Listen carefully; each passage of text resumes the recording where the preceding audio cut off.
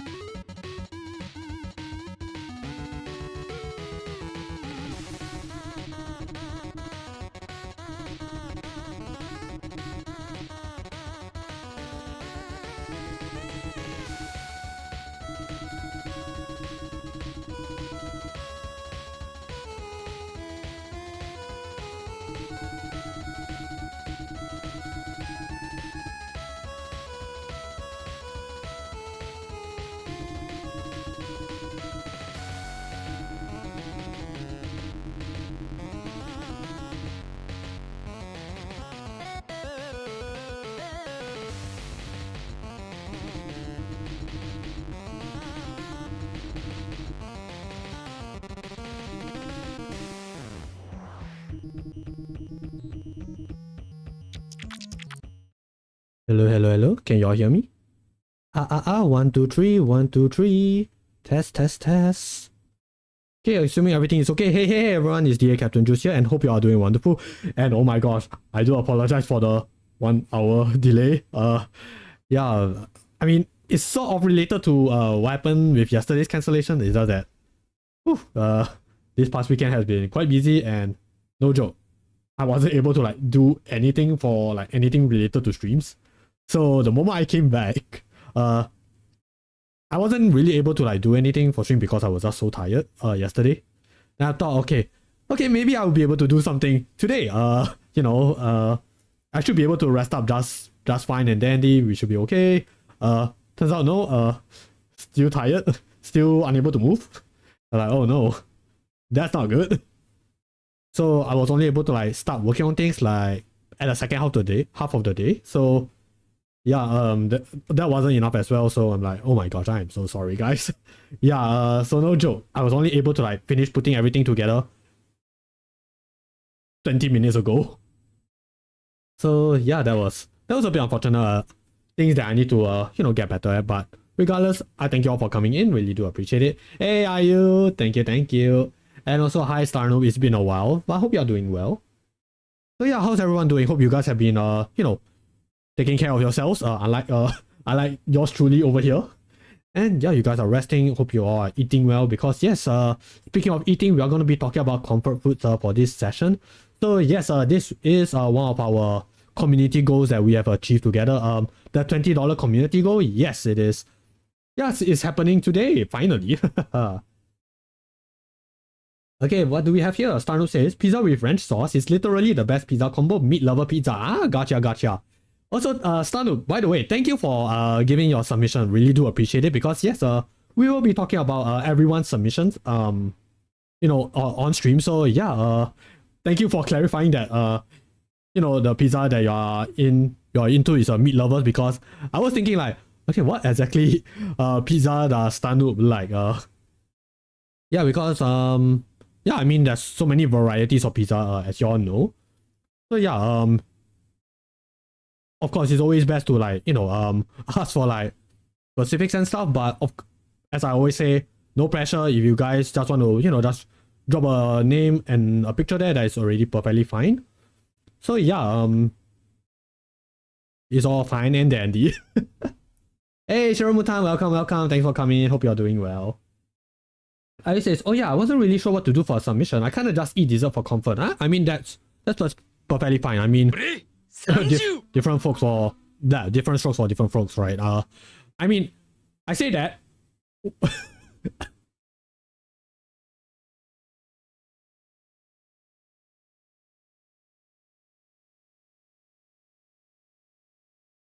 Thanks for the head patch, Hero. Thank you. Yeah, I mean, the weird part for me is that I think I mentioned this before in previous streams, back then. I don't really, think too much about what I'm eating. Like I'm the kind that's like I eat to live. So like whatever's there on my table, I will just eat it.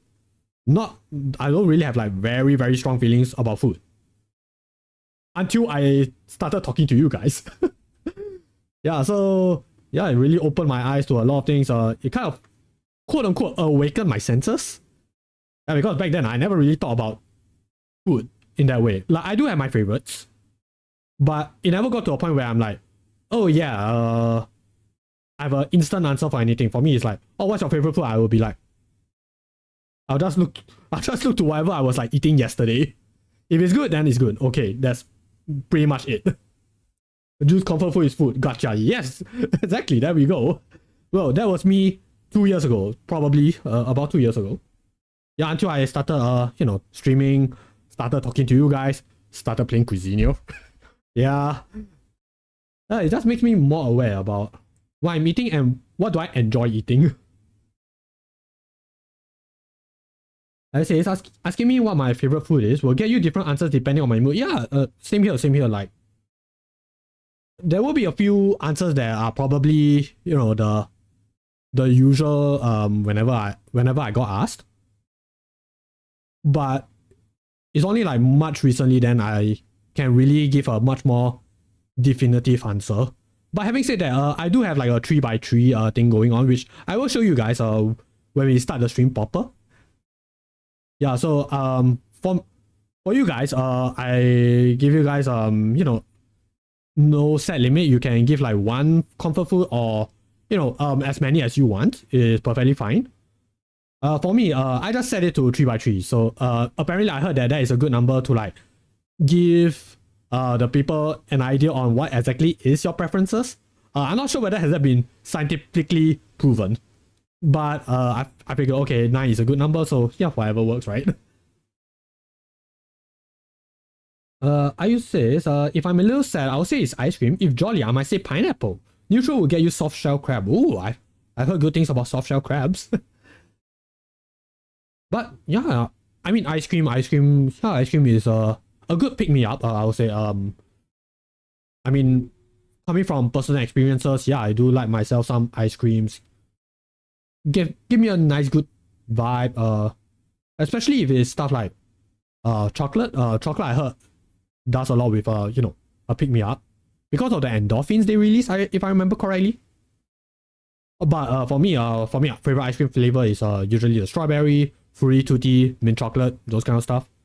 Chocolate, I really just reserve that for like really sad days, and only if someone actually asks me out, like ask me out to like, you know, go out for ice cream.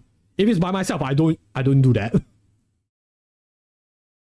Stano says a crispy chicken tender plus melted cheese sauce. Ah, oysters are kind of tasty to be honest. Ooh. Ah man, you guys are mentioning seafood, and I would like to agree with you guys. It's just that unfortunately, not very good with seafood. It's just a weird reflex feeling that my body somehow gets. Yeah, which just makes me not so receptive. Yeah, I guess the word is receptive to seafood. But having said that, good on you guys. Good on you guys for, you know, having appreciation for seafood. Yes, don't let me stop you guys from enjoying seafood. or should I say shell food? Shellfish? Yeah, shellfish, yes. Yeah, because dear Capt-Jules, not good with seafood, still loves fish. So it's technically seafood. And it says, oh, I get your mind. That has something similar. Ooh. Have my sympathies. But yeah, let me just do a quick check on whether everything is okay. I have some special music just so that it won't just be me yapping all the way. At least you guys have something nice to listen to. So yeah, let me just play the song.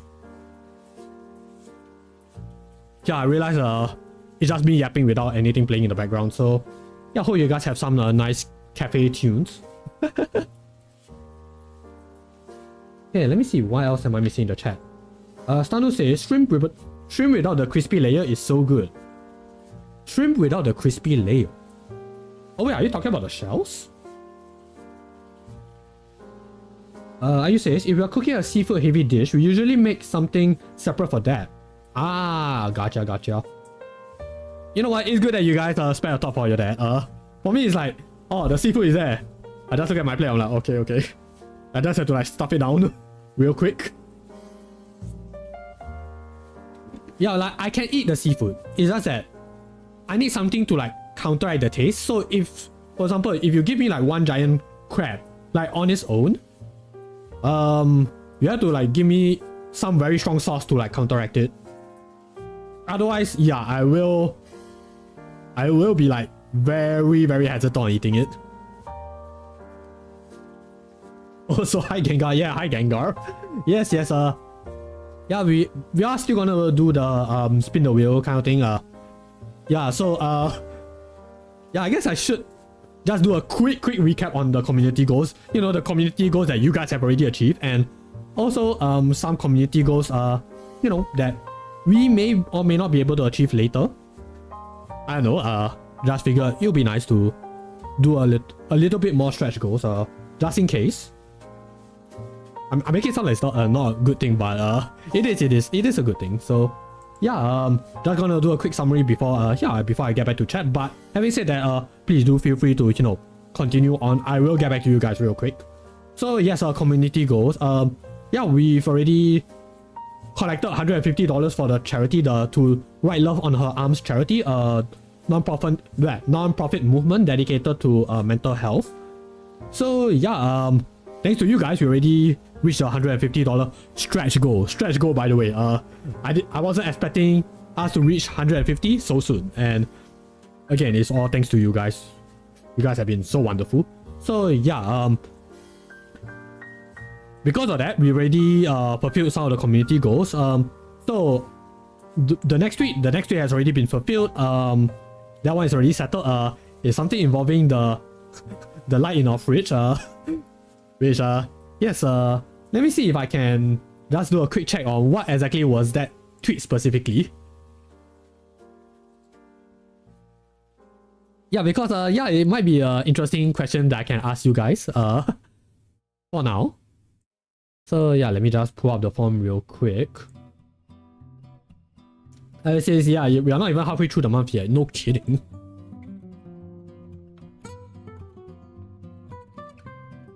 Yeah, let me just check. Am I able to pull up the tweet? Oh yeah, I guess because I already removed the question, that's why it's not here anymore. Okay, so let me try to find that tweet. Yeah, so that tweet was actually out on my other social. So it was on my YT, it was on my Twitter, it was also on my Blue Sky. So the post is, when you close the fridge door, does the little light stay on? Well, for both Ayu and I, we both can confirm that no, it does not. But if you guys have different situations, please feel free to let us know. So yeah, that was our $1 community goal.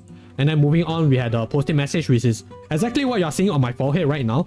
And pretty accurate. I am always thinking about cats. You know, these guys, those furry little tsunderes. Yeah, always in my mind. Always makes me feel all good inside. And then moving on, share things that I'm grateful for every hour. So yes, including this stream, for the rest of the month streams, I will be sharing something that I'm grateful for every hour. So yeah, you guys might be able to hear something new, hopefully. It'll take time for me to think about, but yes, so far so good. I've been able to come up with something new. And then dramatic safe forward copy pasta reading. Yeah, if there's any safe forward copy pasta you would like me to, do a dramatic reenactment of, feel free. Or if there's any sections of a script that you guys want me to do a dramatic reading of, that's perfectly fine as well. Because yeah, we do have some scripts that are already submitted, and I will do that at the end of the stream. That will also be clipped, somewhere down the road. So yeah, I hope you guys look forward to that.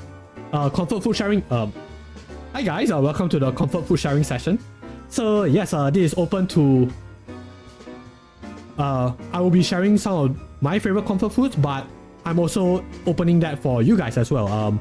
You guys in the chat, but also I posted it in my other socials as well. So yeah, we do have a few submissions because not everybody can make it to the stream. So yeah, a little bit of answers in advance. Yeah, something like that. Yeah, they're already inside the Google Slides that I prepared, and yeah, hope that I hope that I'll be able to talk about it as much as I can.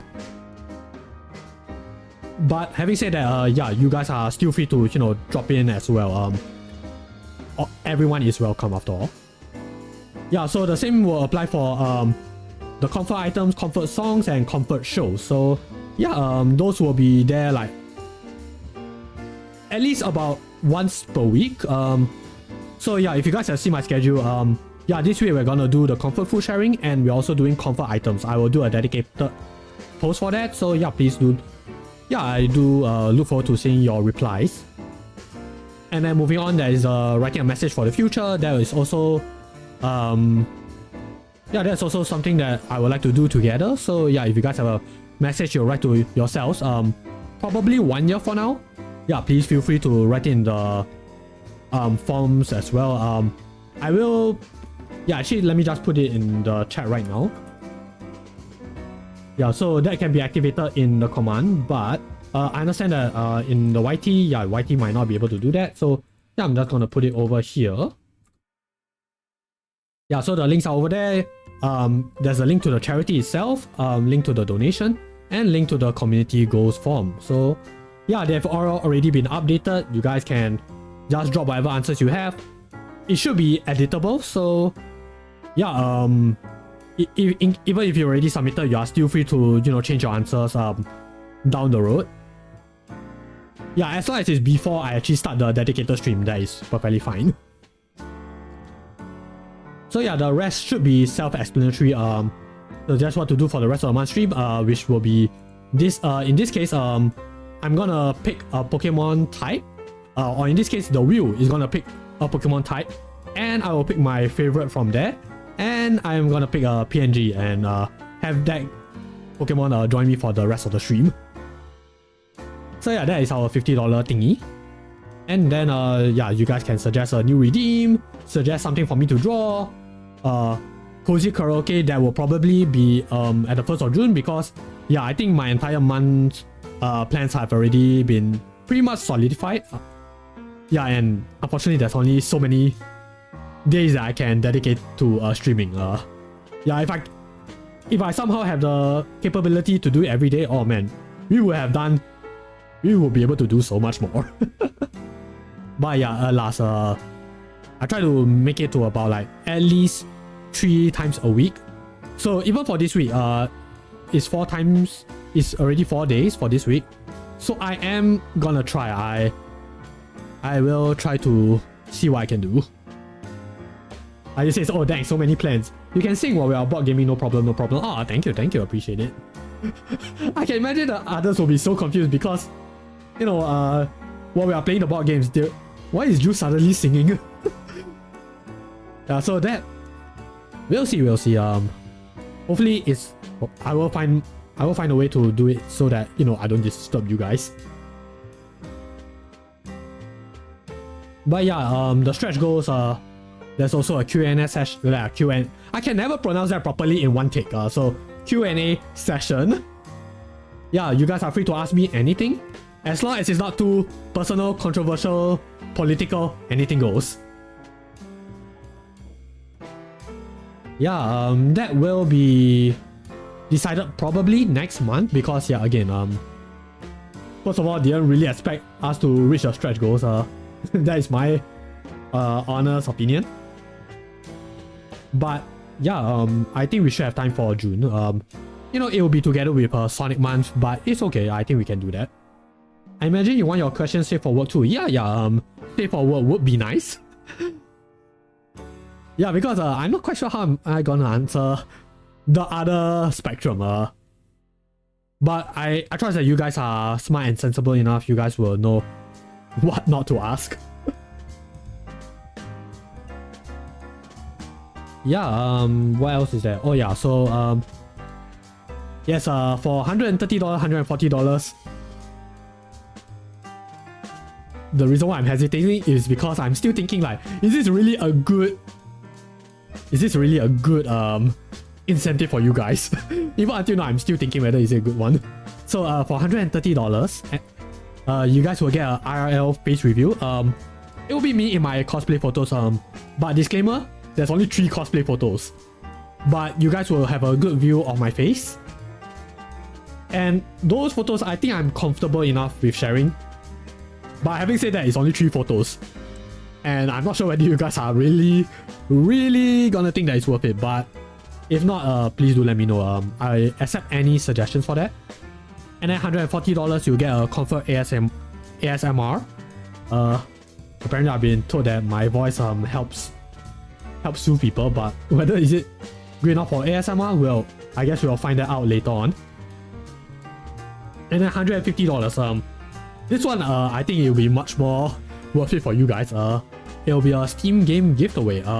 So 3 lucky winners will get a Steam game of their choice. If not, it's probably a Steam card. I will try to iron out the details so that, you know, it is more fair for both parties. But yeah, that is the community goals that we have already achieved so far. Also, incentives also should be pretty self-explanatory as well. Thank you, song requests. Song requests I will do at the end of every stream. Yeah, those are for individuals who have donated, so that will be the individual's choice. So yeah, all I ask is that one is, again, safe for work, reasonable within reasonable means. But also, please do let me know how should I contact you guys, because not to throw shade at anyone, but I do have some difficulties finding certain people because yeah, wasn't really able to find anyone and I can't find their social media handle. So if you guys can do that, I would really appreciate it. So yeah, the rest will be self-explanatory. If there's any questions, please do let me know. We'll really appreciate that. But yeah, just like you said, yeah, please do leave your questions for the Q&A session. The Q&A session will be also, again, why can't I pronounce Q&A? Why can't I pronounce that properly? Q&A session. Yeah, any question goes. It doesn't matter whether is it out of topic, whether is it in topic. Yeah, I think that will be a better place for you guys to ask me any random questions. So yeah, that will be his own dedicated stream. So yeah, unfortunately, Starnoop, yeah, I will answer that question when the time comes. But don't worry. Might be easier to call it an AMA session. Oh yeah, ask me anything. Yeah, okay, wait. Can I pronounce this properly? AMA session. AMA session. Q&A. AMA Q&A. Yeah. Okay, maybe I just need to drink more water.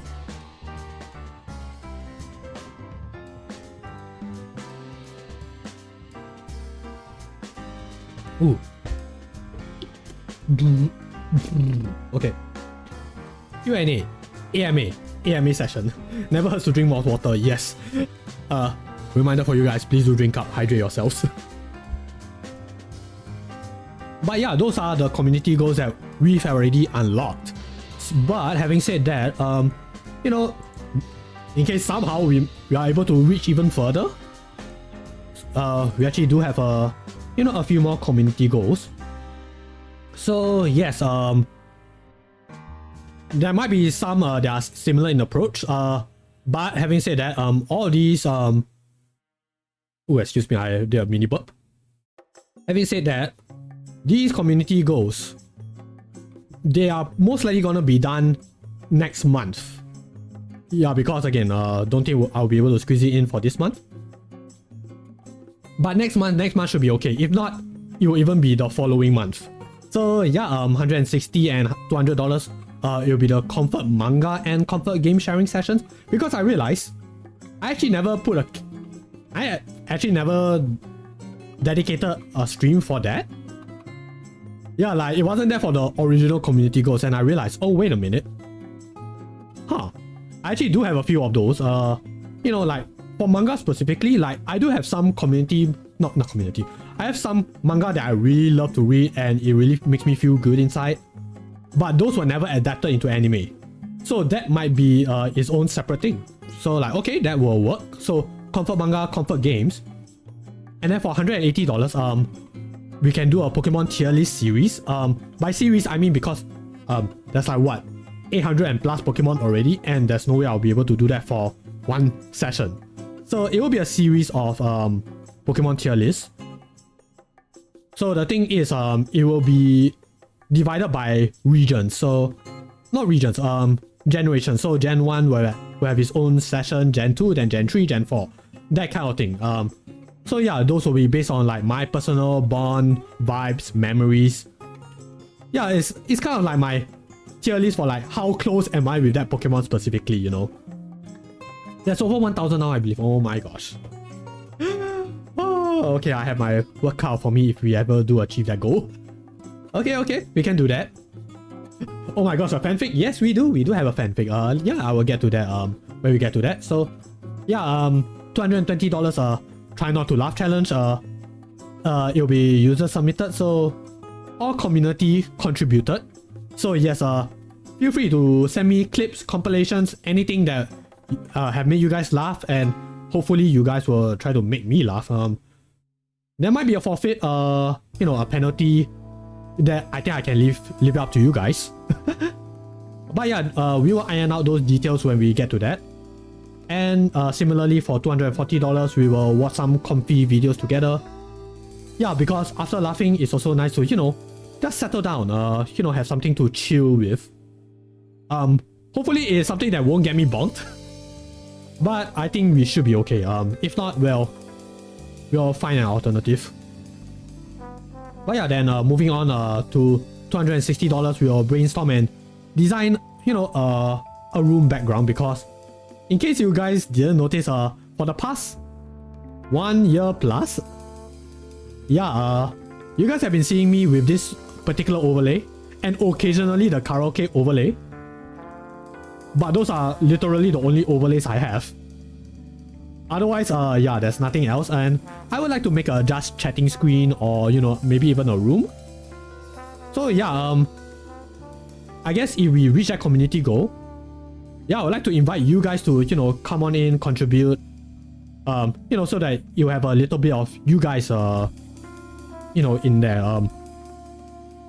But to be honest, I have been thinking of a room background for some time. It's just that I wasn't really able to come up with anything.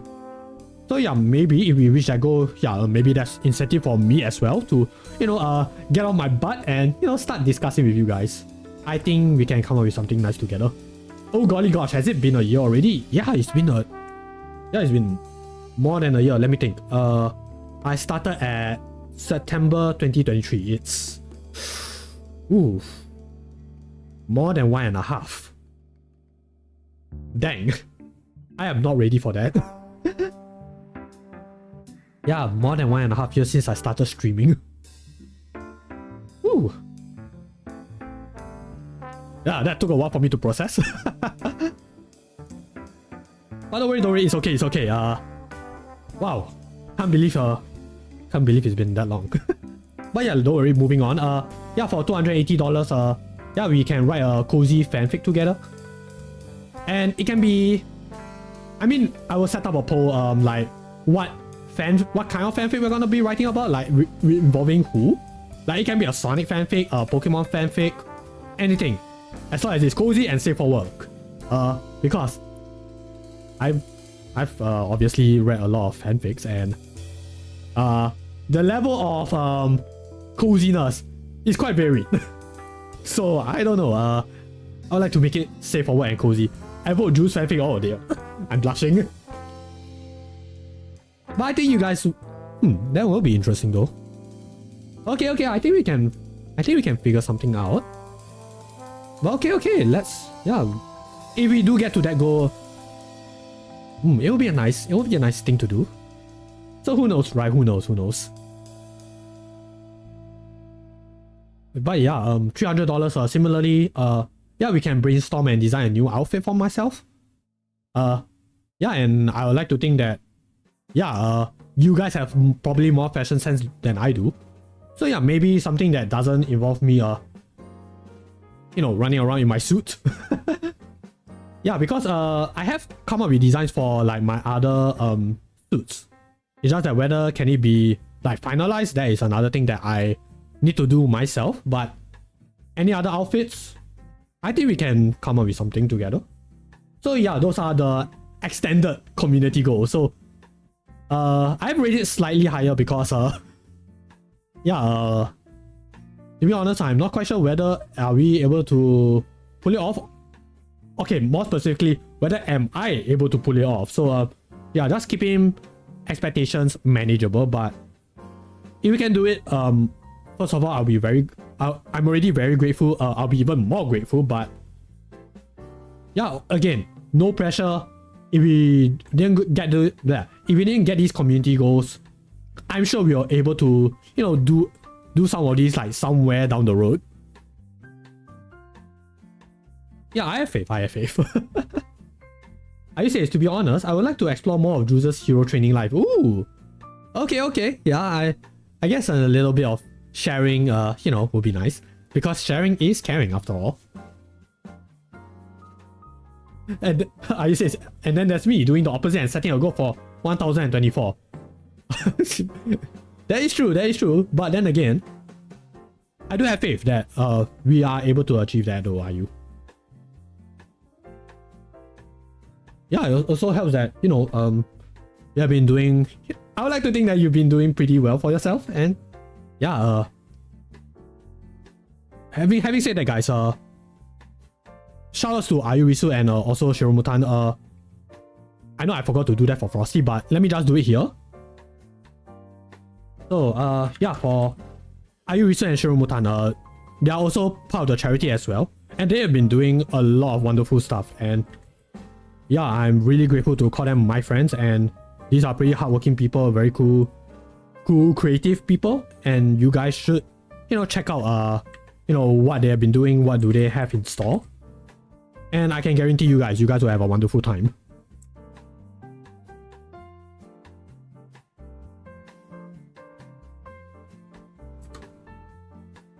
Okay, so yeah, I know Frosty is on slowdown, but please do check them out if you guys have the chance. So Frosty, what do you have to say? I use a British VTuber who was all about their safe space vibe. They are serving up sweet content with a side of punch from portal to brain frying to infinite rice ball adventures. Ooh, rice balls. I have a feeling that might show up in this stream. Hint, hint, hint. 1 minute they are a part-time hero. Are you? The next they are battling bees. Sounds like a legend in the making. Dang, Frosty. But yes, please do check out IU and Shiromutan. But yeah, these are the community goals. The charity, the form is right there. Is you know, is summonable with the charity command. Or for the people on YT, yeah, it's also up there as well. You guys should be able to find it in the comments. But if not, just let me know, and I will link you guys to it. He says, oh my gosh, yes, I love onigiri. I'm trying to remember the context behind the bees. Oh, Sunhaven. Ah, Sunhaven. Right. But yes, do be prepared to see a little bit of a onigiri. By who? Just a little bit of a hint. But yeah, I know that I missed out a few, you know, I missed a few things in the chat. So let me just catch up to it before we continue on with the stream proper.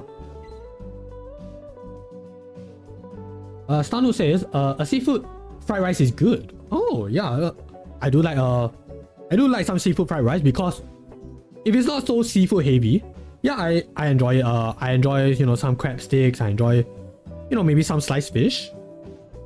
A little bit of shrimps, because yeah, you usually put that with your you know, Chinese fried rice. But yeah, having said that, as long as it's not seafood intensive, I would love that as well. Stanu says chicken tenders plus mayonnaise. Ooh, okay. Yeah, I will put that in your section when we get to that. Mayonnaise and meat lovers pizza and melted cheese sauce. Okay, let me just write that down. Write that down for your section. Yeah, because since you know, Stanu, we are here, figured why not, right? Why not just add it in? Melted cheese sauce, and what else is there? I says lately I've been in a very berry mood. Ooh, I do miss eating fruity tooty ice cream. Or, you know, some stuff with berries. That would be nice.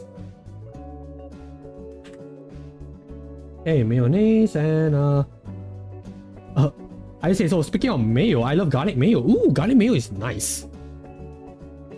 Yeah, it has a much more stronger taste, I feel. I say, we'll get you levitate back one day. Gengar, please. Yes. It's such a shame, man. I want my Gengar with my Rhyperior. Yeah, like those two in my head, I see them as like my best buddies, because I always put them in the same team. Rhyperior will just, you know, have a good time using Earthquake. Gengar can just safely levitate and, you know, do his thing. But what happened, Game Freak? Why did you do this? Pain.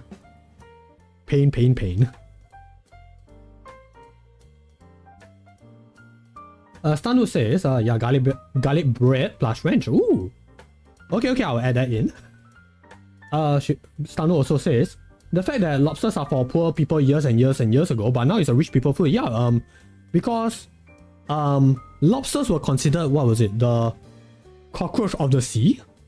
Yeah, like they used to feed that to prisoners back in the day. Yeah, but times have changed. Apparently lobster is now the luxury cuisine. Yeah, that's interesting. Also, what is Hero Brine? What is that? Let me just check it out. Okay, something about Minecraft, I think. So yeah, if you guys have any copy pastas, yeah, just put it in the just put it in the form, and I will read it at the end of the stream, because apparently Hero Brine is a creepy pasta, I think. I don't know. I really don't know. Because I don't really play Minecraft. I only played it once, and that's about it. So I don't know anything about Minecraft, guys. I do apologize for that.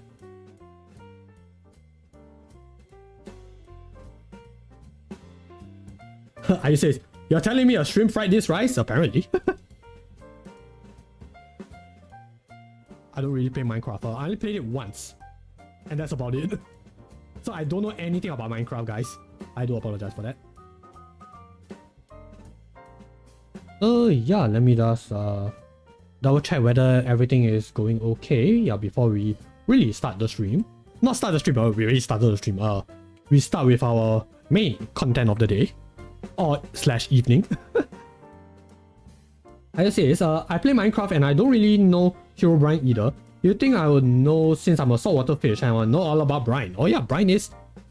Actually, let me just check. Let me just double confirm. What is brine exactly? Okay, brine is water strongly impregnated with salt. Oh.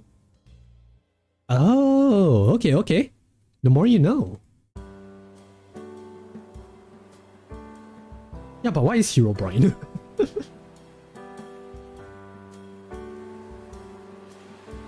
I guess we'll figure it out when we cross that bridge, question mark. Oh my god, that's such a weird word for it. Yeah, water impregnated with salt. Why would they use impregnate? But yes, it's mega salt water. Ah, gotcha. Salty water but saltier.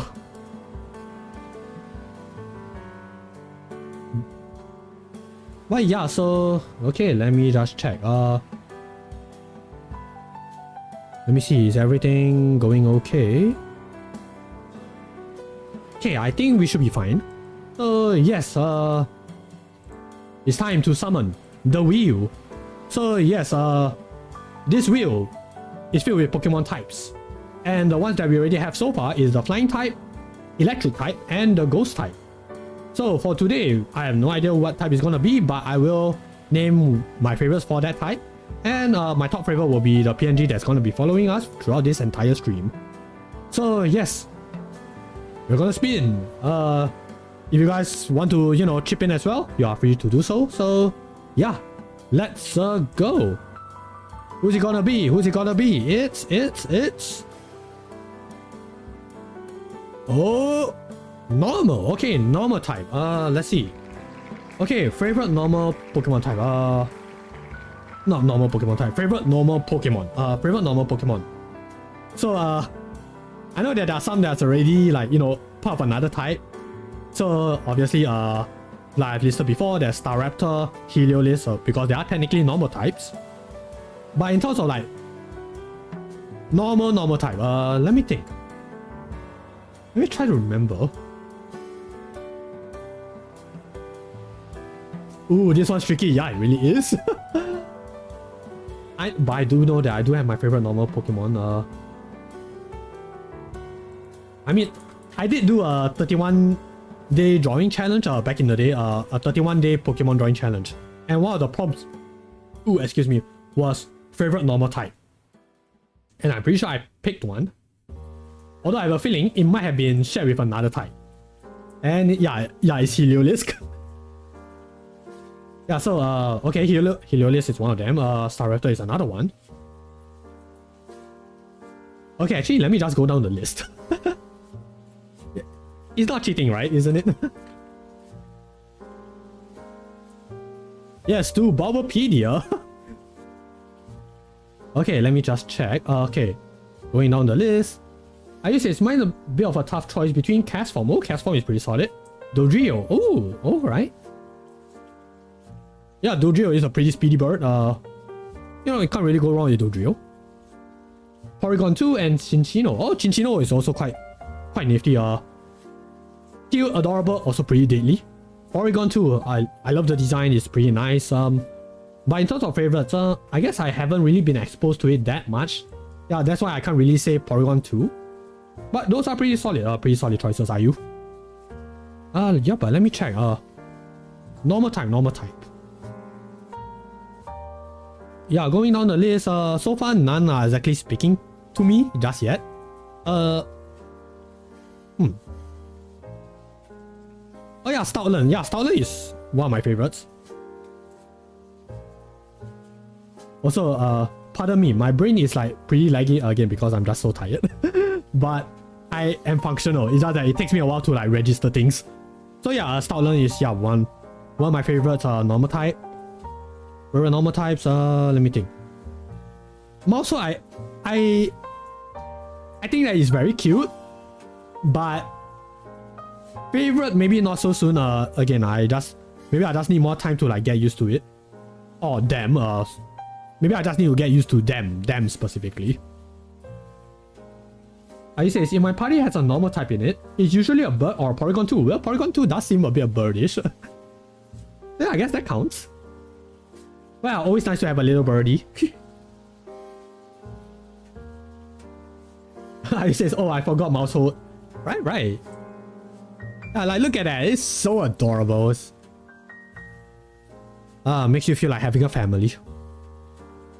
Although, having said that, where do the kids come from? Nobody will know.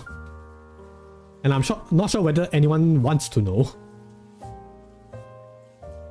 And of course, there's Dunsparce. I love how obscure and forgettable it is. Yeah, you're not wrong. Look at this little guy. Well, I mean, we now have the Dunsparce. Yeah, can't believe Dunsparce. Dunsparce has an evolution now. Yeah, that's pretty interesting, pretty nifty.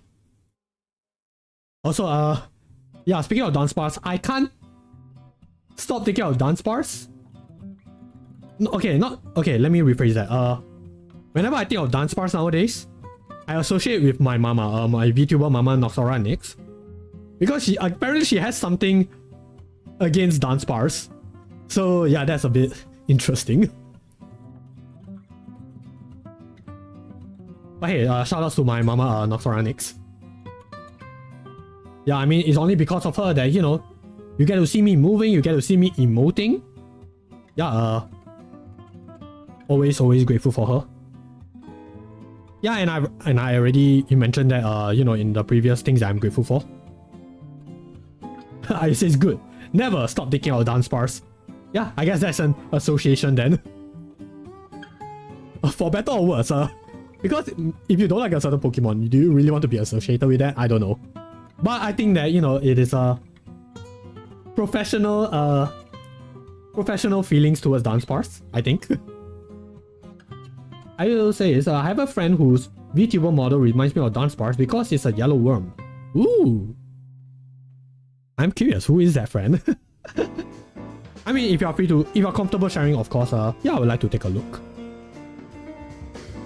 Let me see what other normal types. Pidgeot, I feel like, you know, has very fabulous hair. Pretty nostalgic because I think it's everyone's first flying type.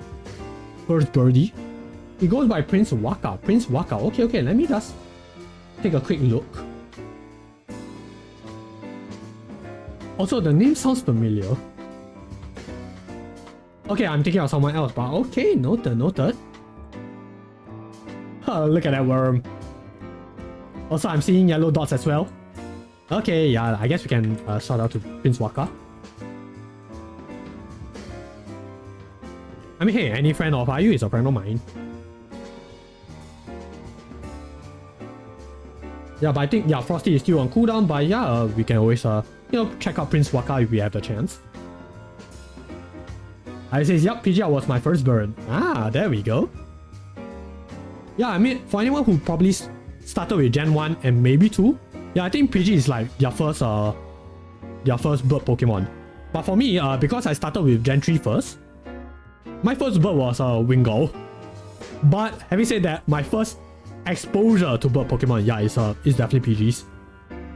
Or Pidgeotto, yeah, because I grew up watching the anime first. Yeah, and thanks to Ash. Yeah, we have Pidgeotto being a very common bird. So yeah, Pidgeot has a special place, but I won't say it's like my favorite. But yeah, let's go down the list. Staraptor, yeah, again, it's one of my all-time favorite flying types. But I don't think it's fair for me to just put Staraptor while they are usually more associated with flying types. Mega Lopunny, yeah, I do like Mega Lopunny. You know, pretty cool. Like that, he has a very feisty, you know, punch-happy attitude. Yeah, I guess I have a soft spot for Mega Lopunny. What else is there?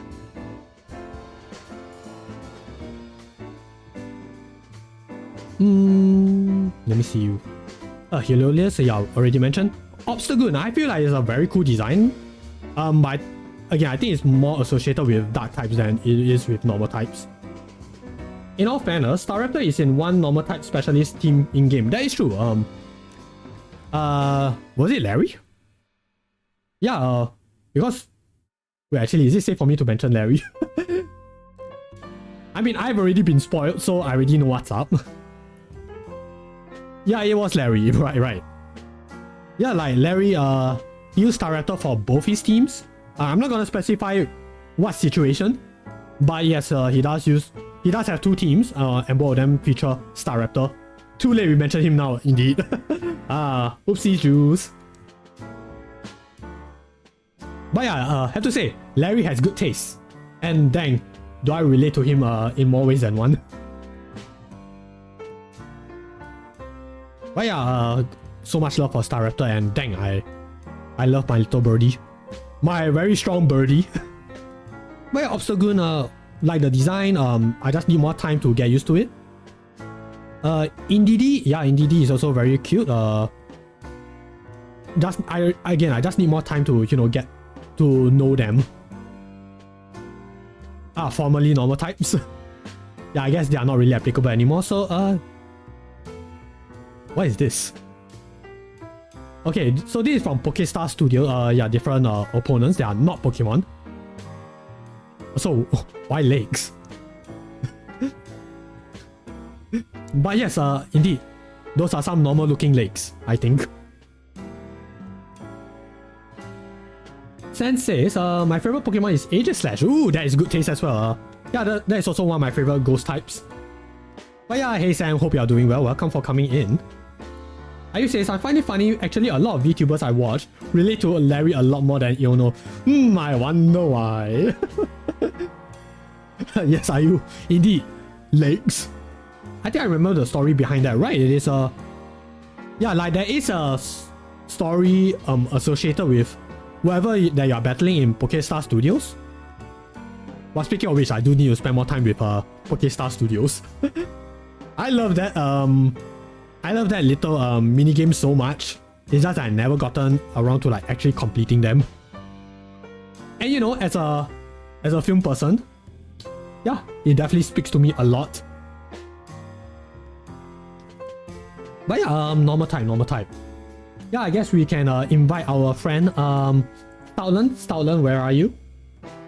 Yeah, let me just pull up a PNG real quick.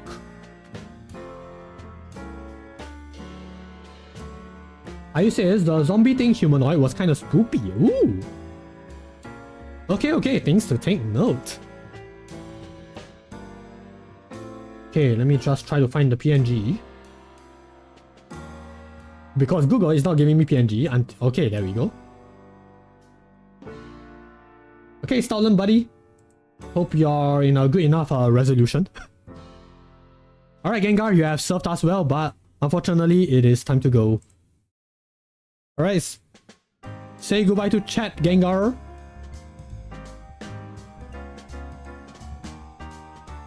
Skadoosh.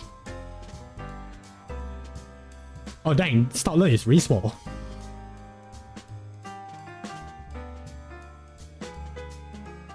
There we go. Okay, it is a little bit blurry because yeah, the resolution is very small. Let me try to find a bigger one.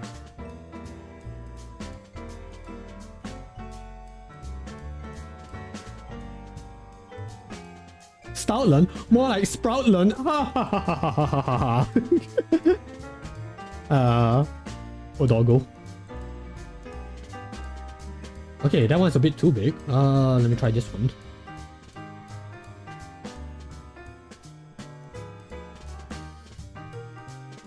Okay, this one should work. Yeah, let's try this one.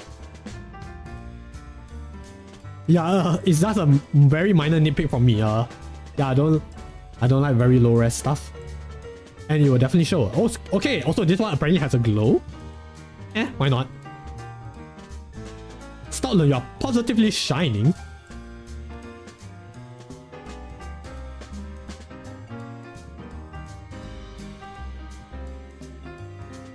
Okay, there we go.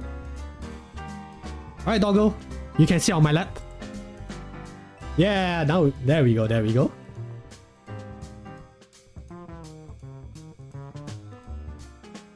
Sen says, is it weird how many Pokemon types begin with G? Okay, we have Ghost, we have Ground. Are there any others that begin with G? Let me think. Ghost, Ground. Grass, thank you, are you? Okay, 3 is a pretty big number. Yeah, especially when we are thinking about like proportionally to the rest of the Pokemon types. Yeah, 3 out of 18, that's 1/6. Yeah, that's interesting to think about. Like you say, especially compared to Gengar we had earlier, yeah, like it would be nice to at least give it a somewhat decent, resolution size. Yeah, just that somehow this one, this is a glowing Stoutland, so okay, I can vibe with that. So yes, that is our normal type. We have 3 Fs as well. Oh yeah, we have Fairy, we have Fighting, and we have Fire. Yeah. We have 3 Fs, we have 3 Gs. Oh yeah, Fairy, Fighting, Fire. Right.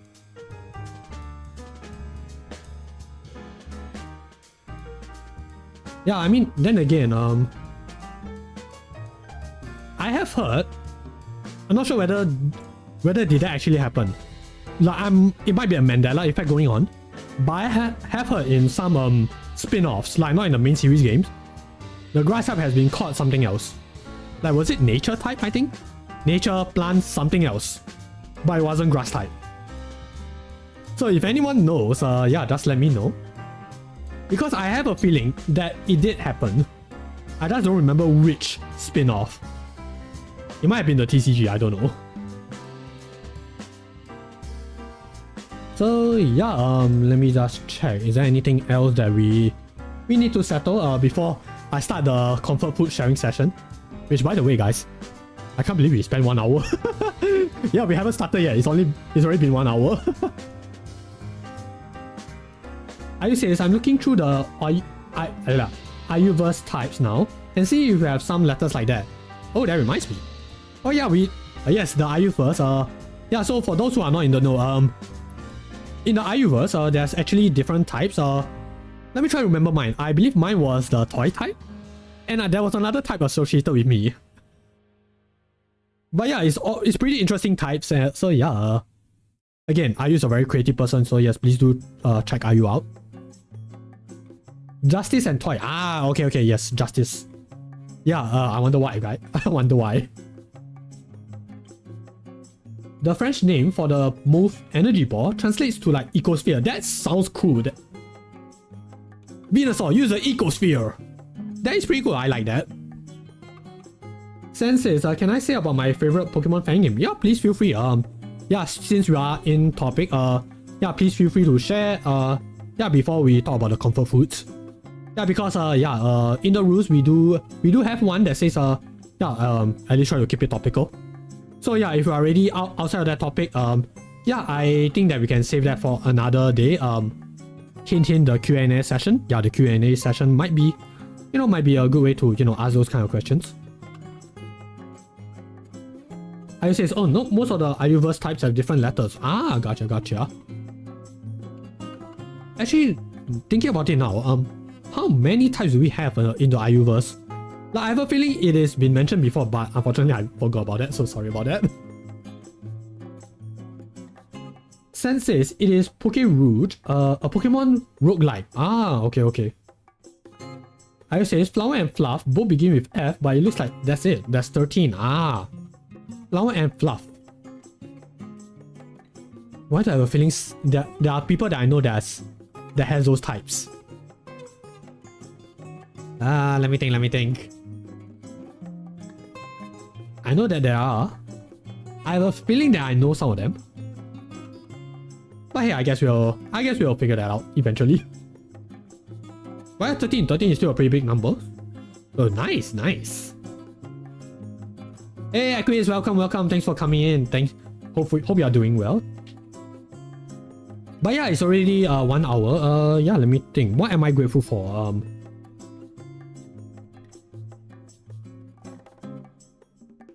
I'm so tempted to say we all live in a Pokemon world, but we don't.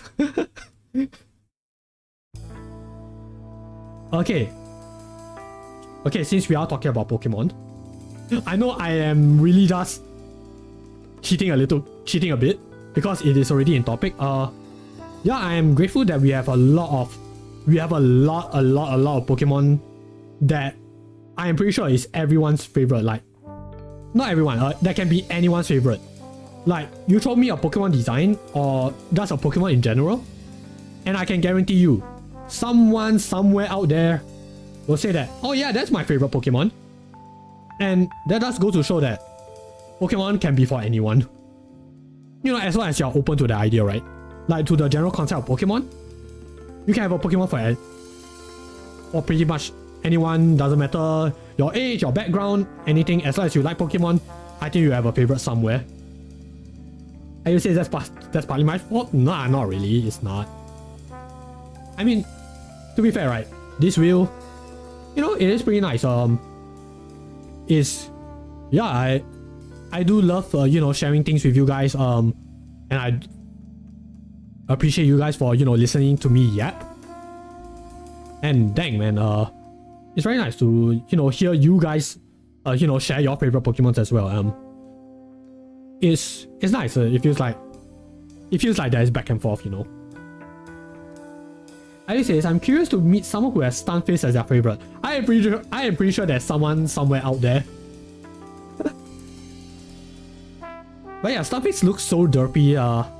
He has that little smile. If you look at it hard enough. But having said that, I do recall someone mentioning that Stunfisk is one of their favorites. Let me think.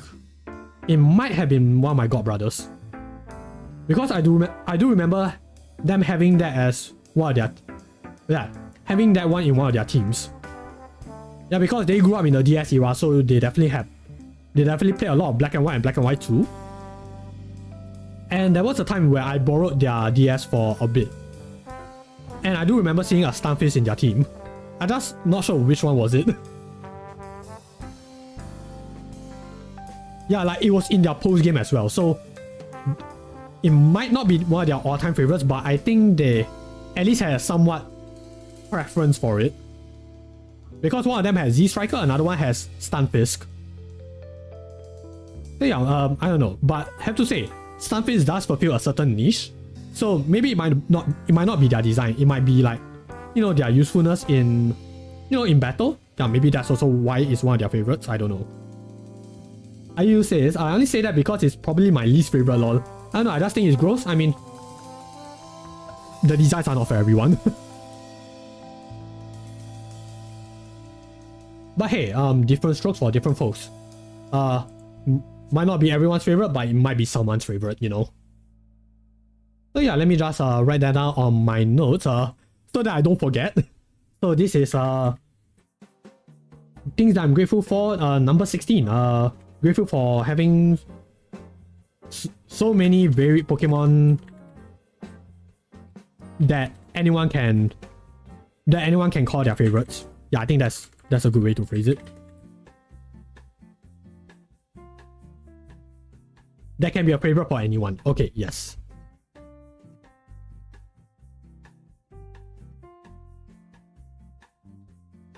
Okay, so that is number 16. So yeah, depending on how long this stream is, yeah, we will, we might share a few more things that we are grateful for.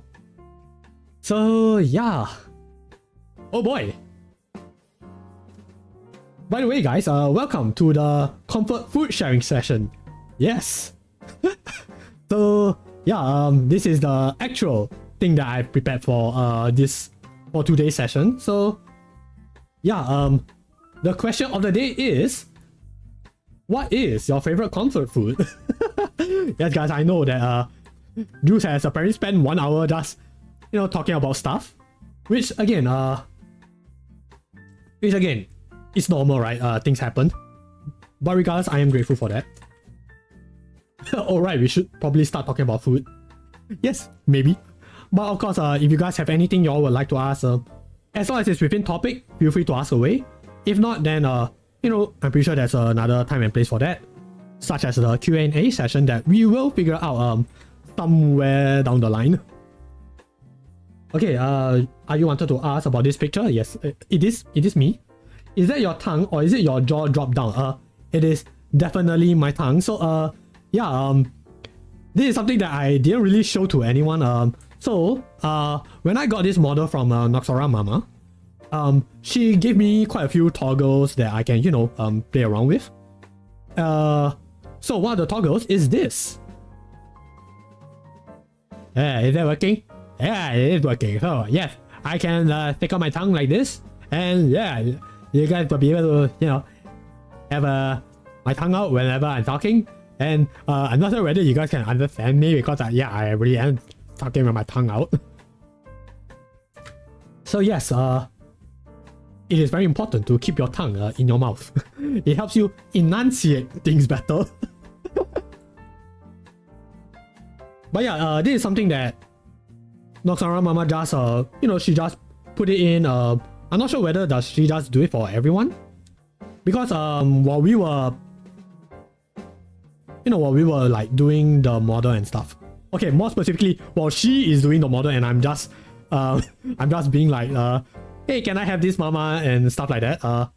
Yeah, she just asked me like what are the 3 expressions that I would like, yeah, and I just asked for a normal default, sad, angry, surprise. Yeah, surprise. Then those were the only expressions that I gave.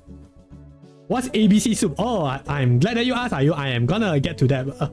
So yeah, for me, as you guys can see in the picture, this is actually like one of my favorite comfort foods. This is a Chinese ABC soup with rice. So this is my all-time favorite comfort foods. And why is it my favorite comfort food? I will get to that when we get to that. So yeah, we will answer that when we get to it. So yeah, just gonna put the question of the day, which is what is your favorite comfort food? So anyone who wanted to, weigh in, you guys are free to do so. If not, it's perfectly okay. No pressure to do it, as always. So yeah, let me just pin it up here real quick. So yes, how this is gonna work. So I'm gonna be sharing my comfort foods. There's 9 of them. And then we're gonna go down to whoever that has been submitted through my socials or through the form. So yeah, we are gonna go down the list. There's quite a number of them. I used to say, to be honest, right now I've been really into vegetarian grape jelly. Ooh, what's that? What's that? Let me check it out. Yes, we're gonna sidetrack a little bit because that is very interesting. So yeah, if you guys have any comfort foods that you guys would like to share, yeah, just let me know, and yeah, I would love to check it out. So yeah, let me see, what is that? Vegetarian grape jelly. Okay, so far I'm seeing a lot of meatballs. It's just grape jelly, lol. But I have to have it vegetarian because I can't have gelatin. Okay, I can relate to that because yeah, there are some gelatins that are pork based and beef based. So Yeah, for me as well. I also have to be like a bit cautious about certain foods. One of them is like gummies, because gummies, some of them are made of beef gelatin, and yeah, unfortunately, I do enjoy the taste of gummies, but I can't have that if it's beef gelatin.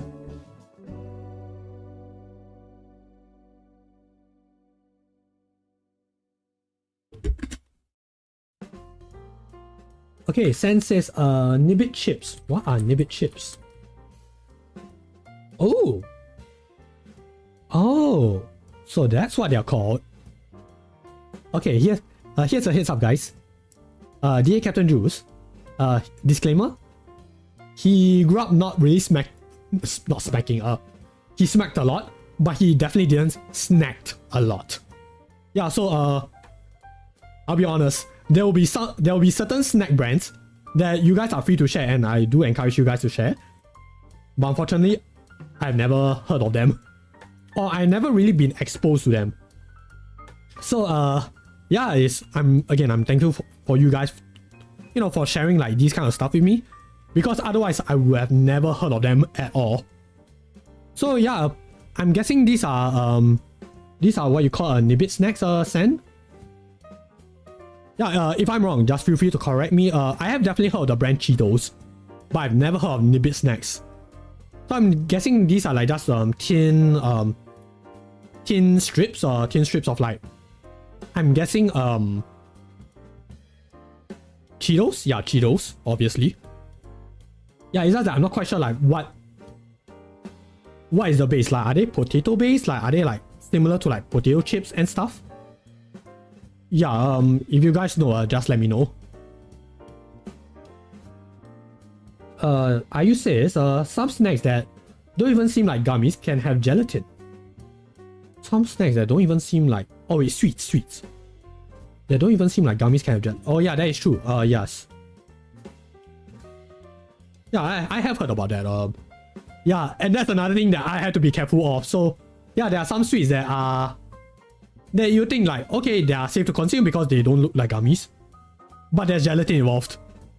And that also goes to certain cakes. Yeah, because there are certain cakes that have like the layer of gelatin. You really need to ask like, okay, does this have like beef gelatin, pork gelatin, anything?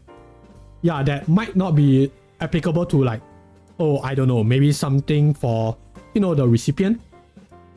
Especially with birthday cakes. Birthday cakes, you have to be careful.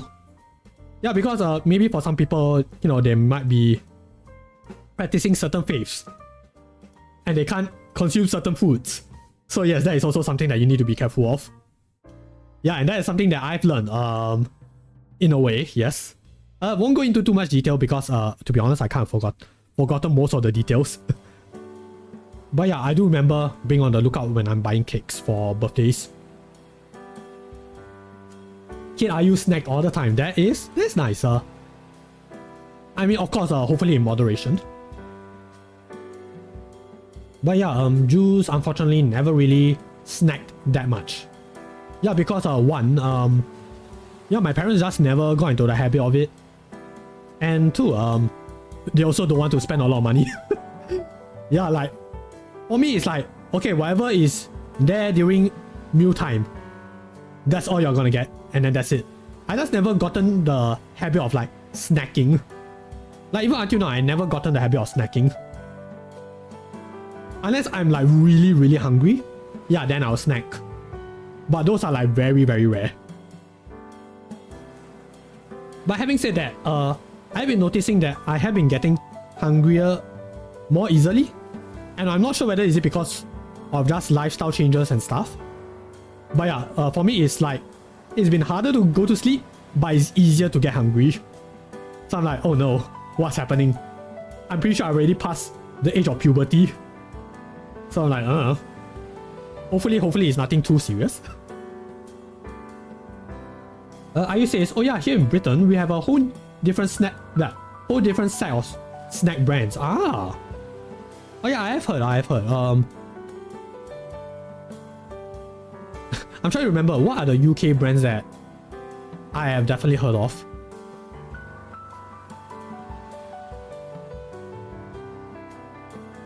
Yeah. My brain, why is it lagging? I know I've heard of them. I definitely did. But the name is like escaping my tongue. Are you serious? I actually don't know. They might be corn. Oh, corn for... Oh yeah, actually, yeah, let me just check. Cheetos. Are they corn? Oh, right. Ooh, these look nice though. Also, I might have made a mistake. Might not be a good idea to talk about food while you are like quite late into the night. Okay, I know what I'm doing after stream.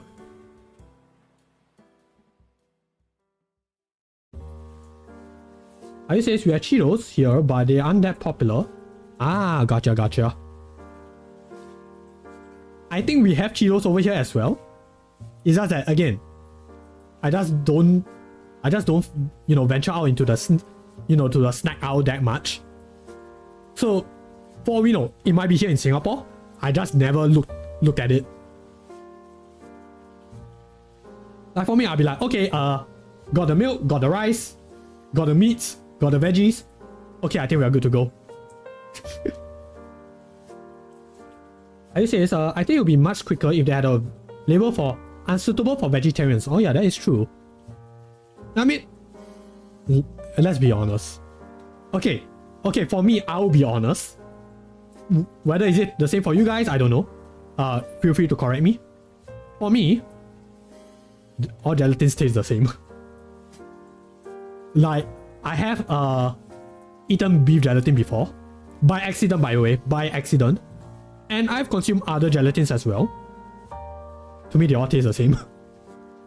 Like, I think it's because, you know, it's the other ingredients that play a bigger part in the flavors. So, if you tell me like it's a different gelatin, yeah, I wouldn't know either, are you? Right? Also, we got Walkers and Wotzits. Okay, Walkers I've definitely heard of.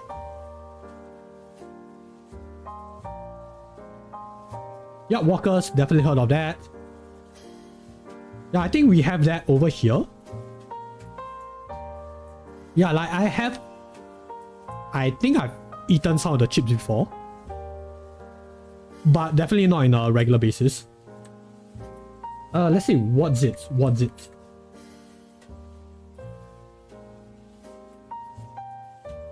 Okay, this is new, alright. They do look good though. Oh, cheesy, oh no. Oh no. Cheese is... Oh man, cheese is my weakness. Oh, okay. Is it time to go to the UK? They are basically cheese puffs. Oh no. Oh no. Temptations, the temptations are strong. Okay. Oh no, Jules, it's a bad time to think about food like this. Having said that, while we haven't even started the, you know, the submissions yet. But hey, I mean, since you guys are already sharing, I guess that is considered submissions as well. Oh my gosh, this looks so good. And I can see why they can be comfort foods. Yeah, I mean for snacks, like, you know, maybe you just want a quick bite to eat. Yeah, I mean, as long as it makes you feel good, that is perfectly applicable. But yeah, again, there is no limit to like, you know, how many foods that you guys want to share. Just go crazy, just go free flow. And yeah, we will talk about that, you know, as and when. So yes, comfort food sharing. Yeah, I shared this picture in my various socials. You guys might have come across them, just saying. So yeah, as I mentioned before, I do have like a 3x3 all set up. So yeah, we are gonna go down the list and then we are gonna go, you know, to like the community suggestions? Not really, community choices. Yeah, and if you guys have anything else that you'd like to share, yeah, we can go down the line from there. So yeah, ABC soup, Chinese style. So actually, let me just pull out my slide as well because I do have some notes. Yeah, so that I'll be able to, you know, not fumble my words. I do have some of my thoughts already gathered there, and yeah, feel free yeah, it would be nice to, make sure that I share as much as I can. Ayu says, oh my gosh, I spy Dango? Yeah, baby! Here we go, here we go. Okay, so what is ABC soup? So basically, obviously, you have your rice, you have your potatoes, you have your carrots, you have your tomatoes, onions are hidden in the soup. Peppercorn also hidden in the soup. Those two are more optional than anything. You have your meat. It can be served with either pork ribs, or chicken. Like those kind of herbal chickens. Yeah, they go both ways. For me, I grew up more with the pork ribs variety, but I also had my fair share of chicken. And not pictured here is also the corn cob. Yeah, which helps a lot. In making this very nice, fulfilling soup. Is definitely rich. It's also slightly sweet from the carrots and tomatoes. But the reason why it's called ABC soup, because this soup contains a lot of vitamins A, B, and C. Yeah, just because of the vegetables that's dumped inside it. So that's why it is called ABC. So unlike the Western ABC soup, no, this has nothing to do with the alphabets. Hey Ophelia Bell, welcome, welcome. Thanks for coming in. Hope you are doing well. Hope you'll be eating well as well. Oh yeah, thanks for coming in.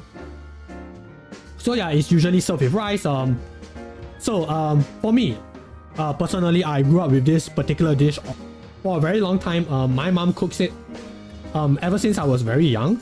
So it's very fair for me to say I grew up with ABC soup. And yeah, it's just like my all-time comfort foods. Anytime there's a bad day, this particular dish always makes me feel better. And will you guys believe me if I say that it's very easy for me to take 3 bowls of this stuff, like this kind of portion. For me, I usually dump the rice inside the bowl, and then I will eat 3 of those for dinner. So yeah, my all-time favorite foods. And yeah, this can also be added on with other ingredients as well. For some vegetables, some other like your leafy greens, but you can also add like fried eggs, some other herbs as well. But yeah, those are the usuals that I grew up with. Ayu says, remove the tomatoes, and I think I would love this soup too. Oh yeah, it's also yeah, the thing with this kind of dishes, you can sort of customize a little bit. The tomatoes, if you don't like the tomatoes, you can just remove them. It's perfectly fine. Substitute it with any other vegetables that you like. But yeah, it's like easily mix and match. As long as like the core ingredients are there, like I would say like the core ingredients for this soup is usually the potatoes and the carrots, and maybe some sort of meat. But having said that, you can also add in like vegetarian meat. I've also tried that before, and yeah, it does serve the main purpose of giving you all sorts of vitamins. Ophelia asks, thinking about cats? Oh, yeah, and just like you mentioned, all day, all the time. But don't worry, I'm thinking of cats as a companion. Don't worry, they are not in the menu, so that is perfectly fine. I just need to make that clear. Ayu says, oh, over here, I associate ABC food as already been chewed, typically for gum. Ah! I imagine the soup hasn't already been chewed. Nah, not yet. But okay, already been chewed. Okay, that's news to me. But okay, noted about that. Ophelia says, ABC soup is amazing. The potatoes are my favorite part. Hey, there we go, homie.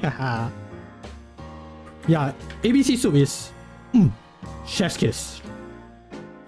And yeah, for me, one of the dishes that I really want to learn how to cook is ABC soup. Especially my mom's recipe. Because it's just the way that she does it. It's like, I've tasted like ABC soup from like outside, and I have to say, there are certain ways that will really deteriorate the quality of ABC soup. One of them is oiliness. Because it is, I don't know, maybe it's just in a way that, people cook, in certain ways. But sometimes, when I got served, I can notice this like layer of oil. And it kind of takes away the flavoring, the quality, and it detracts from it because when I take this dish, I love this dish so much that I'm the kind of person who will like really pick up the bowl, drink the entire soup. And because if it's very oily, I can't really do that, because not good to have so much oil in your system. So if I can't do that, that kind of detracts from the experience. So the idea is to make the soup clear but good enough that you don't have so much oil in your system. I would say, I imagine tofu works quite nicely. Oh yeah, tofu will be quite nice. Yeah, it will be a good add-on or substitute. For people who can't eat meat. Yeah, that works just as well. I would say, yeah, I get that completely. Yeah, I drink ramen broth all the time. Yes, ramen broth. Ramen broth is also quite easy to get a layer of oil included. So like, how to differentiate like good ramen chefs from the not so good ones is the layer of oil. It's like how much oil is inside that soup. But who knows, right? Certain restaurants, they might give you an option to like select how oily will you like your soup. Maybe for some people they like it even more, extra oily, which is fine. Who am I to judge, right? But for me personally, I just like to keep it moderate. So yeah, that is ABC soup. Also, let me just shout out Ophelia real quick. Since you stopped by to see little old me. So yes, Ophelia Bell, a jellyfish VTuber who sings, games, and sometimes becomes furniture. But hey, you're a cute piece of furniture. Sounds like a typical Tuesday to me. When they're not busy being a drawer, so that's what being furniture is all about. They're probably crying over their Oshi or getting scared by video games. Either way, it sounds like a fun time. Indeed. Are you asked? Chair model?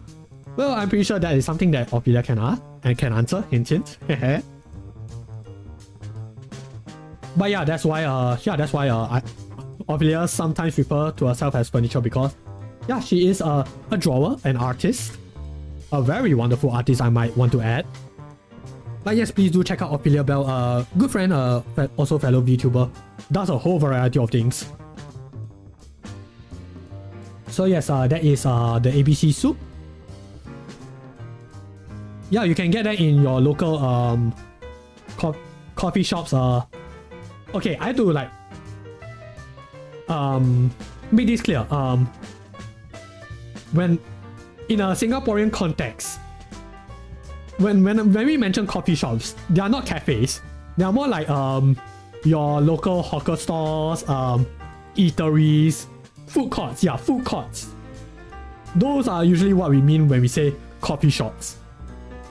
Yeah, because I know for for other people at the other side of the world, coffee shops might mean like cafes or other stuff. So yeah, just want to make that clear. Yeah, thanks Ophelia. Yes, appreciate that. It's a food court but open air. There we go. Thank you. Yeah, so this is easily available in your open air food courts and even closed air food courts as well. So yeah, if you guys ever hop on into certain Asian places, would recommend the ABC soup. Ophelia says, maybe I shall make myself as an actual drawer PNG tuber for April. Oh, I do look forward to that. That'd be nice, that would be pretty cool. Knowing you, I think you'll make it look fabulous. But yeah, what else do we have on the list? Yeah, we have Yee Mee Soup. So the proper term is Yee Mian. So this is the proper Chinese name for it. So this is called Yee Mian. So what is Yee Mian exactly? Or rather Yee Mee noodles. So Yee Mee noodles, they are basically fried egg noodles. These are brown crispy noodles over here. So usually when you get them in a packet, when they are in their dried form, they are usually very crispy, but it can be prepared in all sorts of ways. So you can prepare it dry, you can prepare it with gravy, you can prepare it in soup. For me, I like it with soup.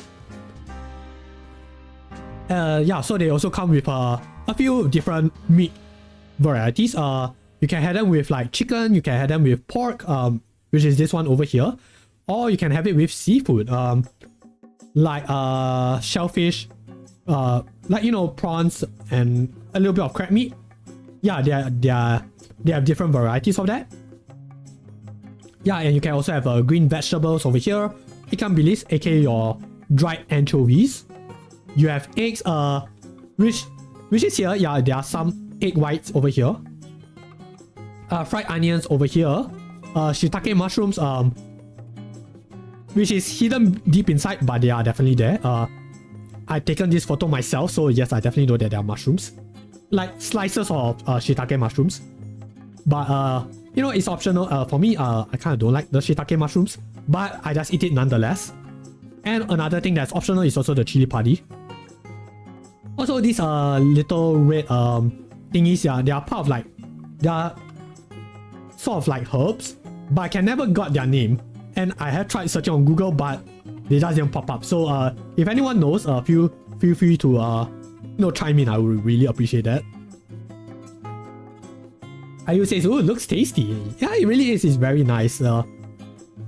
It's a very nice, warm, and quick meal. It's like for comparison's sake, if you know what you're doing and you are not preparing that much, it's really the same way like how you prepare instant noodles. Yeah, like you just put it in your soup, maybe add a few minced meat, few veggies, maybe from like last night's dinner. Put it there, maybe crack an egg, and then you're good to go. Ophelia says wolfberries. Is it wolfberries? Yeah, let me check. Yeah, I'm just checking on my other window. Ah, okay, yes, it might be wolfberries. My mom always calls it 鸡子. Yeah, but I tried 鸡子, but it didn't show up. And wouldn't you know it? Yes, Ophelia, thank you. Yeah, go 鸡子, yes, thank you. Yeah. So yes, apparently I'm just missing the go. Yeah, thank you, Ophelia, thank you. Oh wait, hold on. Skipped a bit. Yes. Yeah, a pretty, I would say important part, because I know that there are some people that didn't include that into the dish. But wolfberries are also pretty good to add. It's also common for ABC soup, because more vitamins the better. So yeah, wolfberries, these little red thingies over here, yeah, these are also common with Yee Mee. And the thing about wolfberries is, apparently, they are, they are rich in nutrients, and they are very useful in boosting eyesight. Yes, boosting eyesight. At least that's what my mom always tells me. Yeah, always eat your teeth, and so that you don't have to like wear spectacles. I'm like, okay, mom, I will trust what you're saying, and I guess it worked out in the end. I like to think that I have pretty good vision. Past 27 years, never had to use spectacles. This is not a brag. This is just me doing a little bit of sharing. But yeah, nice to know that. Yeah, this has been. I guess eating a lot of blueberries definitely helped a lot. And carrots. I think carrots also helped a lot with improving eyesight. Ophelia asks, what's your favorite part of the Yee Mee? Ooh, my favorite part. Okay, I guess I can go with my top 3. Top 3 is definitely the noodles. Because with certain noodle stores, if they are serving this, they are also serving other types of noodles, but it's just with the same ingredients. So there are cases where you have your let me okay, I guess I can do a quick Google, right? Spoilers. Yeah, just so that you guys have a better idea, because usually with these noodles, they are usually serving with Chinese names, and I can never remember the English name. So for some examples, so you have your Yee Mee, which is the one that I really love. There is a Yu Mian, which is these kinds, you know, slightly thicker, slightly harder, slightly sturdier. Yeah, so is these kinds. This is your Yu Mian, but as you guys can see, the ingredients are mostly the same. It's just depending on which noodle base do you want. So you have your Yu Mian, you have your Pan Mian. Yeah, Ophelia, Pan Mian. Yeah, Pan Mian. I also used to love eating that a lot. Actually, until now, I still have a preference for it. Yeah, it's just that for me, Yee Mee is just the number one. But I won't discount like the other noodle bases, because yeah, Pan Mian is also pretty good. It's like your flat rice noodles.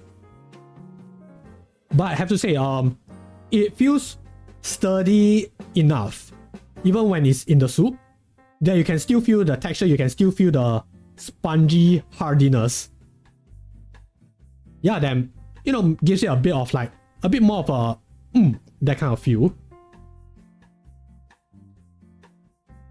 So yeah, Ophelia says, I like Pan Mian the most, the texture is so good. Yeah, the texture is very nice, like, it's hard, springy, but you can definitely feel a texture over there. It's very smooth. And I won't, yeah, I guess that's one thing that I can say that Pan Mian has going on more than Yee Mee. Because Yee Mee, because it's so thin, you won't really feel a texture, but you will feel a bit of like, a bit of smoothness, a bit of crunchiness, depending on how long the noodles has been inside the soup. But yeah, those are usually the ones that most noodle stores will offer you. Oh yeah, hor fun. Hor fun is also... Wait, hor fun, do people serve hor fun with the soup? Ah yeah, hor fun, yes. Yeah, slightly different, but it's like Ipoh hor fun soup. So not exactly what I'm thinking of. But I have seen other places use hor fun for that particular set of ingredients. Yeah, hor fun and vermicelli are rice. Yeah, I mean hor fun is considered rice noodles. Yeah, it's just that it's in a different form. But yeah, I do miss eating Ipoh hor fun. I would like to go back to Ipoh again. So for those who are not in the know, Ipoh is a part of Malaysia, and as a half Malaysian myself, yeah, part of me does yearn for the good old days of eating Malaysian food again. I say that, but it's been a while since I last visited Ipoh. Yeah, most of the time for me is either JB or KL. Oh yeah, hor fun soup. Let me think. What? Oh yeah, mee fan kueh. Mee fan kueh is... I'm not sure whether I got the proper spelling right. Ah yeah, mee fan kueh. So that's also another one that they usually sell. So these are more... What's the word? More like solid chunks of noodles. Yeah, so if you want something harder, something more solid, and you don't, you know, maybe you're not the type that likes slurping your noodles. Yeah, so these are the type for you. Yeah, they are like more like bits and pieces of noodles, quote unquote noodles, because they are not exactly conventional noodles. Yeah, like if you prefer something harder to like bite and chew, yeah, there's also mee fan kueh, or rather mee hoon kueh. That's the English name, quote unquote. But yeah, those are like the usuals. If you ever go down to Singapore or Malaysia, yeah, you might be able to see them there, here, there, everywhere.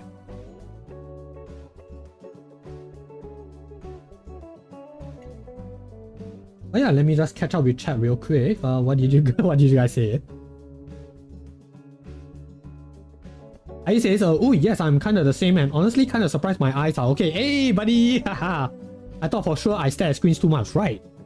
Yeah, I mean, I have to agree with that. My parents sometimes get concerned like, Jules, you have to stop spending so much time staring at the screen. Like you spend nearly the entire day, but well, half of it is because I have to do things related to the PC. But yeah, I'm also surprised that, okay, somehow I'm able to, you know, go through a non-spectacle lifestyle. And maybe it's because of the diet. Maybe that's the case, because I definitely can't say the same for my lifestyle.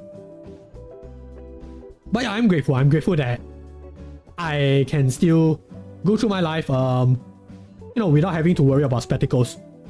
And saying that while I'm not throwing shade at anyone who, you know, wears spectacles, you know, it is what it is. And I think part of the factors is because, you know, there are some things that are outside of your control. Who knows, right? Yeah, again, not gonna throw shade at anyone who, you know, have to wear spectacles. I think, personally, it's just a different way of life, guys. And hey, maybe some people like, you know, like spectacles. That is perfectly fine as well. And I do know that there are some people who love spectacles as a fashion choice, and that is perfectly fine. And in fact, I do know that there is a certain copy pasta relating to glasses. So if anyone wants me to read a certain copy pasta, I'm sure you guys know a way to, you know, make me recite that certain copy pasta. Hint hint. And you ask, it's cool how y'all do that, though. Over here we kind of just use egg noodles for everything. That is true. But I guess in a way, like, I think just people just put the noodles over there and then just let it cook. I mean, from my personal experience, I guess one of the reasons why I like Yee Mee so much, well, one is because I like the slight crispiness, but also because it's just very fast to cook. Like in comparison to the other noodles. That's my personal experience. Whether is that the case for everyone else, I don't know. If not, yeah, feel free to chip in. But yeah, the fact that, yeah, they use different types of noodles for what's essentially the same dish. Yeah, it's also pretty... It's pretty interesting, you know. But yeah, I guess it's like pretty free and easy. Like, if that certain noodle is not for you, you can switch it with something else. Ophelia says, I think Ban Mian is wheat noodles, not rice noodles. Ah, okay. Yeah, I guess that makes sense. Yeah, wheat noodles and rice noodles are kind of different. I'm not quite sure about the specifics, but I do know that there is a difference. Ayu says you can get wheat rice noodles in some places. Ah, okay, at least it is available. But yeah, I guess for me, I just have a soft spot for Yee Mee. Egg noodles, aka not rice noodles. I mean, who knows, right? Who knows? There are certain dishes that, you know, I do like my rice noodles with. Yeah, but in this case, yeah, Yee Mee is still the number one for me. Yeah, like hor fun and vermicelli, like Ophelia mentioned, is rice. But I think that this is just preference talking. So vermicelli is your, you know, it's like your very thin noodles. For us over here, we call it a bihun. So for me, lukewarm take, I'm not a fan of bihun. Especially bihun with soup. I don't know why. I guess it just never hit it for me, you know. Now I don't hate it. I don't dislike it. But if you are asking me to like rank my noodles or vermicelli, I guess vermicelli is just like one of the lower tiers for me. And it's not because I don't like it. It's just that there are other noodles that I like more. Like if it's prepared very well, I can enjoy it. Like stir-fried vermicelli, I think there is a special spot for that. but with soup, I don't know why. For me, with soup, like, okay, yeah, it does feel a bit cleaner, feel a bit more healthier. But at the same time, it also feels a bit bland. Yeah, so it might be my experience talking, but yeah, vermicelli, I like it better when it's deep fried with other ingredients, really bringing out the taste. But with soup, it just never really exceeded for me, you know. Or if let's say the texture of vermicelli scares me. Yeah, maybe is it because it's too thin? Yeah, I don't know.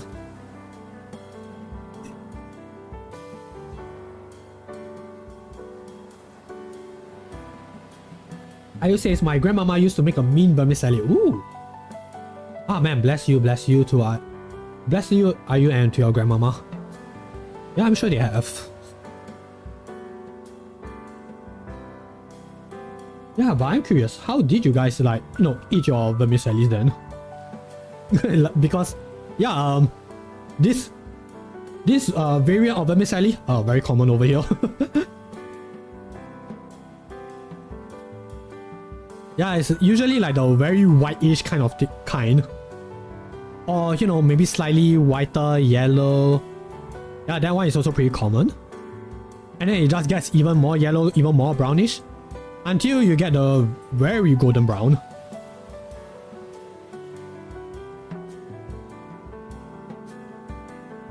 Yeah, maybe I just need a really good vermicelli. Ayu says, she always added enough spices to make it sort of a golden orange color. Oh, definitely stir fried, typically with egg and too much spices for me to remember.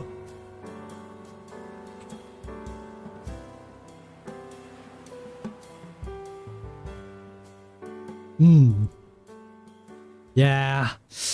Ooh. That is a beauty right there. And again, coming from a guy who doesn't really eat much vermicelli, yeah. I like that. But yeah, by the way guys, I know I'm pronouncing it vermicelli, but I'm gonna be honest, I actually don't know whether is that the correct pronunciation. Because all this time, if we ever want to like talk about this particular type of noodles, we call it mi-hoon or bi-hoon or mi-fen. Yeah, like for us, we usually call it bi-hoon. But you know, it's essentially the same thing.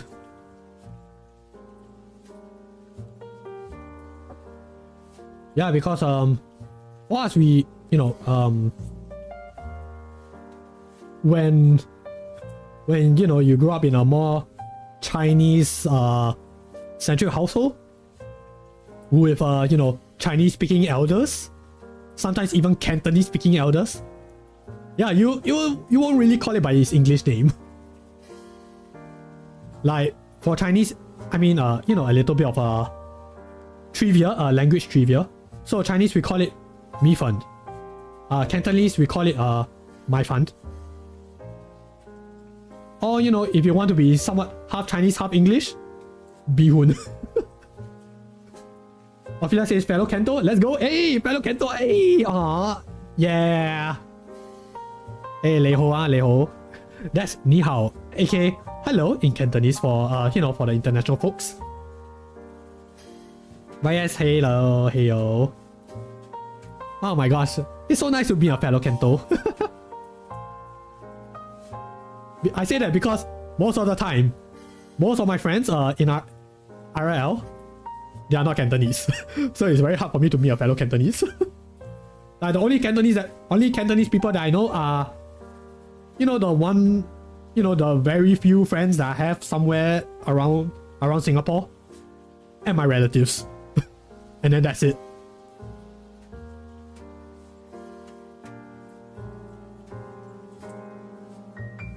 Okay, Ayu says, grandmama pronounces it like you do, but I once heard a British person say vermicelli, like in an Italian accent.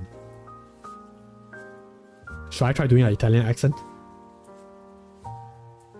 Okay, let me try to summon my inner Italian. AKA 1% there. And it's probably gonna be a bit stereotypical. Vermicelli. Is it? Vermicelli. It's a me, Mario. I really don't want to use the name. Because I don't want to offend anyone. Ah yes, I like the vermicelli. I don't know. It doesn't work. Ophelia says, I use it for work sometimes. Ah! Dang! You have to use Cantonese for work? Oh, bless you, bless you.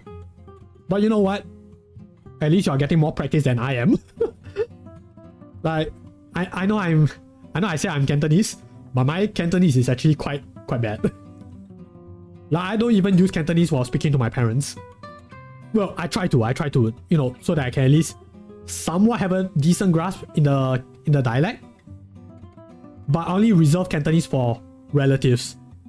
And the unfortunate thing about being a half Malaysian is that your family is in Malaysia and you spend most of your life in Singapore. So you guys kind of get where I'm going with this, right? So woo-wee, woo-wee.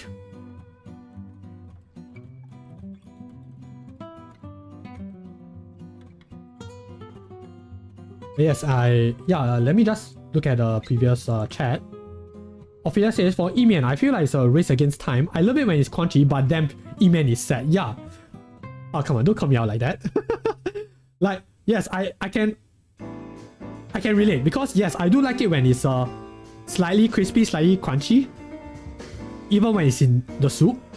But once it's like really damp, yeah, I mean, there is a certain enjoyment that is taken away. But for me, I am perfectly fine with that.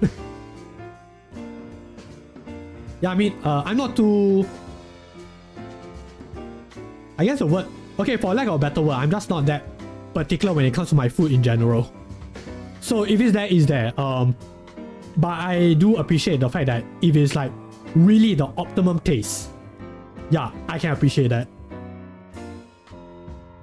But yeah, I understand what you mean, Ophelia. Like, Yee Mee is usually best served when it's like freshly served, crunchy but still has a soup with it. Ayu says, I'm 0% Malaysian and I too yearn to eat Malaysian food again. Good Malaysian food is like, whew, heaven. I love slurping noodles, but I'm wary about doing it when the broth is spicy because of one time I got laksa curry in my... Oh.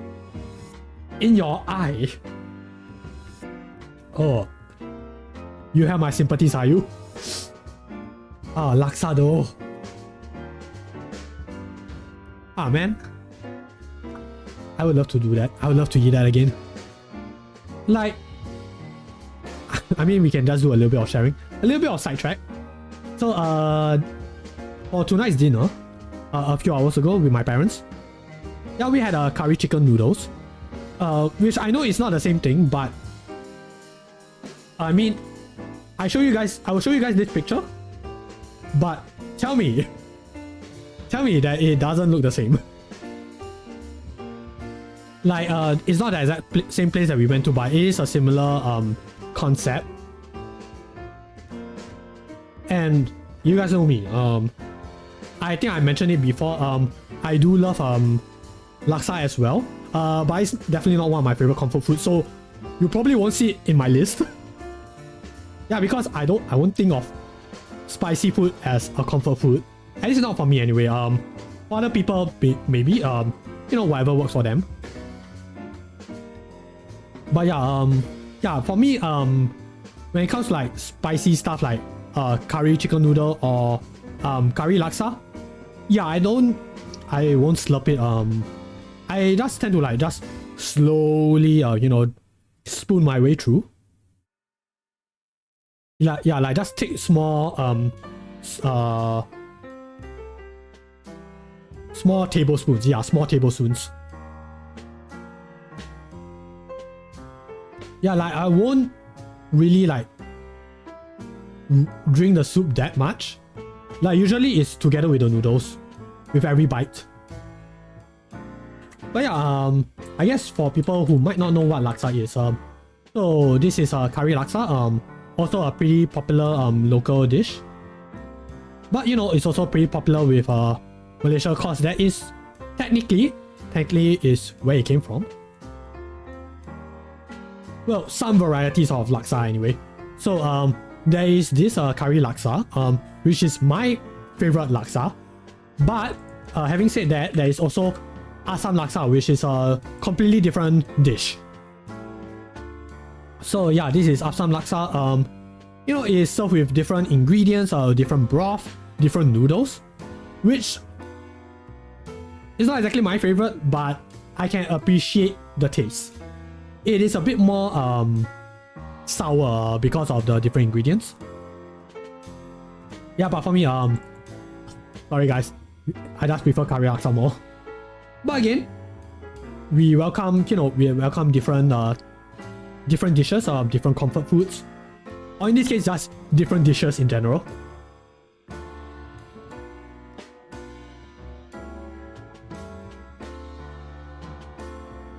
Oh, Ophelia mentions regarding vermicelli, I think I can tolerate it in summer rolls and spring rolls. Ah, oh yeah, that is true. There are some spring rolls that uses that. Yeah, so this is also pretty common. Yeah, spring rolls. There are some that's that involves the vermicelli itself inside the spring rolls. Yeah, so I've eaten a bit of that. My mom really loves these kinds. I'm not sure whether does it really apply for the entirety of Malaysia, but for some stalls, they call it vegetarian popiah. So popiah is also basically called your spring rolls, but for some reason they want to emphasize that, oh yeah, it is a spring roll, but instead of, you know, using your usual ingredients, yeah, we use these instead. The vegetarian wraps, vermicelli, and all sorts of vegetables. So yeah, that's a nice little tidbit.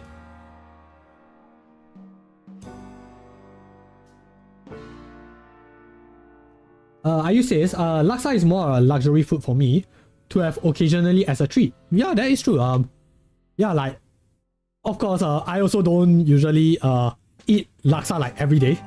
Yeah, it's more like if you want to treat yourself, or for my case, some way, somehow get a particular craving for it.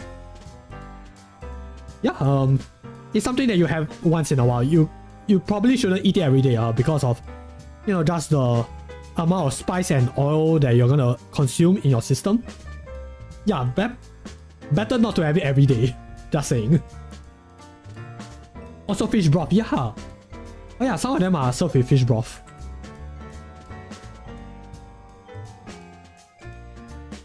Yeah, like there are some seafood laksa, especially like these. Not so common, but they are definitely there. Yeah, sometimes with shrimps, with prawns, with mussels. I guess they're called mussels. Shellfish, yes. Well, yeah, there's also like fish head curry. That is also perfectly, you know, that's also pretty popular. But ironically for me, I prefer mine with just a little bit of seafood, not so much of like full-on fish head itself. Yeah, because I'm just lazy to like navigate through the bones. But having said that, if it's like slices of fish, like you got me there, I'm hooked. But yeah, again, it's more of a luxury item. Ayu says I've had Assam laksa too. Yeah. I keep getting confused and read as ayam laksa. Oh yeah, ayam laksa is something else. Yeah, like ayam, for those who are not in the know, ayam is chicken in Malay. But yeah, it is pretty much pretty much the same thing.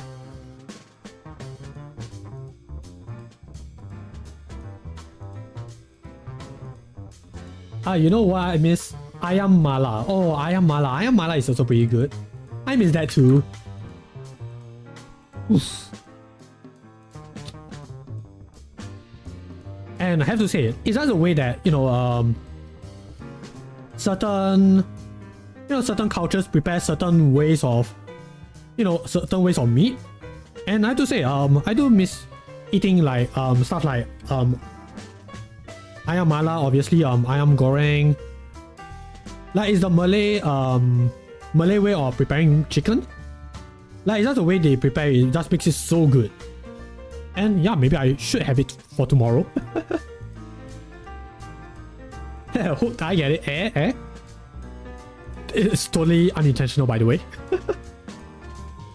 Ayam Mala has this really satisfying spice kick. Oh yeah, it does. You just can't get that sort of thing here. Right. I mean, I can imagine for you, like in the UK, maybe might not be so common. But yeah, over here, it's quite common.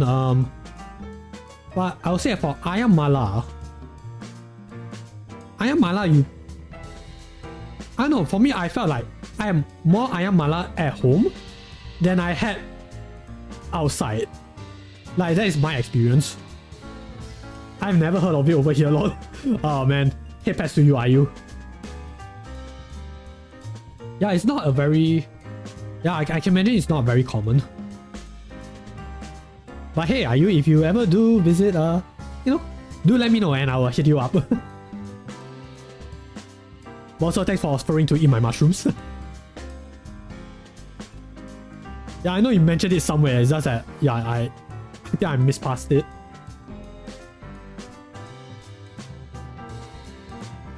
But yeah, there is there is some good ayam. But yeah, yes, we can continue on. But yeah, either way, yeah, this is pretty common. If you guys happen to be around the area, yeah. Also, yeah, 2 hour mark. What am I grateful for?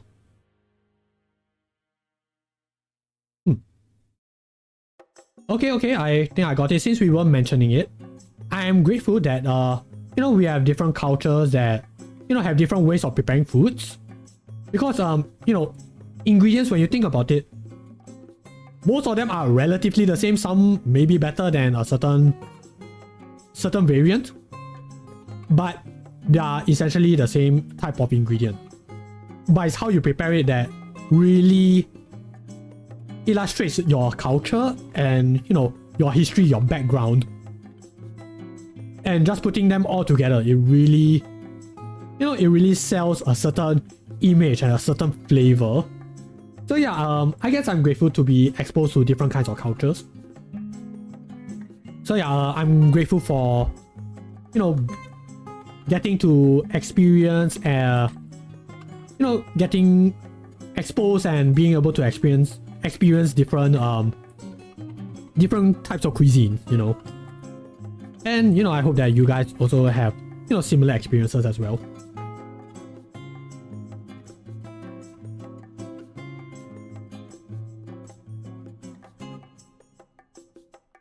Yeah, it's always a wonderful time. Ayu says, that reminds me, one thing we do pretty well here is chocolate. Oh! I'll bring some European chocolate over when I come visit. Oh, thank you, Ayu. Ooh, okay. Ah man, I know that I have a good time.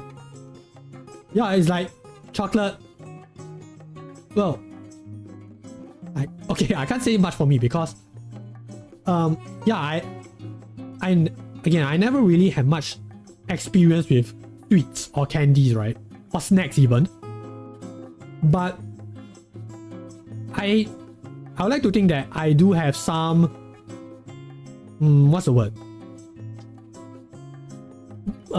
Noticeable preference for chocolate. Yeah, because my parents didn't really let me have sweets growing up. But they did close one eye when it comes to chocolate. Obviously, it's not like every day I get to eat a bar of chocolate or anything like that. No, we don't have that. But there are, like certain festivals, certain special occasions where, chocolate is at the table. Yeah, and they let me, let me have a few bites. Especially with Chinese New Year, when you're a kid, you'll get your ong paos, you'll get your red packets, but you also get chocolate coins. So, yeah, obviously, as a kid, yeah, best to eat them before they melt. So yeah, that is my personal experience when it comes to chocolate. So yeah, it's always a good time when it comes to chocolate, and yeah, I think that I had good experiences with chocolate for the past 20 plus years. So yeah, I think that's not gonna stop anytime soon. I also says we're also pretty good at cheese, but that's a little less practical to take on a flight. That is true. I think it would be a bit harder to get cheese on board. But oh man, UK cheese though. I heard wonderful things about UK cheese. I have a relative staying in the UK and ooh, the way they mention cheese. I'm like, don't threaten me with a good time, you know. You know how hard it is to get a flight from the Singapore to the UK. I'm saving up, don't worry guys. But yeah, that is the glory of Yee Mee. So yeah, next up, what do we have? We have the salted egg diced chicken rice. So yeah, the name is pretty self-explanatory. You have your rice, you have your deep fried chicken pieces, you have your creamy salted egg sauce. That's usually covering the the diced chicken for the most part. You have your fried egg, and you have your little bits of vegetables. You can have your lettuce, you can have your cabbage, you can have your basil, and a little bit of chilies. So yeah, this is the dish in it by itself. I used to say, oh my gosh, I always call this the which came first rice. It is very true. Yeah, because you have your chicken and you have your egg. And for some people, when you think of rice, chicken, and egg, we can go to another country and mention this. For some people, just because of general exposure to a certain medium, when people think of these three things, their mind will think of katsudon. Yeah, because it's also involving chicken, you have your egg, you have your rice. So yes, it's also a similar concept, but over here, slightly different. Yeah, different. Yeah, exposure, indeed. So yes, it is true. With a little bit of extra steps. Yeah, because yes, unlike the katsudon, we have this wonderful addition, the creamy salted egg sauce, which adds a whole lot of flavor with the chicken. Ophelia mentions, my dad taught me at a very young age to appreciate bitter chocolate and high quality chocolate. So when I tried chocolate coins for the first time, I was so disappointed. Ooh, dang. Oh man, my parents didn't really teach me the different chocolates. So for me, for the longest time, no joke, I would just have chocolate and I like, okay, there is the chocolatey taste, it is sweet. That's it. Yeah, so it's only like way later, like just a few years ago, when I'm going out with certain friends. Yeah, like they introduced me to like bitter chocolate, high quality chocolate, different types of chocolate. Yeah, like especially with dark chocolate. I never had dark chocolate until like what? 2 years ago, I think. Only then did I learn that, oh, this is quite bitter. Yeah, it's only much later then I realized, oh wait, there are different chocolate tastes. So yeah, I never really thought too much about chocolate. I used to say I have difficulty with dark chocolate. Yeah, same here actually. Like, I can... Okay, from a... Okay, not normal. From a fresh perspective, I can appreciate that, okay, this is the taste of dark chocolate. But from a general... not general, from a personal point of view, I would eat other chocolates before dark chocolate. But either way, good on you, Ophelia, that, you at least got to try out bitter chocolate and high quality chocolate. Because yeah, you at least know that, oh, this is what the really good chocolate tastes like.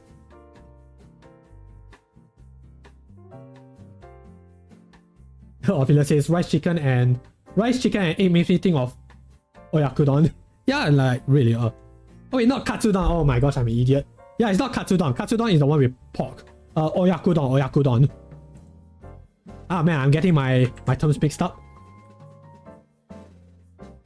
Yeah, so Oyakodon is this one. Katsudon is something else. Yeah, so you have your chicken, you have your egg, and underneath it you have your rice. But it's a whole lot different compared to this one.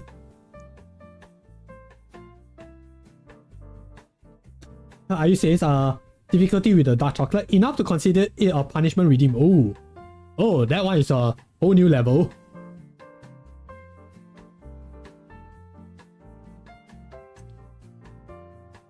Also, don't mind me just getting a quick sip.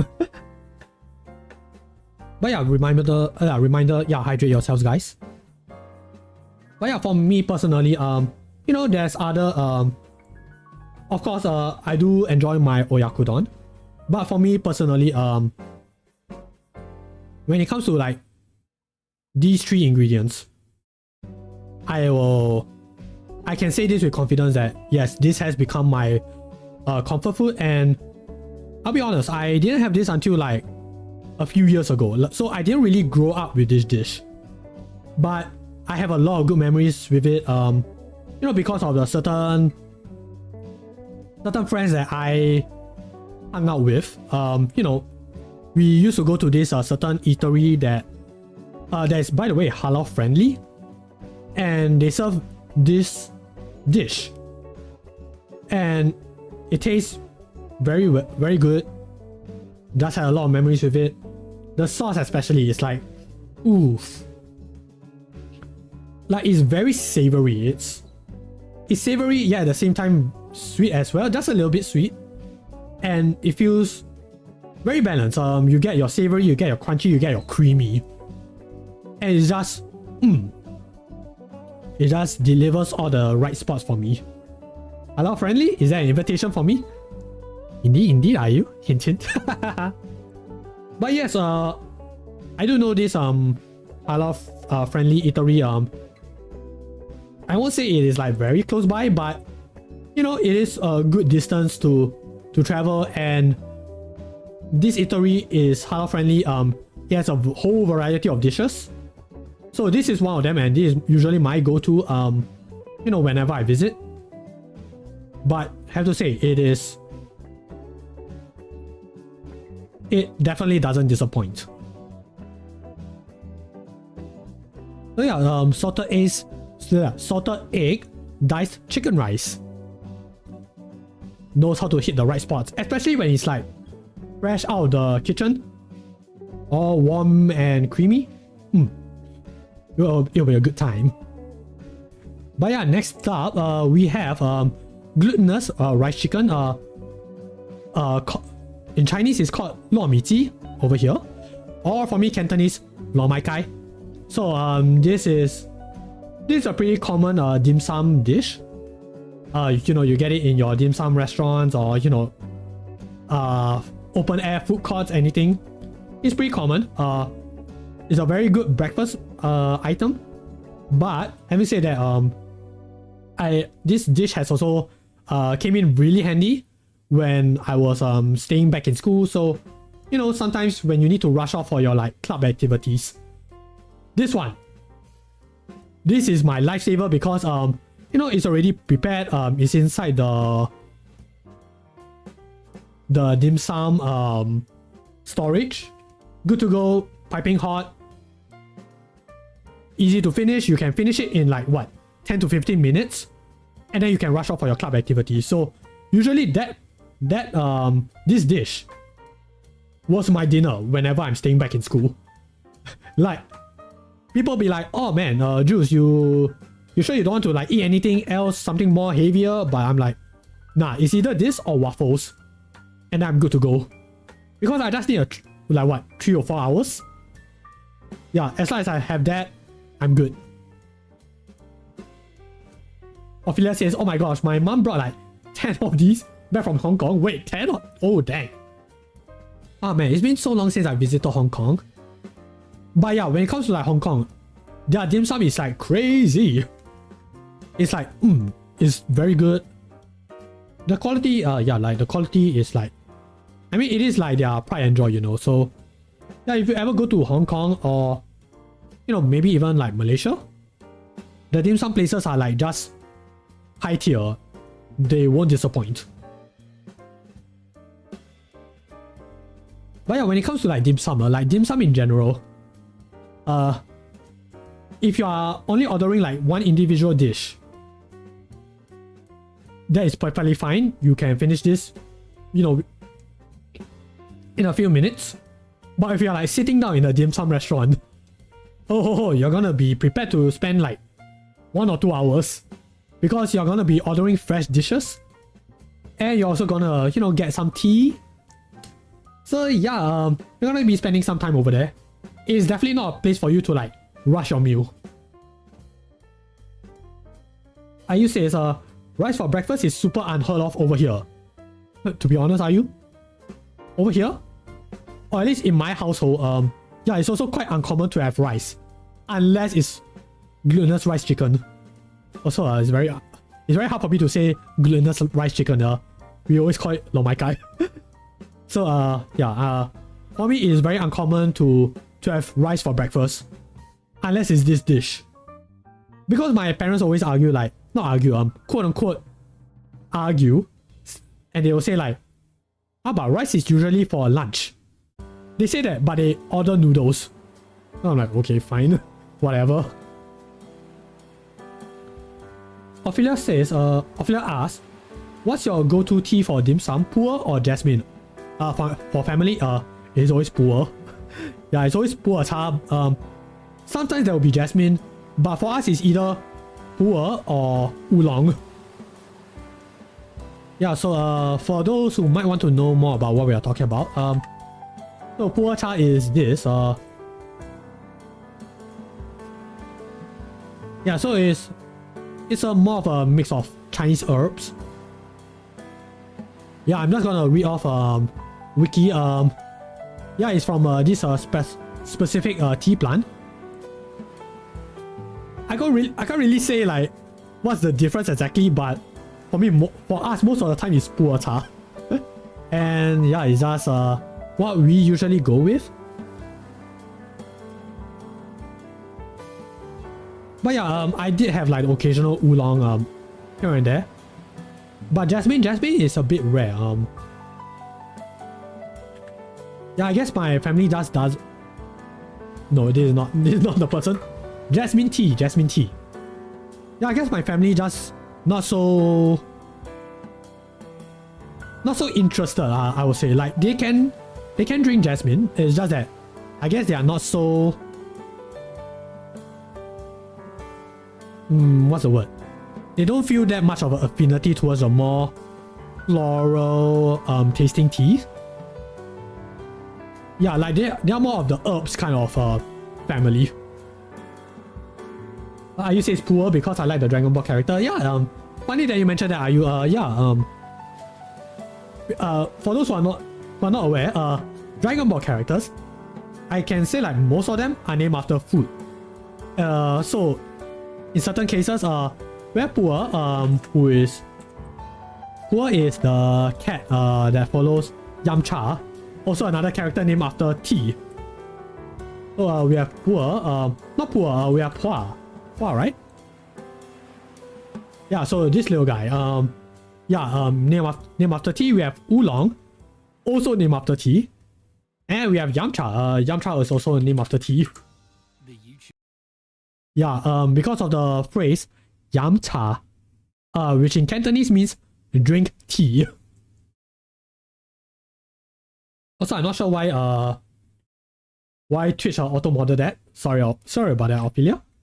Yeah, pu'er is good at cutting fatty and oily food. Since dim sum has a lot of oil and fat, it's perfect. Yeah, that. Right. Oh yeah, that is true. For me, I'm just under the impression that okay, we order tea, and that already removes the fattiness, so that it allows us to eat even more. But yeah, I never really thought about it that way. Like I didn't realize that it's more specific for pu'er. Automod probably thought it was bullying. Yeah, probably. But yeah, that is true. Yeah, I never really thought about pu'er that way.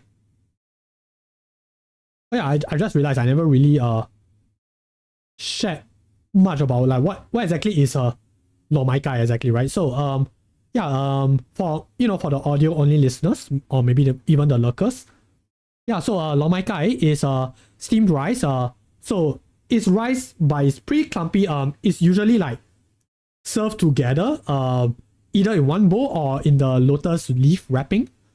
So it's like sort of like a packet. But because of how it's prepared, the rice is all clumped together. And they will have the chicken inside of it, or in this case, outside of it. But there is a layer.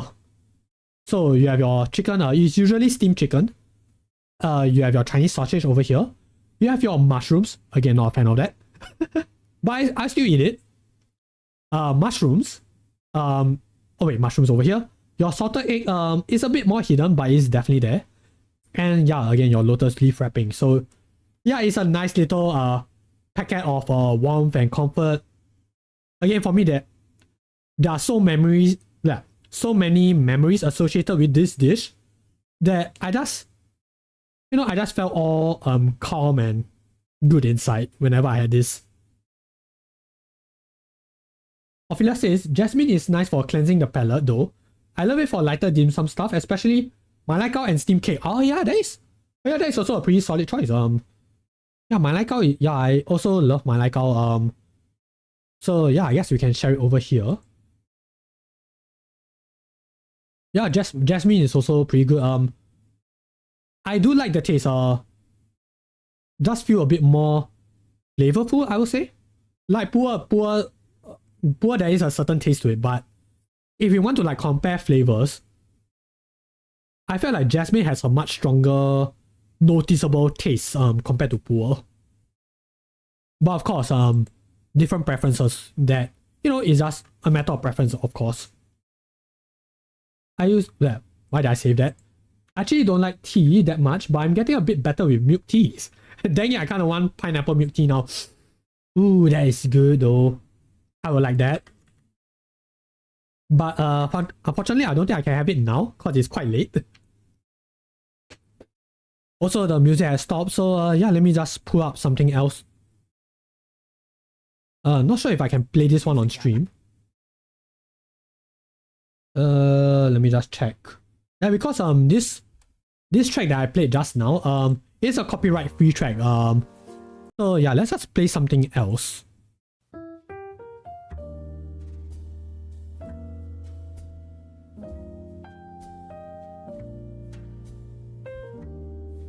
Oh wait, maybe I can't play this one. Yeah, so I'm just been looking up like cafe jazz for streams, royalty free. Yeah, kind of don't want to like get bonked in anywhere, so yeah, just making sure we get our bases covered.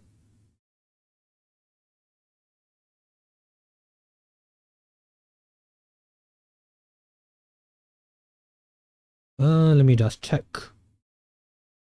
I say that while I do occasionally play like the Sonic songs and Pokemon songs, but it's just like those few like one-off kind of things, so I don't think I'll get bonked too bad. But yeah, actually for maybe for the people who who do streams, yeah, what do you guys look for music? Like, do you guys specifically look up for royalty, or just whatever fits best with your vibes?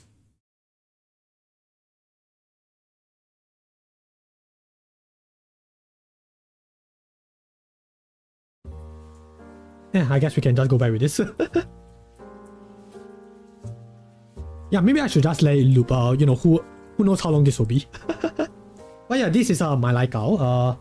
So this is your steamed sponge cake. Also pretty nice, pretty solid. Okay, I won't say solid because it's very soft. There's a bit of like that nice custardy taste, and whenever we are in Malaysia, my mom always orders this, and it's like, it's a good time, it's a good time.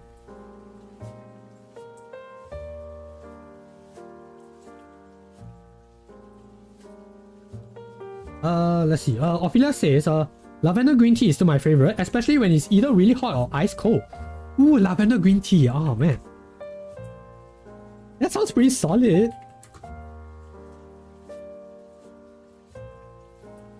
Oh, I can imagine the taste already.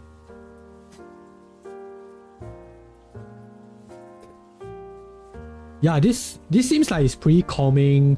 Perfect for a nice rainy day. Ooh. Love that, I love that. yeah, maybe one of these days, maybe when I do tea shopping again, yeah, I might try this out for myself. I say that, well, I still have packets of the chamomile and peppermint tea that Shiro recommended. Also, and what was that other tea that I bought? Was it raspberry? Yeah, I think it was raspberry. Ophelia says, oh, I split my audio so I can play any song by in VODs is my QC BGM. Oh yeah, that's pretty useful. Oh, I should think about doing that. Yeah, because, yeah, I know people have mentioned splitting audio, you know, when you're doing certain streams. Yeah, it's just that, I don't know, I have thought about it, but I'm just not sure whether will it take a lot of work to do. Yeah, because whatever YT approves, then, you know, you're good to go. But again, sometimes it just takes time, and for me, as you guys know, I stream on both Twitch and YT. So I need a bit more research on like how do I add BGM or whether is that possible, like onto the stream itself. Yeah, but like because of VODs, you know, maybe it will help if like just put it as it is, because I don't think Twitch will bonk me really hard. But YT I know is a bit more stricter around that. I say I just play video game music. Ooh, oh yeah, that is true. Yeah, yeah. I mean, whatever is more relevant to the streamer. I've heard I use Sonic playlist. I've heard the Pokemon playlist. I've also heard of the ads. I've also heard of the Zelda music. But I have to say, it does add on to the vibes. And oh boy, I do really love, you know, when we get to like listen to video game music. You know, while we are talking, I have done that before, and so far, it hasn't really got me into any issues. Oh yeah, just hoping that it doesn't cause any issues further down the road. Ayu also says pudding. Really? There's pudding? Where? Let me check. Where the pudding at? Because I know Ayu mentioned that while we are at this screen. So trying to see where is the pudding. I do like myself some pudding.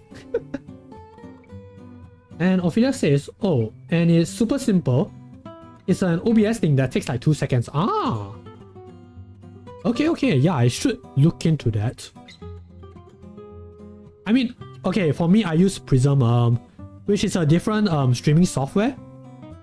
But, you know, it does have a similar interface as OBS. So, yeah, it should be fine, right? It should be fine. Ayu says, oh, I meant pudding in more a general sense. Ah, gotcha. I would like some pudding. It'll be nice. Like some cakes are concentrated pudding over here. Oh! Oh, now that you mention it, yeah, some of them do.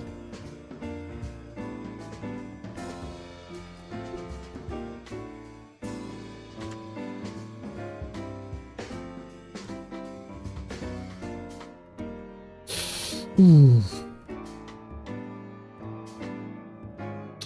This looks so good.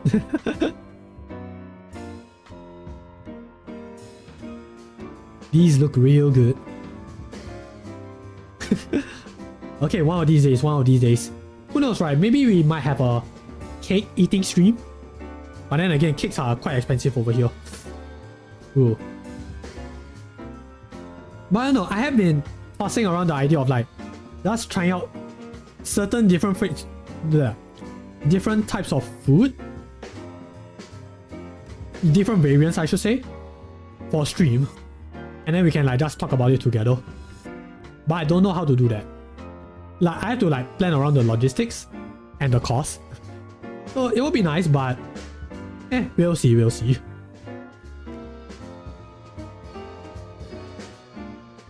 But yeah, this is lo mai kai, pretty, you know, a pretty popular dim sum dish. Well, people eat it for breakfast. For me, I eat it for dinner. But yeah, it's definitely available in any places that have dim sum. Like, it's not even like specific dim sum restaurants. Like even the food courts that we have over here, they are available as well. Yeah, because they serve breakfast. So you can have your eggs and toast, but you can also have your dim sum. Ophelia says, oh, the best cakes are from 4 Leaves, Epidor. The best cost to taste ratio. Oh yes, I can agree to that. Yeah, 4 Leaves is also 4 Leaves is also my go-to when it comes to like buying birthday cakes. But Epidor, I never really had a chance to try it for myself. Yeah, but they definitely do have like good value when it comes to like cakes. Yeah, but Epidor, I never really came across them that much. Oh yeah, good to know. Who knows? Maybe I'll try it for maybe my one of my friends' birthdays. Who knows? Chatteraiser's cakes are usually very stale, and Retr is also not the best. Ooh. Wait, really? Chatteraiser is not that good? Oh. Oh dang, that's the first time I'm hearing someone not having a good opinion on Chatteraiser. Oh wait, let me just pronounce that properly, because it is a Japanese brand. Chatteraiser. Yeah, Chatteraiser. Yeah, like, I mean for me, of course, because it is slightly on the more costly end. Yeah, but for me, my experience is like, okay, I might not have it as much as compared to 4 Leaves, but the experience was mostly positive, I think. So yeah, that's interesting. But Bread Talk, again, not throwing shit at any brands. Yeah, but I have to agree. Bread Talk is decent, but again, not exactly the best.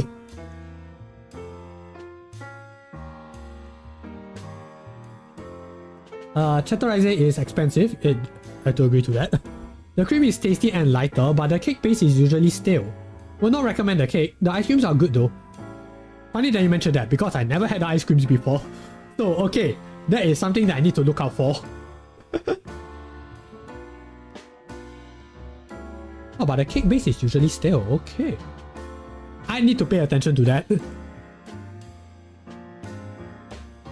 I mean, if there is a next time,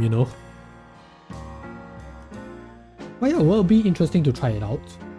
Or at least to be more particular about the cake. But I have to agree. Again, agree. 4 Leaves. Epidor, yeah, maybe I will try out Epidor. I'm not gonna lie, never really heard about that particular brand. But yeah, moving on, I have a feeling we might talk more about cakes, somewhere down the line. Hint, hint. So yes, Ayu has mentioned, yes, your eyes are not deceiving you. Yes, I do have a very soft spot for Dango. So for those who are not aware what that is, so these are rice flour dumplings. They're originated from Japan. So yeah, they are made with regular rice flour and glutinous rice flour mixed together. So they will have a sweet, chewy, tender, soft but still firm texture and feel. And there are a lot of variants, as you guys can see in the photo. Yeah, there's there are some that's in sweetened black sesame paste. There are some in sweet soy sauce. There are some in Anko, which is the sweet red bean paste. So for this one over here, this is my favorite. This is called the Hanami Dango, also called the Sanshoku Dango, the 3-colored Dango. So yeah, that's why they got their name. Yeah, it's also, there's also the Mitarashi Dango as well. Yes, Ophelia mentioned, which is yeah, let me just double check whether I got the name correct. So this one is the one with the sweet soy sauce. This is this one over here. So that one has a bit of a more sweetened, a little bit of a burnt-ish taste, from my experience. Yeah, it's also pretty solid, but for me, my all-time favorite Dango is this one. And for people who who were there for the Japan trip talk stream, yes, I definitely did reuse these images and also my notes as well. But hey, you know, it's still pretty applicable. So yes, these dango, they do have a bit of a different taste. So the plain dango over here, the white one, yeah, it has you know, it tastes like sweet rice, obviously. Then the green dango, it's subtly flavored with matcha, and yeah, there is a bit of a light matcha powderish taste. And then the pink one over here, there's a bit of a sakura powder. Although I have heard there are some of these they are served with strawberry flavor instead. For me, it's more sakura-ish. So yeah, I like this. I like this in particular because it's not like a very strong flavoring, but you know, pretty sweet. I do have a little bit of a sweet tooth. Ironic, I know. But yeah, it just hit the right amount of sweetness, and that rice flour is sponginess that gives it that bit of a balance.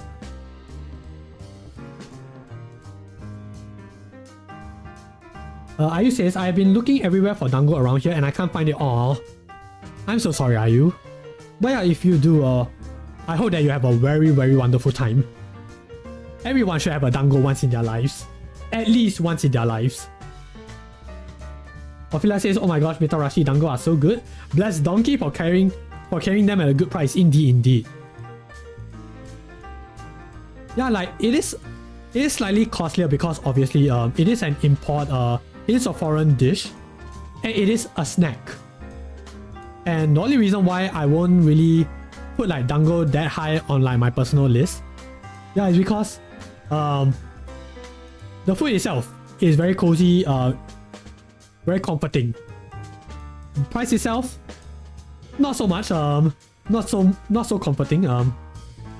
Like with the cost that they are selling over here, I am better off using it for an actual meal, you know. But having said that, dango still has a very big place on my heart, and you guys might probably understand why I really what's the word? You know, in case you guys haven't noticed, like, you know, certain art that I did, or heck, even like incentive goals, there might be a certain push for dango art, and you guys might understand why now that I've been mentioning this.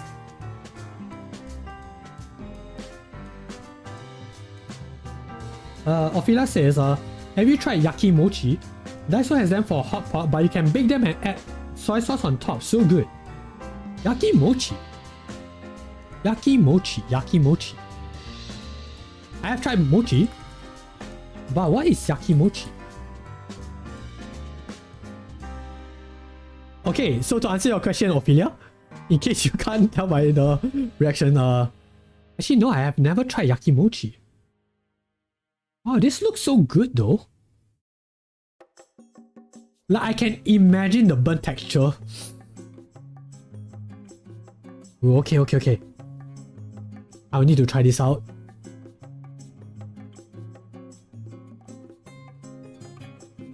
Okay. Need to write that in my to eat. Man. But yeah, having said that, again, it's all thanks to you guys that I've been like, you know, exploring and learning more about food. So I have been like keeping a food journal on my you know, in my notes.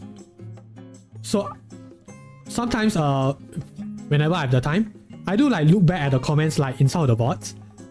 You know, like whatever you guys have been like recommending me to try, I have been putting that together in a list, and I am somewhat trying to, you know, be able to make sure that, oh wait, if I do come across it, I will make sure to try it out. But having said that, there are some dishes that are unavailable over here, or at least not readily available. So yeah, again, it's really thanks to you guys. I saw that emote. But yeah, funny that you mentioned that emote. I don't think that is a dango. It's It might have been like a country ball. For those who are more familiar with that particular era in the internet. Yeah, is this little guys? Yeah, because I don't think Shiro mentioned that it's a Dango specifically. Yeah, but who knows? If Shiro is still in the chat, please feel free to correct me on that. Ophelia mentions, I made yakimochi in an air fryer, but a toaster oven works too. Oh. Okay, need to try it out. I need to try it out. Hey, something 631, welcome. Try the stinky tofu in Fukuoka. I wonder where you got that idea from. But yeah, I have tried stinky tofu when I was traveling to Taiwan with family. Very unique taste, and I can definitely see why people call it stinky. Like, there's a strong smell. But I don't know, maybe it's just me not being that sensitive, but I'm like, I'm okay with that. There's a strong smell, but it's not to a point where I'm like, ooh, that kind of feeling, you know. But yeah, country balls. Oh no, Shiro has confirmed with me it's a Dango. Oh, sorry Shiro. Oh, I did not know that. Yeah, because I thought that it was a country ball, but okay. Ophelia says the country balls remind me of Hatelia mochis. Ah, yes. I think that was also how I got introduced to them as well. Yeah. It's adorable. It's very cute. Brings me back to the good old days of the internet. Yeah, I'm not sure whether was it like, did I know about them from 4chan or was it from Pixiv? It was definitely not from DeviantArt. I would say, to be honest, sometimes the smelly food is the best. Yeah, like they did mention, certain studies have mentioned that the smell does contribute a lot to the taste of the food. So you know that certain dishes are good by the taste, not by the taste, by the smell. But yeah, having said that, stinky tofu. Like we are beginning to have some over here. But yeah, it's just not usually the stuff that I will go to readily. But you know, I know there is a certain audience for that. But it's not something I'll eat every day.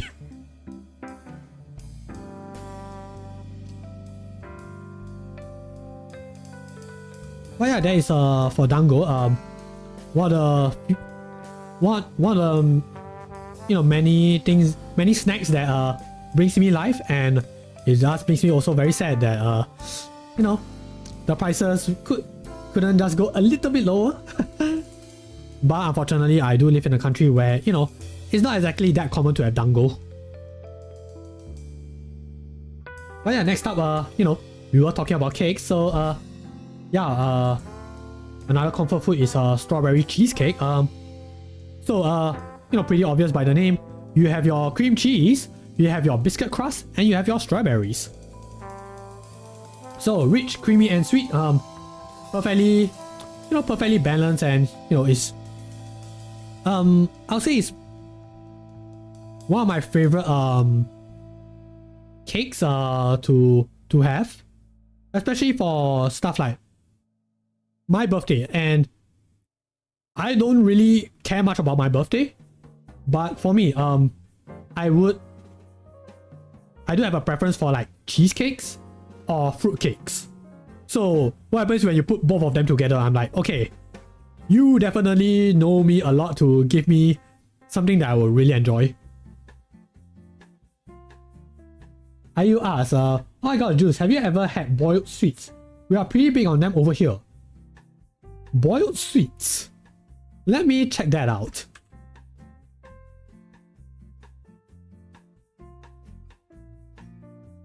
What are these? Okay, I'm like looking at them right now. They just look like regular sweets. But I have a feeling there might be something very special about them.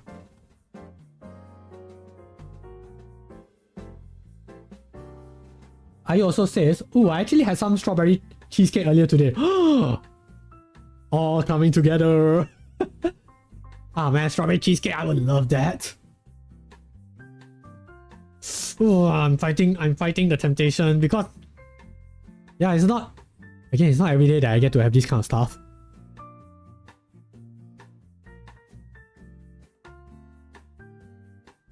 Ophelia says strawberry cheesecake is so good. Have you tried the Jello Heart strawberry cheesecake? They're so good. Oh, what is that? Jello Hearts. Oh wait, no, not boiled sweet.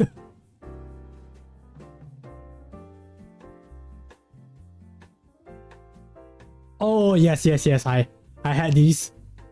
Oh, these ones also bring me so much joy. Yeah, and the fact that they are so small, so cute. Yeah, like I had some of these before and it's like, whoa. It's very nice to bring to a picnic. Because they are pretty portable, they won't like really topple off. Of course, don't like, mess up your basket too much. But yeah, they are pretty solid. They know how to put themselves together. Yeah, it'll be a good time. Ayu says, they are hard candy you leave in your mouth and they diffuse flavor over time. Like lollipops, yeah. Oh, I never had that. Okay, maybe I should try it out. I mean, assuming that I can find it. Not quite sure about that. Hard candies. Ophelia says, mint hamburgers are the best sweets in my very controversial opinion. Mint hamburgers. Oh.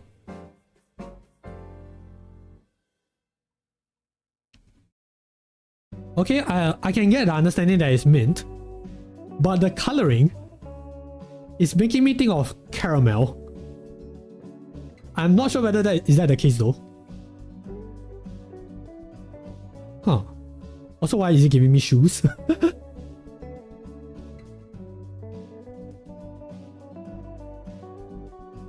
Oh man, but it looks so good. Also, why is it controversial though? Oh man, good to know. They have a caramel in it. Okay, gotcha. Caramel. Yes, I think caramel. Right. Ayu says, mint hamburgers satisfy a very specific taste for me that happens every so often.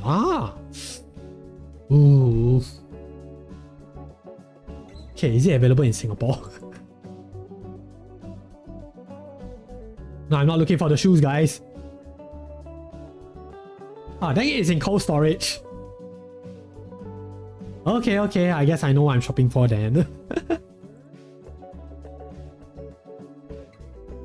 Man, do I have a cold storage nearby?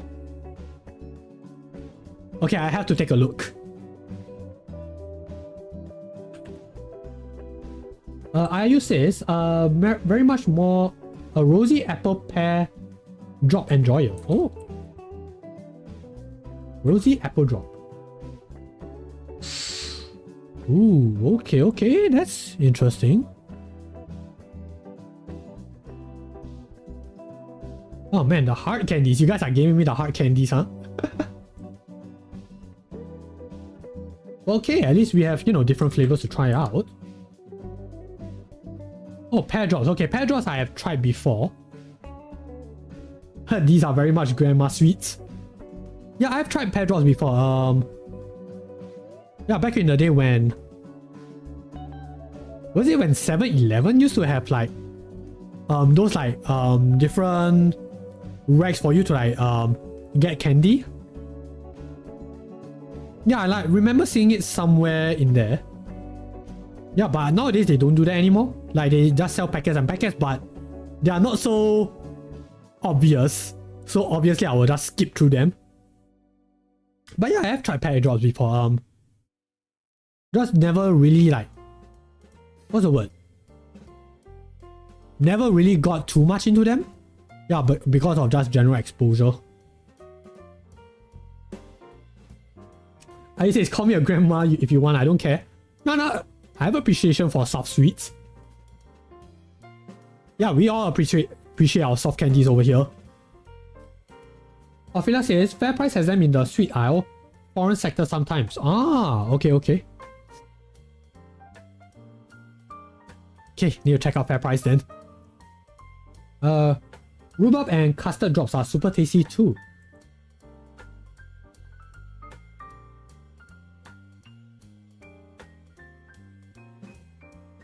Okay, I have a feeling those are not the rhubarbs that I'm thinking of. Okay, these are scones. Oh yeah, I should try out scones one of these days. Never had one.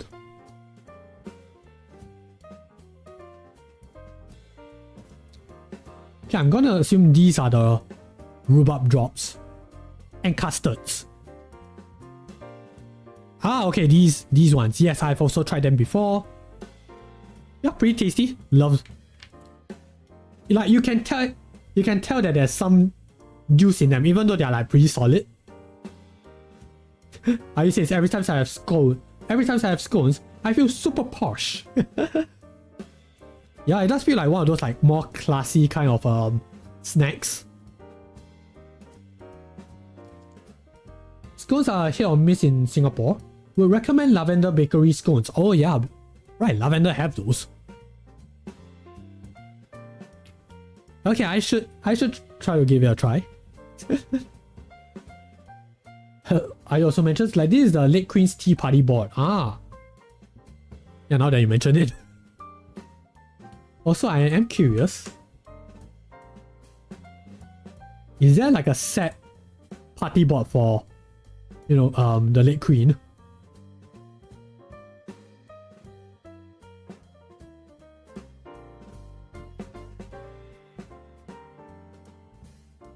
Is it this one? Okay, I see tea, I see sandwiches. I see a few fruits, a few desserts. Not quite sure what this is. But yes, rest in peace, Your Majesty.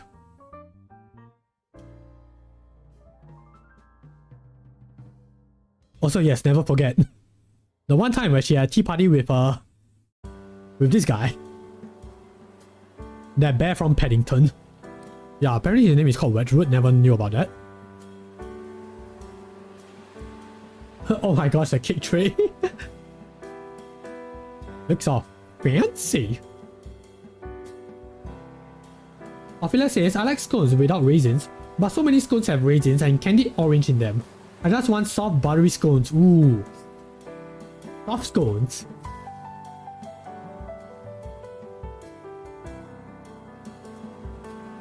Why am I not spelling things correctly today? Ooh. These look nice. Okay, okay. Okay, maybe one day, maybe one day.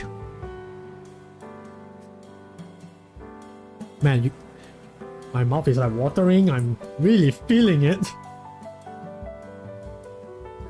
I says, I love scones with raisins, but I understand not everyone does. I feel like with raisins, they're applicable in some dishes, some not so much.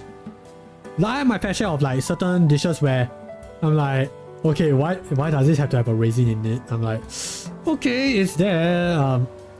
I prefer it without it, but I'll still take it. Yeah, I'm not sure whether does it apply for everyone.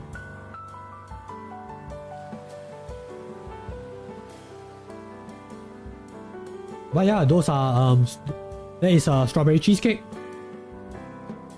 Hopefully I can get one more of these days. Maybe in my birthday next. Maybe. Let's see. Ophelia says, sometimes biryani with raisins and sultanas confuse me. Ophelia, you are speaking my language. I too also have no idea why does biryani have raisins. So, for people who are not aware of why did I put biryani? So is this dish? Yeah, so it's a rice dish. Let me just double check that I'm getting the details right. Because I have gotten it wrong before, and I don't want to, you know, do it in a public stream. So yes, okay, good. Okay, so biryani is a mixed rice dish popular in South Asia. It originated in India and Iran. Yes, so I need to make that, just make sure that I don't mess it up. So yeah, they usually serve it with a whole bunch of vegetables, whole bunch with, not chocolate, meat, especially chicken, or mutton, for people who prefer that. The one thing I can never understand is, why did they put raisins? I mean, I don't know, maybe it can be a cultural sort of thing, but me personally, I would rather have it not. But if it's there, I always, respect the culture, just eat it in. But if I am preparing it myself, assuming that I know how to do that, yeah, I think the raisins would be like the last thing that comes to my mind. And that would be me being honest. Where's sultana? So, sultana, let me just check. What is sultana again?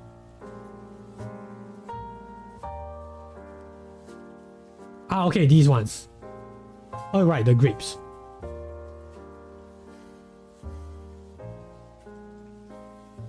I'm not trying to remember. Did I have that when I eat my biryanis? Okay, maybe I just wasn't paying attention to it. Like, yeah, I know that there's there's meat, there's occasionally the cashew nuts, which by the way, if there are cashew nuts in your biryani, that's like a whole rank higher already. It's like, it really adds a lot to the taste. A few herbs, raisins for better or worse, and maybe some pineapples. But yeah, I never really had sultanas. Yeah, again, just wasn't paying attention to it. For me, it's like, oh, if raisin is there, raisin is there. I says, raisins and anything spicy doesn't make sense to me. Yeah, like why? I don't think it really counteracts the taste that much. And because of that, now I'm starting to think, okay, maybe I have a feeling like, okay, maybe the people who don't like pineapple on pizza, maybe I'm starting to understand their thinking just a little bit more. Like, sorry guys, can't help it. As a guy who, grew up in a much more tropical area, I can enjoy pineapple, I can enjoy pizza, and I can enjoy both at the same time. So yeah, I know that there's a bit of a stigma against pineapple on pizza, but that's just me, I do like my Hawaiian. I say mutton is like my least favorite biryani, but it's also the cheapest here, so we end up eating it a lot. Oh, dang, mutton is the cheapest. Yeah, I do remember you mentioning it there before. Right, and I'm still processing that because over here, if I'm remembering correctly, for us it's usually the chicken, or maybe occasionally the vegetable biryani. Yeah, like vegetable biryani, there are some available, some not. Yeah, like there's a vegetable biryani, there's the chicken, which are usually the lower tier, and then there's the mutton. Yeah, so that's pretty interesting. Yeah, I mean, I could be wrong. Would need to like do a double check.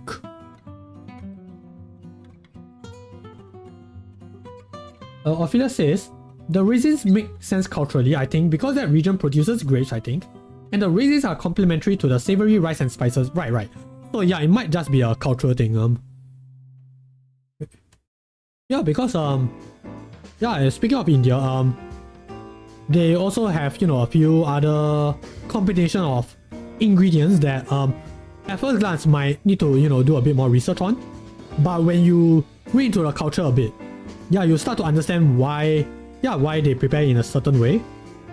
So like for example, with certain Indian dishes, some of them they will prepare it with yogurt. I'm not sure, do they put that with I'm trying to think of a certain dish. Yeah, I'm not sure whether is it with biryani. Yeah, but yeah, like I know that there are some dishes that they prepare. Yes, there we go. Yeah, so for some instances, biryani, there's also yogurt involved. So at first glance, I'll admit back then I also didn't understand, oh, why yogurt specifically? But yeah, as I read on, I realized, oh wait, okay, so it is just a cultural kind of thing. And I have to say, after eating it, I have a lot of appreciation for yogurt when it comes to like Indian cuisines. So yeah, if you guys ever have the chance, yeah, do recommend giving it a shot. Yeah, like it has a nice blend of like sweet and spicy and occasional sourness in it. Yeah, it's a nice blend. Ophelia also says also the cashews do give them a rank up, especially if they are roasted cashews. Ooh, indeed, roasted cashews. Oh, those just bring it to a whole new level.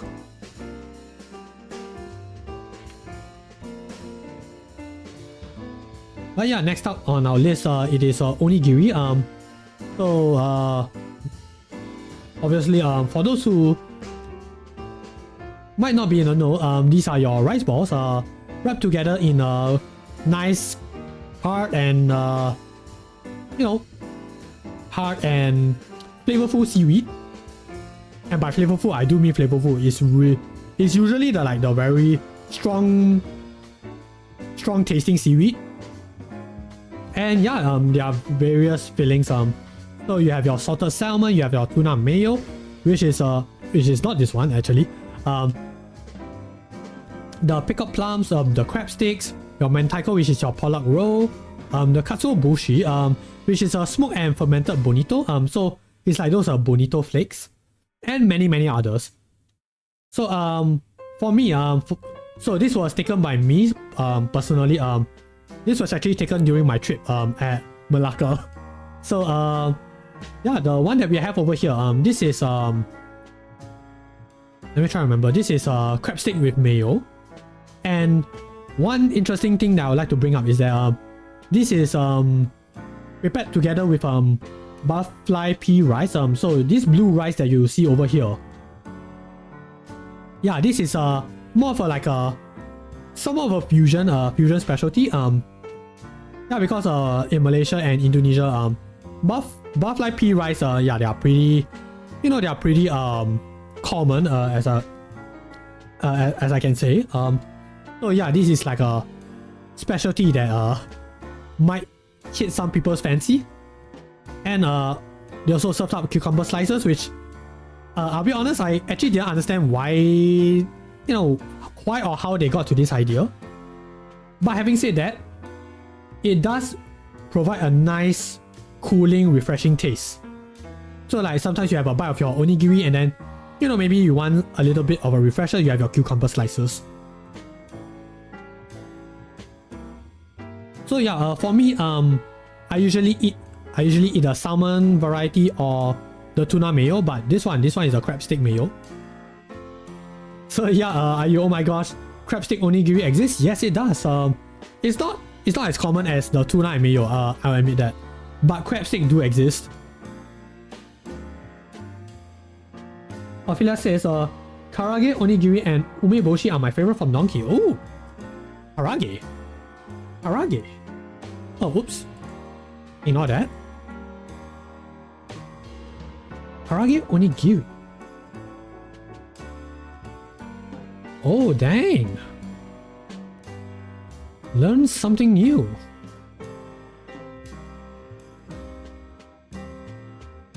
Yeah, this looks interesting. I mean, I was thinking like, oh, onigiri, karage. But I never thought we would have one together. Well, I'd love to try that. But yeah, there's also a umeboshi as well. Oh yeah, this is your pickled plums. I mean, it's just a personal preference kind of thing. Yeah, I guess it never really vibed well with me in terms of pickled plums. But I can understand people liking it, and yeah, appreciation,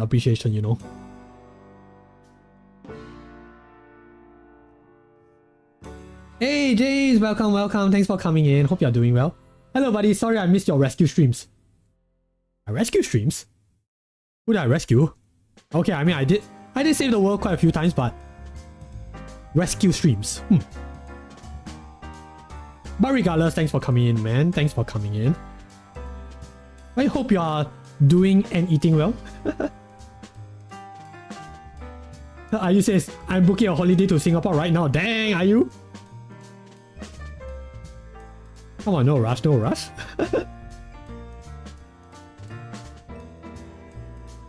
Ayu says, here we just have tuna, salmon, seaweed and teriyaki chicken onigiri.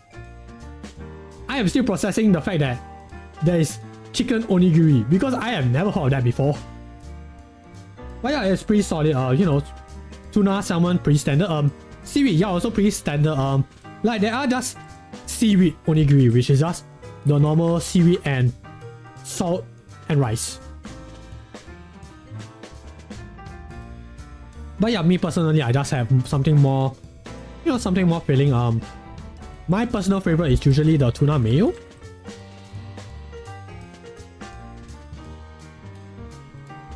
Yeah, like it feels like I'm getting a little bit more, you know, meatiness in my, you know, in my meal. But yeah, during Japan, this was also one of my lifesavers. Like, yeah, it's portable, but it's also very filling. I'll admit that just having an onigiri alone, yeah, that's already good enough for me to like last all the way till lunch. So it's a very wonderful breakfast item.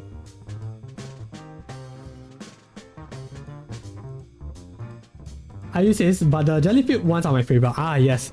Who can forget? The jelly-filled onigiri. Ah, I love you, poor kids. Not gonna lie, if this actually exists, I would love to try that. Thank you, Brock. Oh wait, there are instructions on how to prepare it. Oh. Oh, hello. Okay, I might want to try it out. Hey, if I can somehow, keyword somehow, set up a cooking stream, I guess we know what we are doing.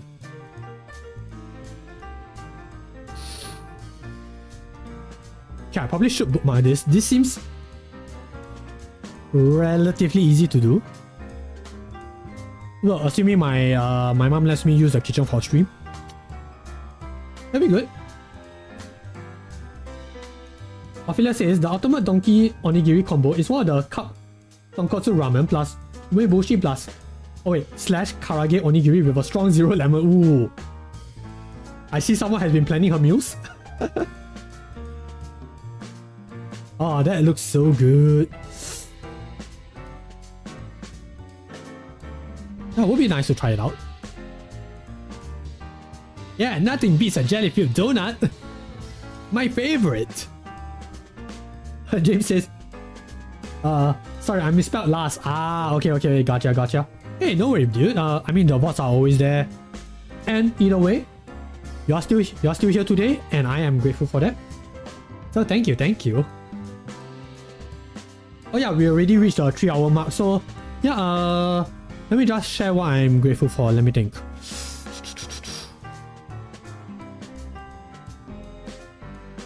Okay, since we are on the topic, I am grateful that, you know, since we are living in the age of the internet, that we have easy access to, you know, easy to follow recipes. You know, it makes things a lot easier.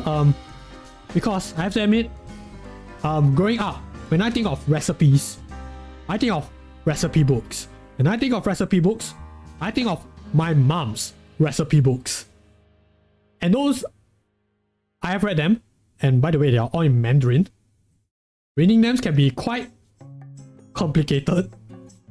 And I look at it, I'm like, oh. Okay, mom, maybe I do need some help whenever, you know, I get into the kitchen. So yeah, I'm grateful that we have, you know, much more easier access to easier to follow recipes. Thank you, internet.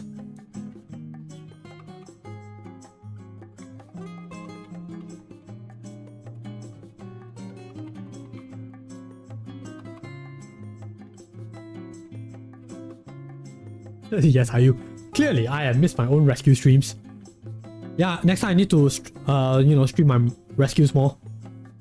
When I get to that, because, yeah, unfortunately, I'm still a hero in training. Yeah, the organization didn't seem fit to send me out for missions just yet. Eh? Ophelia says, oh, there's also the marinated seaweed onigiri where they use marinated kombu as a filler. Ooh. Marinated kombu.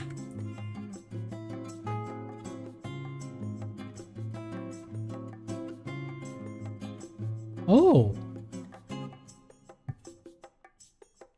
Huh. Okay, so yeah, this is this is kelp, the ones that you usually see in your ramen. So wow, I never thought that they do that. Cool, neat. Okay. Probably adds on to like a bit of a crunch texture.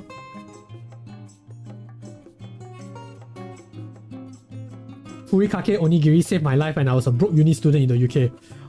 Dang Ophelia. But thankfully, those days are over. But yeah, furikake onigiri, yes.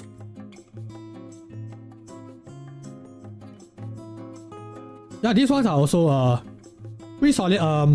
So these are made with like a whole bunch of other ingredients. Yeah, and it's also pretty filling. I have my share as well. Yeah, and it definitely gives you a really good boost. Like when I was in Japan, I have tried like different onigiris. You are gonna be there for a few days. Might as well get as much variety as possible. Yeah, and I have to say, furikake also left quite a big impression on me. But yeah, there's a whole lot of varieties when it comes to like onigiri. Yeah, but if you guys have any favorites, yeah, please do. Feel free to drop it in the chat. As you guys have already been doing, I always appreciate that. Are you asked, oh my gosh, we're actually making jelly-filled donuts? I guess so. Does the recipe use a drying pan? That is a good question. Let's see. Is this a drying pan? Now it looks like it looks more like a pot. Let me check. Okay, equipment. Okay, it uses a saucepan, so close enough. It's all perfect, it's perfect. I mean, they did mention that, it is based off our, wonderful Pokemon breeder / gym leader / doctor. Yeah. All according to plan. James asks, what have you been into lately? Well, I guess I've been into the charity movement that we have been doing for this entire month. So yeah, have been enjoying myself. I felt like I would like to think that I've been, contributing quite a fair bit. Yeah, and again, it's always thanks to you guys for, supporting me that, I get to do this kind of stuff. Yeah, we are all into mental health. Thank you, Ayu. Yeah, sleep well, y'all. Yes, especially. Sleep is very, very important.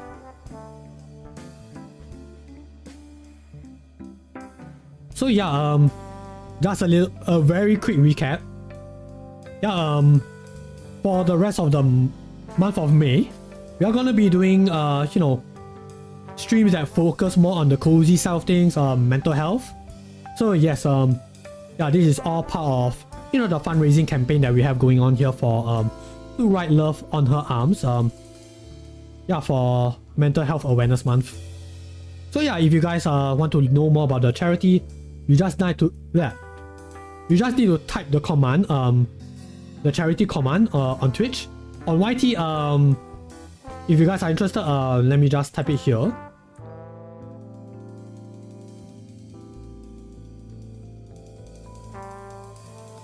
Yeah, so if you guys just want to know more about the campaign, you can, just search it up over here.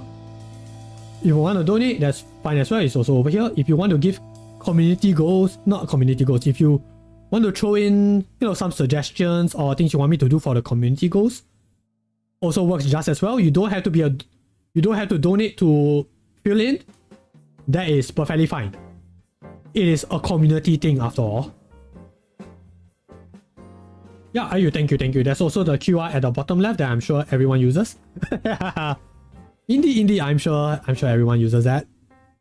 So yeah, hopefully is easily accessible for everyone, that that you guys should be able to hopefully get behind with. If not, please do let me know and I will do my best to fix that. So yeah, that is for the charity. Yeah, speaking of community goals, this is in fact one of the community goals. Yeah, so this is the comfort food sharing. There will be more down the road, with different topics. So yeah, I hope that you guys look forward to that and can give your own stuff as we move along.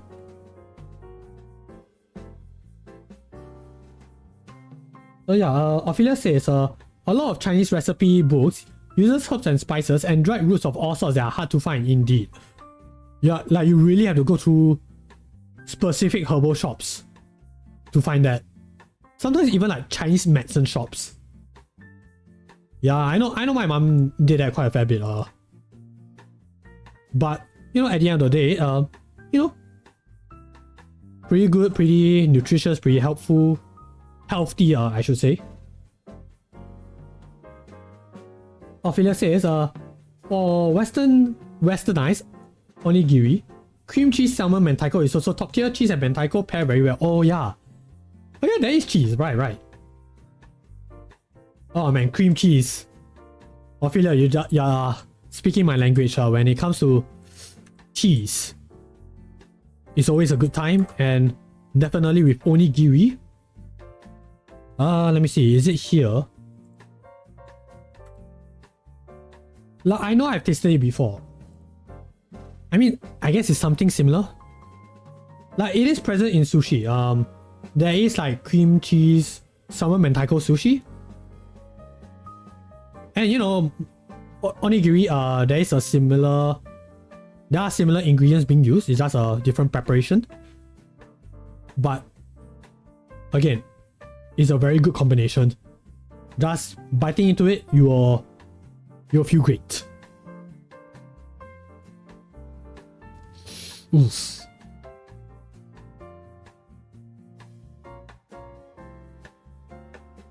Onigiri.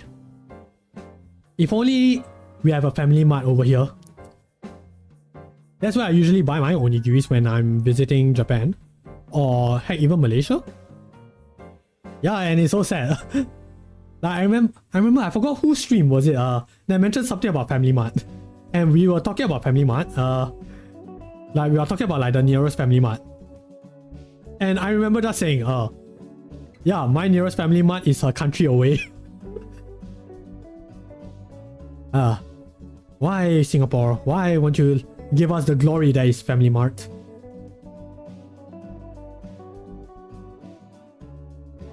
Are you Mrs. Family Mart? Yeah. It'll be nice if we can have more Family Marts. But I do know that their trademark is more on the chicken itself. And yeah, I do appreciate the chicken. But as a guy who doesn't really eat much fried chicken, you get me with something else, which is the onigiri. And maybe the oden. But yeah, oden you usually, try to eat it somewhere else, regarding an oden cart. Hint hint. Ophelia says, 7-Eleven has onigiri, but it's a bit subpar. Does it?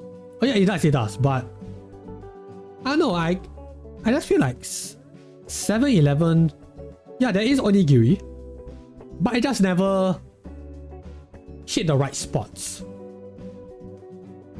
But I mean, if it's there, it's there. If I'm really feeling that onigiri kick, like that itch, yeah, 7-Eleven does the job. But if I really want to have a good time, Family Mart. Ayu says, Family Mart is where I tried ayam mala. It was in an onigiri. Wait, really? Oh,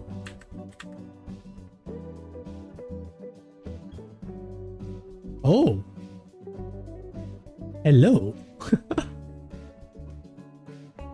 The more you know. Are you seeing this, Stoutland? There is some interesting stuff. Okay, I guess I know what I'm doing when I'm visiting Malaysia. Ophelia says, I love going to Family Mart in Malaysia for the corn dogs. They also have a cream cheese latte that's amazing with hot milk. Cheesecake frappe slash latte. What on earth? Okay, I know corn dogs exist, and I probably should try it because I never tried it before. Yeah, I really should try more stuff now that I think about it.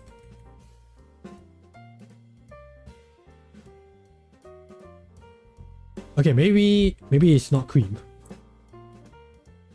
Oh. Okay, so maybe there is. Huh. Family Mart. Maybe if I type Family Mart. Ooh, what am I looking at? Okay, I guess I'm spending some time in Family Mart.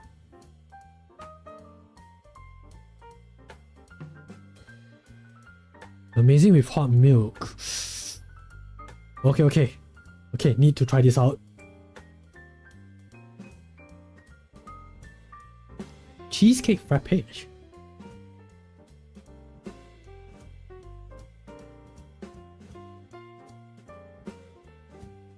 Oh, have you ever heard Jom Cha? I'm guessing it's some boba brand? Oh, okay. I don't think I've seen this brand before. Yeah, maybe it's just a different part of Malaysia. Oh, okay. They do this cool mango boba yogurt. Mango boba yogurt.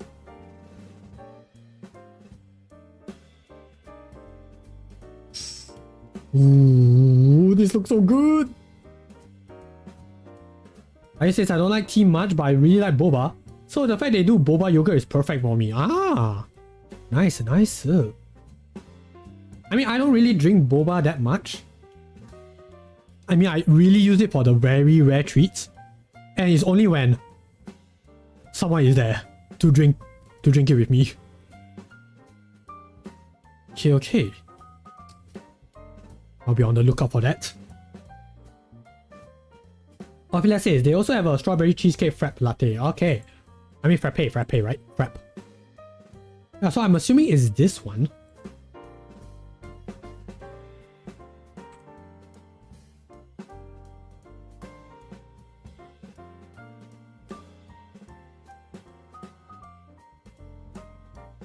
Oh no. Oh no, this looks so good. Family Mart, why aren't you in Singapore? Okay. Oh baby. Is it too late to move? Dang it, I want to go to Family Mart again. You and me both, are you? You and me both. See you at Malaysia? See you at Malaysia.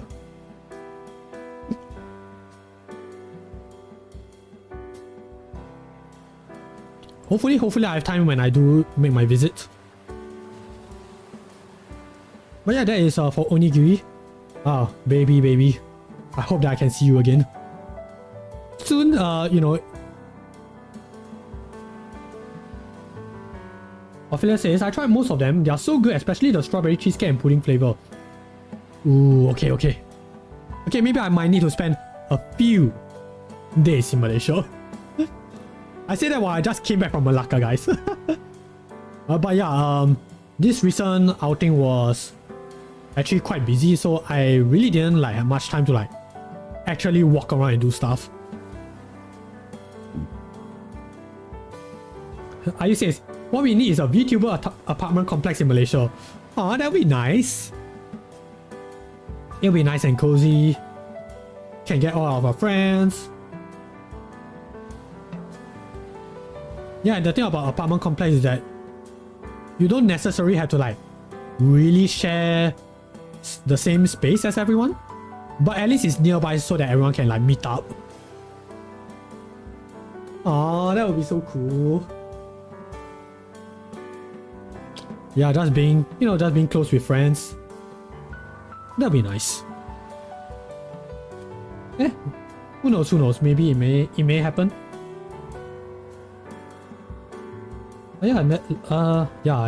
Next up on our list is Pandan Waffle. So slightly different from what people usually expect from the normal waffles.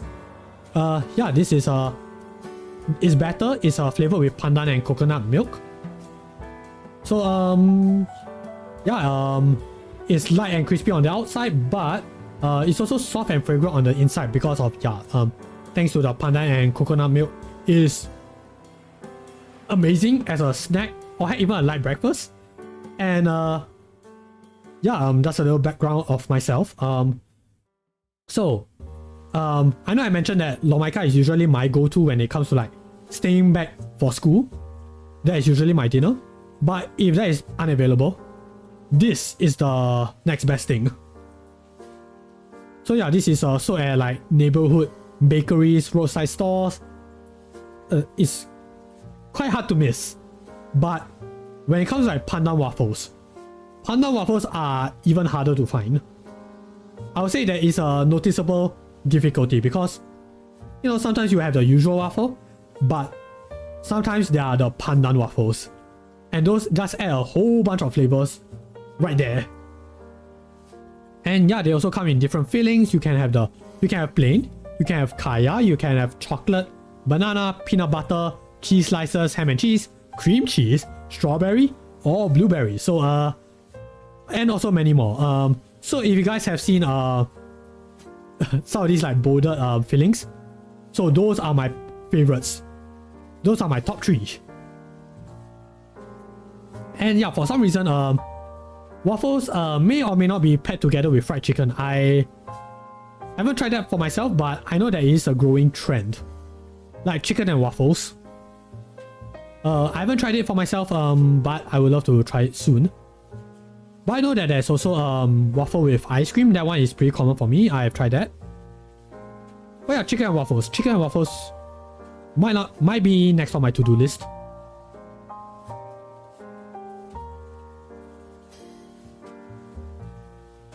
Let me just check with chat.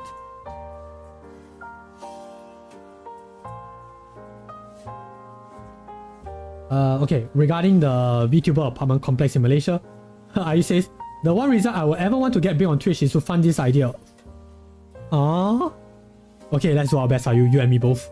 That will be one of my goals too. Oh, Phila says that would be so fun. Yeah, it really is. And yes, Ayu, yeah, it is yum. Like, it's just a whole bunch of flavors, nice and soft. You can have it anywhere. Well, obviously except for public transport and certain buildings. But yeah, this is such a nice snack. Or in my case, a nice dessert before, not dessert, a nice dinner before I had to rush for my clubs. But yeah, definitely gives you just the right amount of boost. But yeah, do you guys have a favorite filling for waffles? If you do, just let me know. Would love to hear your thoughts. Ophelia says, I love waffles from Waffles. The lady knows me by name, and I love the peanut waffles there because it's overflowing with peanut butter. Ooh. Okay, that's when you know they are the real ones. Yeah, like, okay. Again, not gonna throw shit at certain places. Like, there are certain places where they will serve you the waffle, but the amount of filling that they put is only at one side, and it will still feel like that.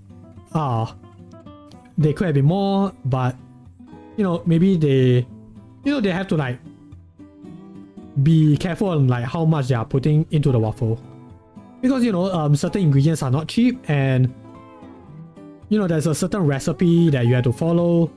You also have to make sure that it's somewhat balanced. But me personally, I like it when there's more filling. So for me, I'll be like, yeah, that's when you know the real ones, when they really put a lot of fillings. Like if they spread it two-side, I'm like, okay, you have my back. Oh man, I should check out waffles.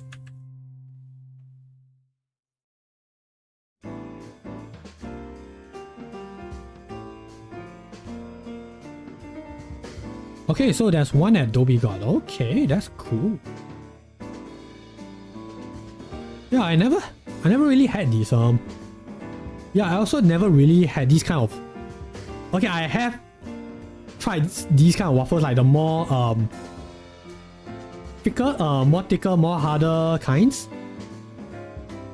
Yeah, but it wasn't to the extent of like these kinds, where they are a lot softer, and it's not that usually stuff that you will see in what kind of situation, like tea time, you know.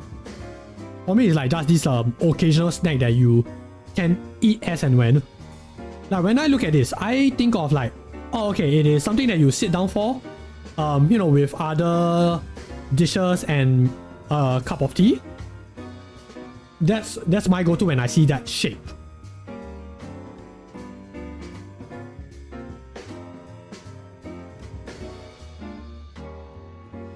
Oh yeah, maybe I should try waffles. Dhoby Ghaut one is the best. Okay, good. Okay, noted on that. Let's see. I would say chicken and waffles I've also only ever had in Malaysia. Would be nice. It would be nice for me to try. Yeah, like when I first heard of this, my thought was like, oh, so that's a thing. Never heard of it, but okay, pretty cool. With hot maple syrup, apparently. Ophelia says it would be so fun to have a sea, aka Southeast Asia, Vtuber pool party, I feel, because it would be like a beach episode but condensed. That'd be nice, that'd be cool. Especially considering you guys are, you know, we have our sweet fish, we have our jellyfish.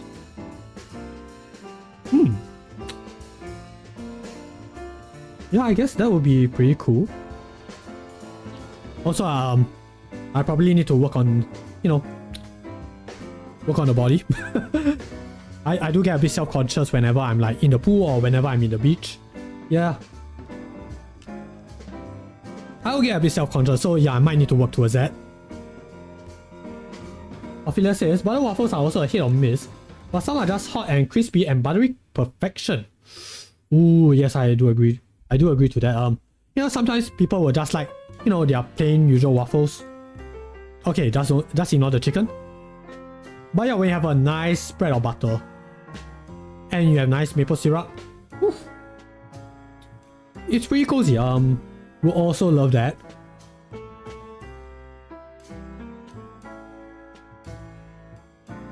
You says, recently I went to a dessert place that did croissant waffles. Croissant? What is that? Oh, okay, so it's waffle shaped like croissant or croissants. Oh wait, yeah, I have tried this too. It was some dessert place. I tried this with my mom. Yeah, pretty nice. She did complain that it's a bit too sweet for her. Which I'm like, yeah, kinda. Opinion on Belgian waffles. Belgian waffles, yes. Let me pull up an image. Oh, okay. Okay, to be honest, I never realized that there is a name. Okay, my opinion on Belgian waffles. Very good dessert choice. Love it when there's fruits, when there's ice cream, or even whipped cream. Is a good dessert choice. Having said that, because you know, because of certain places, not exactly, what's the word? It's not exactly something that you should have every day because of the cost. But if it's there and you know, when I'm really feeling in the mood for it, it will be a good time.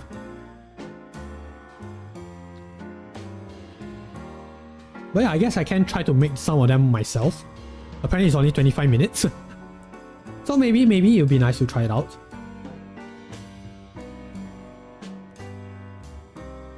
Ayu says, oh my gosh, should we just coordinate a Malaysia trip? Ooh, that would be nice, that would be cool. Oh my gosh, only if you guys are comfortable with it, because yeah, it would be nice. But I also know that as VTubers, obviously, you know, sometimes some people might not be comfortable, you know, just showing their IRL selves, which is perfectly fine. I mean, for me personally, I'm okay with that. But yeah, it's always down to like whether the other parties are okay with it. If not, that is perfectly fine, because there is a reason why we stream and do stuff as VTubers, right? So yeah, I guess it just depends on the people. I would love that. Having said that, I would love that. It'd be nice to see some of the friends that I met, you know, in this magical space called the internet. Yeah, because thinking about it now, like I have made friends, you know, even before streaming, like, you know, in certain art communities, and I've seen their faces and they have seen my faces, but we have never gotten to a point where we get to meet each other in real life, you know, because of just the distance. Yeah, like, so I do miss some of my friends, and I do crave for the experience of meeting my online friends. So yeah, that would be cool. That would be cool. You also get self-conscious too. Yeah, it's tough. It's tough. Yeah, like I do have a swimsuit, or rather a swim shirt and swim shorts. Yeah, at least that gets me less self-conscious. Ophelia says Malaysia food trip would be so cool. Yeah, that would be great. We can buy Aika. Yeah, I mean Aika is Malaysian, so yeah, I guess we can always discuss that. And hey, I mean, I guess if you guys are up for it, yeah, I can, you know, find a way we can open up to, you know, up to the folks. And hey, I mean, I like to think that we are all cool with each other, so I know that, you know, Ophelia, we are sort of in a different clique from, you know, Ayu and the rest, but I would think that you are cool to join in as well if you are interested. But of course, we are always ironing out the details if that, you know, if that ever happens. But that would be nice to see you guys in some way or form. Ayu says, I know that's exactly what I did last time, but we can bug her more. Right, that would be nice. That would be cool. Yeah, like, you know, just having a short visit together. And then maybe we can pitch the idea of having a VTuber apartment complex.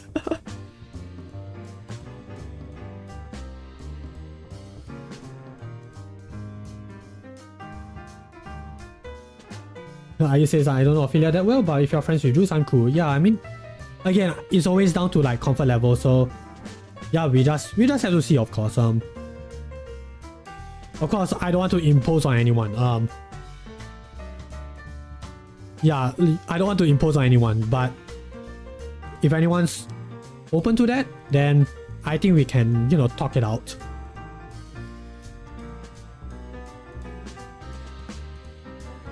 Yeah, Ophelia, definitely. Like, I can understand that. Yeah, like, if, you know, different corners, obviously. Yeah, but again, most important thing is comfort. You know, that's what we try to do here, over here in the streams, right? So yeah, that will be something that we can discuss somewhere down the line. But yeah, I'm at least for now. I'm glad for now that you guys, you know, at least you guys are vibing well. I would like to think that you guys are vibing well. So yeah, so you know, maybe somewhere somehow. Ayu says, you know what? I should probably also try to meet my more local VTuber friends. You know what, Ayu? Same.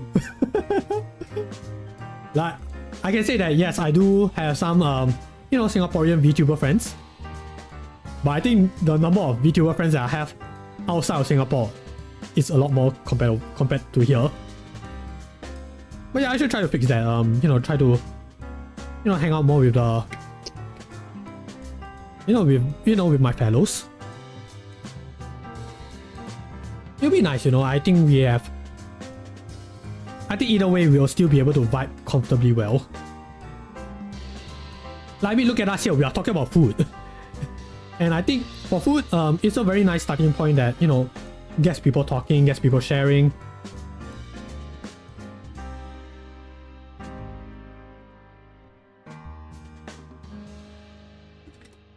And it's always a good time.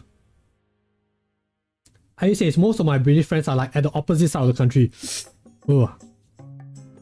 Sympathies, yeah, my sympathies. But yeah, having said that, yeah, I can't imagine like how long that must have been like to get from one place to another when it comes to like a very big country. I mean, over here, like in Singapore, from one side to another, what, at most you only need like 2 hours. And that is with public transport. So yeah, I can't really imagine how it would be like with a bigger country. But yeah, I'm hoping for you, are you? But having said that, there is still 2 hours that I rather, not have to like go through on a daily basis. If you guys know, you know. I say for us it's about 6, so still pretty doable. Okay, that's not so bad. That's doable, but still 6 hours. That is like half of the day. And then that's another 6 hours back. Oh yeah, bless you, are you? Ophelia says, it is so fun, I can bump into my Singaporean friends on the train randomly. That is true. There are times where I just bump into people and be like, hey? Going on the same path? Question mark? But yeah, I mean, Singapore is just so small, like somewhere down the road, you will bump into someone that you don't mean to. And depending on how it goes, yeah, you can have a pleasant conversation, or you might be like the kind that's like, okay, I text you first, then we will talk.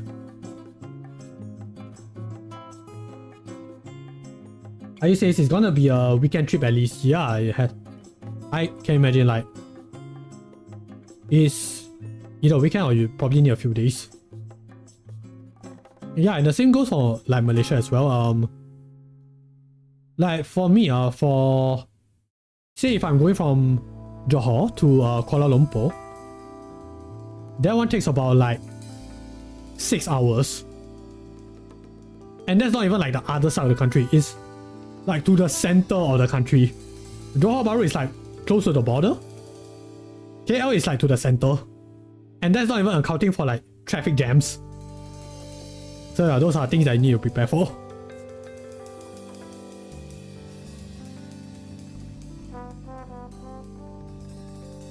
But yeah,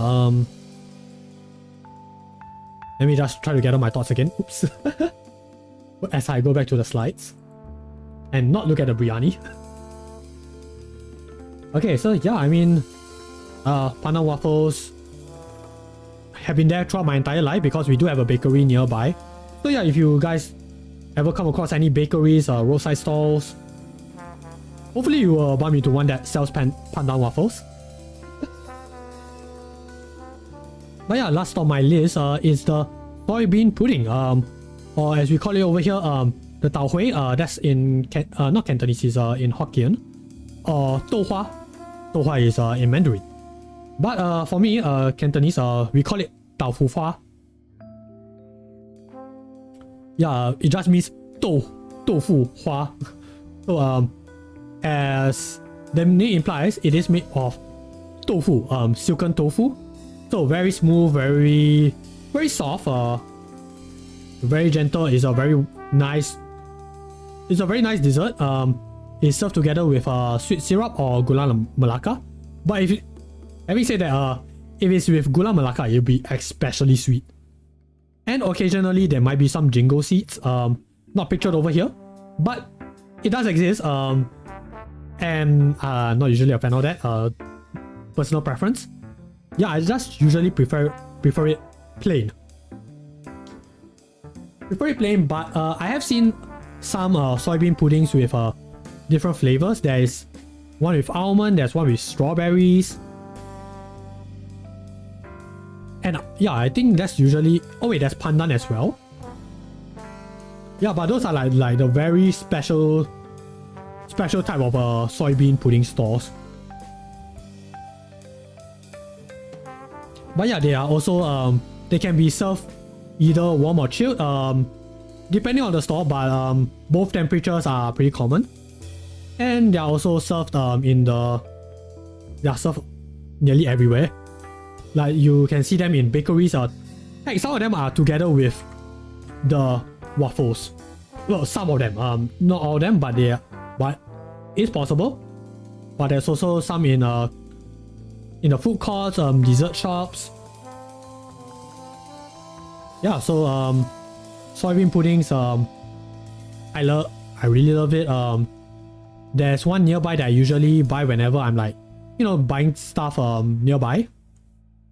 Yeah, buy that for myself and the family, and I have to say, for mine, it's noticeably sweeter, which again, sweet tooth really speaks to me. So yeah, it's a very nice soft dessert that you can just eat and not have to worry so much about like what's the word? Don't have to worry so much about like, oh, am I gonna have to like eat something else or stuff like that. It's literally just the pudding. But yeah, that is the soybean pudding, and actually that is it for my list. So again, this is a sharing session, and yeah, I have put up several posts on my other socials, like asking people like, do you guys have any other favorite comfort foods? So yeah, the question is, what about you guys? And we do have a few people who are so generous to contribute in, and yeah, I should put a timestamp for the people who might not be able to join in on the stream, because yeah, not everyone is able to make it. So yeah, it would be nice to just give them a a little note. So yes, first up we have Noobs Are Really Kind. Oh yeah, by the way, some of these might not have the images included, so yeah, I just throw in a few just to give a visual for illustration purposes. So Star Noobs, she was here, but I think she had to like call it a day. So yes, she mentioned something about chicken tenders and pizza with ranch. So Star Noobs, if you are here, I don't think I can tag you on YT, but yeah, this is for you. 349. 349.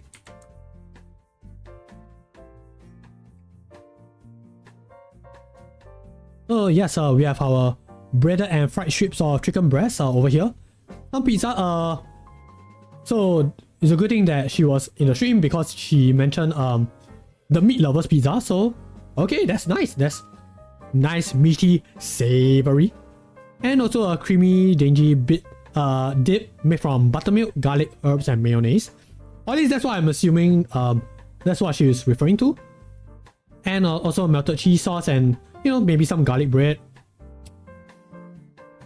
Yeah, this is a nice, savory, and like you have a little bit of a sourness into it. But yeah, I can definitely see why this is Star Noob's comfort food. Yeah, because for me, okay, I don't really eat much chicken tenders, but pizza, yes, pizza, I have my fair share of pizza, and as a very big lover of cheese, yeah, I can definitely enjoy a very good pizza. And cheese sauce, oh man, cheese sauce, yeah, ooh, very, very nice. So yeah, let me see, is there anything else I put on my notes? Yeah, I mean, besides the fact that yeah, these two are pretty classic Western dishes. You're making a good balance of like the different tastes. Like you have your crispiness from the tenders, you have your cheesy, your saucy, your creamy. Perfect combination. Also, is it's a good dish, or at least a combination of dishes to have it together with friends or family, you know. It's a good community dish. Okay, community meal, like, yeah, I guess it's more fair to call it community meal.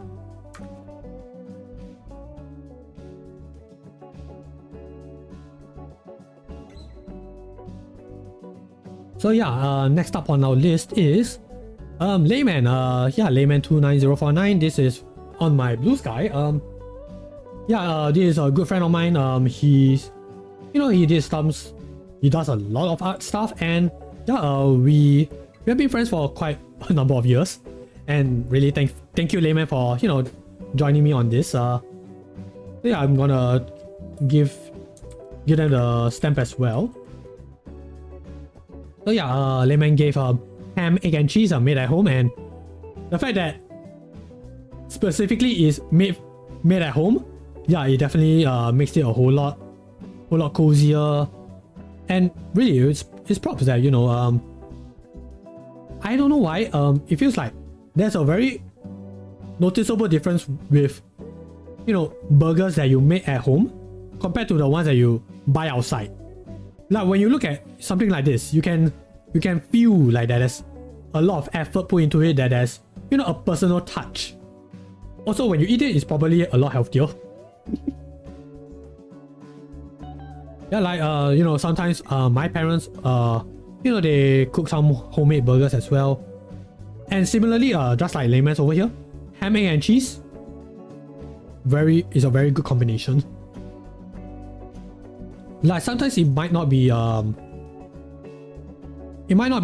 Sometimes they also put tuna, and they also smear a little bit of butter just to give it a bit more taste.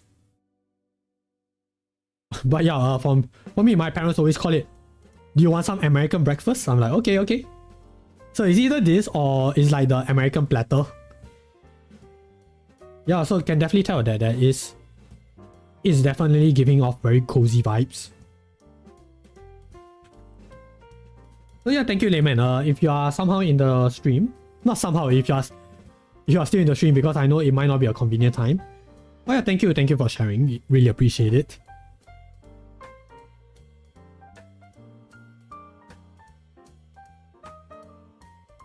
Oh yeah, let's see. Next up on our list is Retr the Protogen.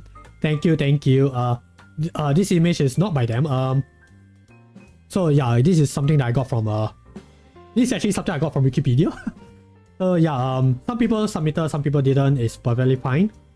So yeah, Retro gives us Nuggies. So yeah, Nuggies, yeah, better than deep fried deboned chicken meat. And for a person who doesn't like boneless chicken, yeah, definitely enjoy that as well. It comes in a few set of shapes. Like you have your what is it? You have your boot, you have your circle, you have all sorts of shapes, you know. I don't remember which is which. All I know is that, yeah, chicken nuggets. I associate that with my childhood because obviously McDonald's, definitely a wonderful time. But having said that, it's always a personal preference kind of thing. People, you know, enjoy it with sauces, condiments. You have your ketchup, your curry sauce, BBQ. I'm one of those oddities who don't have sauces and condiments in their chicken nuggets. I don't even do that with fries. So I don't hate sauces and condiments. I just never got the habit of dipping them into it. So yeah, I'm just one of those guys. I says, I'm gonna be real. I usually can't tell the difference between boneless chicken and chicken with bones from taste alone. Yeah, same. To me, I'll be like, they taste the same. One just gives me more trouble than the other. So yeah, when it comes down to it, I'm just like, okay, if it's boneless chicken, okay, I'll order the boneless chicken then. Yeah, otherwise, if there's other meats available, I will take that instead. Yeah, oh my gosh, are you? You're definitely agreeing with me, yes. Yeah, I don't know, I'm just satisfied with like the overall taste of the nugget. And maybe a bit of salt. And that's it. Sauces is like, I guess now and then, maybe if I'm really up for it, but I just never got to it. To be honest, I'm the same with pizza. Oh, wait. Wait a minute, hold up. Do people have sauce and condiments on their pizza? I thought it's just cheese and ketchup. Oh, they always give garlic and herb dip. And I'm like, what do I do with this? What do I do with this, man? Yeah, okay. Yeah, that is a fair point. Right. But do people really put that on their pizza? Huh. Okay, I guess... Yeah, I mean, since we did... Oh wait, oops, right, my bad. Yeah, I guess since Star Noodles did mention that, yeah, maybe the dip also applies for the pizza. Okay. Yeah, so I guess they do. Yeah, like pizza's usually saucy enough on its own, so... Okay, I mean, if you want to add extra flavoring, perfectly fine, you know. Whatever makes you all good inside. But yeah, Nuggies. Can appreciate Nuggies. But the nuggets have to be crisp. I want to feel that outer covering, you know. If it's like the very soft kind of nuggets, I'm like, I'm okay with it. But yeah, having said that, if you guys have gotten to that experimental phase, nuggets and McDonald's ice cream, it is a combination, hint hint. And yes, I have done the same with French fries as well.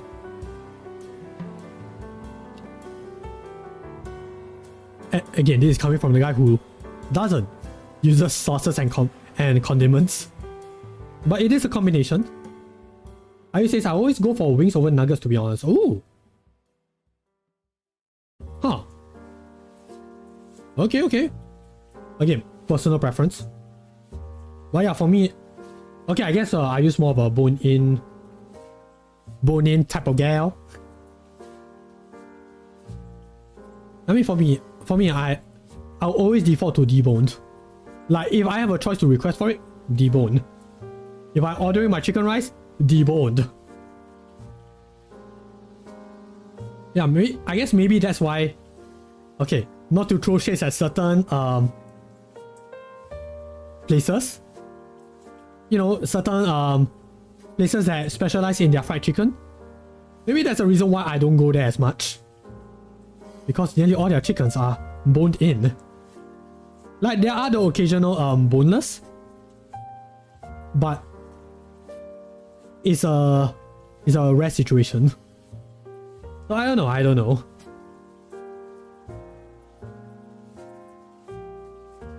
Yeah, you're done it with fries as well. Like, yeah, I mean, I don't think it's blasphemous to try fries with ice cream.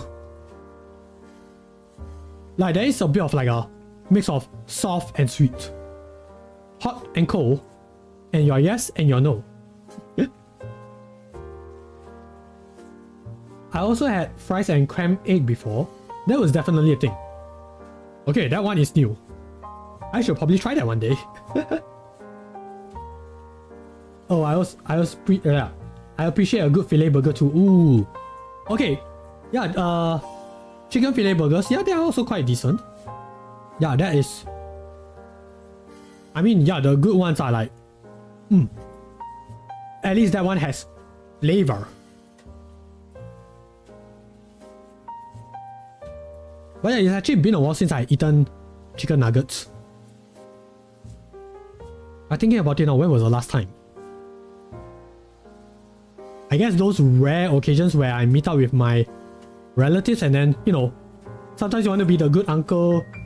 You know, you buy some McDonald's, you buy some French fries and chicken nuggets. And then maybe he'll be a bit kind to you and be like, yeah, you want some nuggets? Okay, thank you. Yeah, like, thinking about it now, I don't usually have nuggets on my own.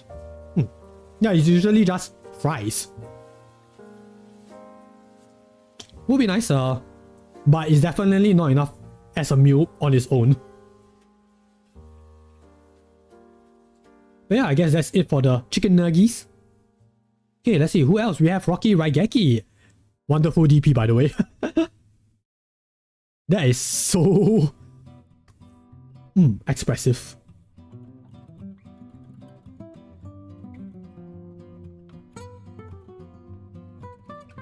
Okay, so for Rocky Raigeki, yeah, his comfort food is Tonkotsu Ramen. So we have this picture is actually provided by him, so thank you.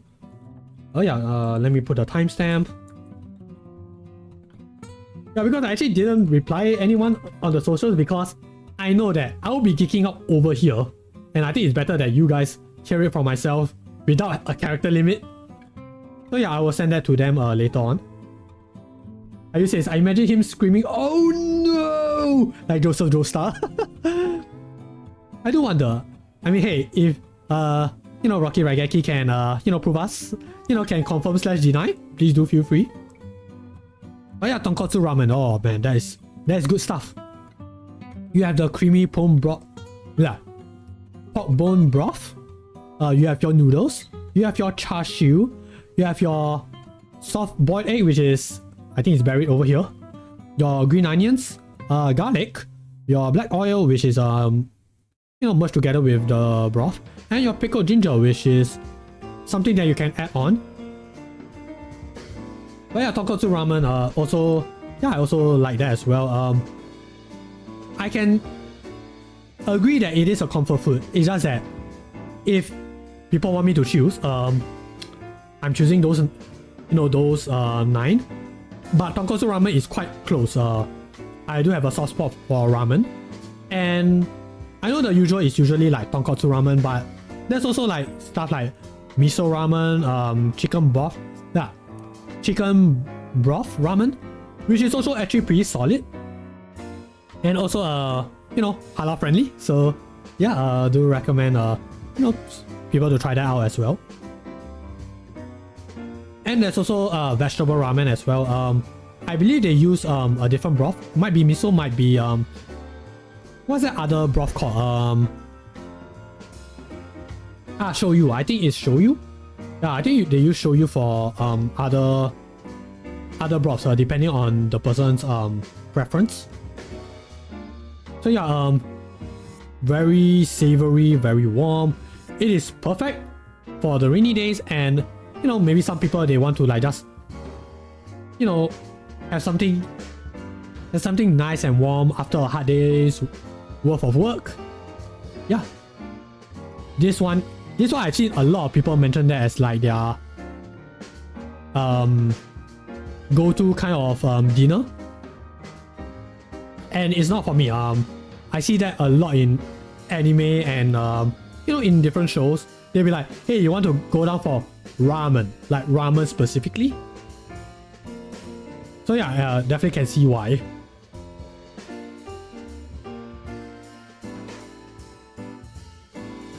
So yeah, if anyone has you know, has tried other types of ramen, if those are your favorite, yeah, just feel free to let us know.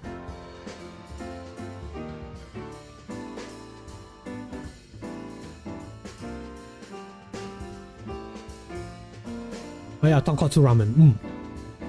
It's good stuff, and also props to having more char siu. It looks pretty nice, and definitely can see that certain someone went to Japan. So yeah, hope that you had a wonderful time, Rocky.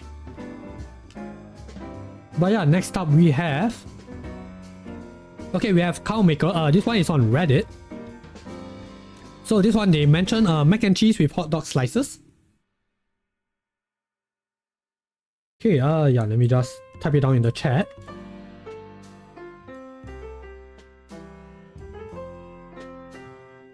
Oh wait, yeah, but before we do that,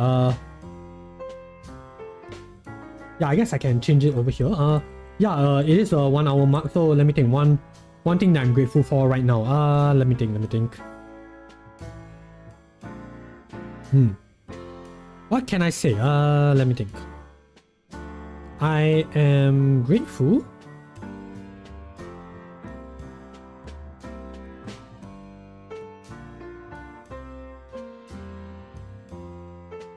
Like right now, the thing I'm thinking of is like, I'm grateful that.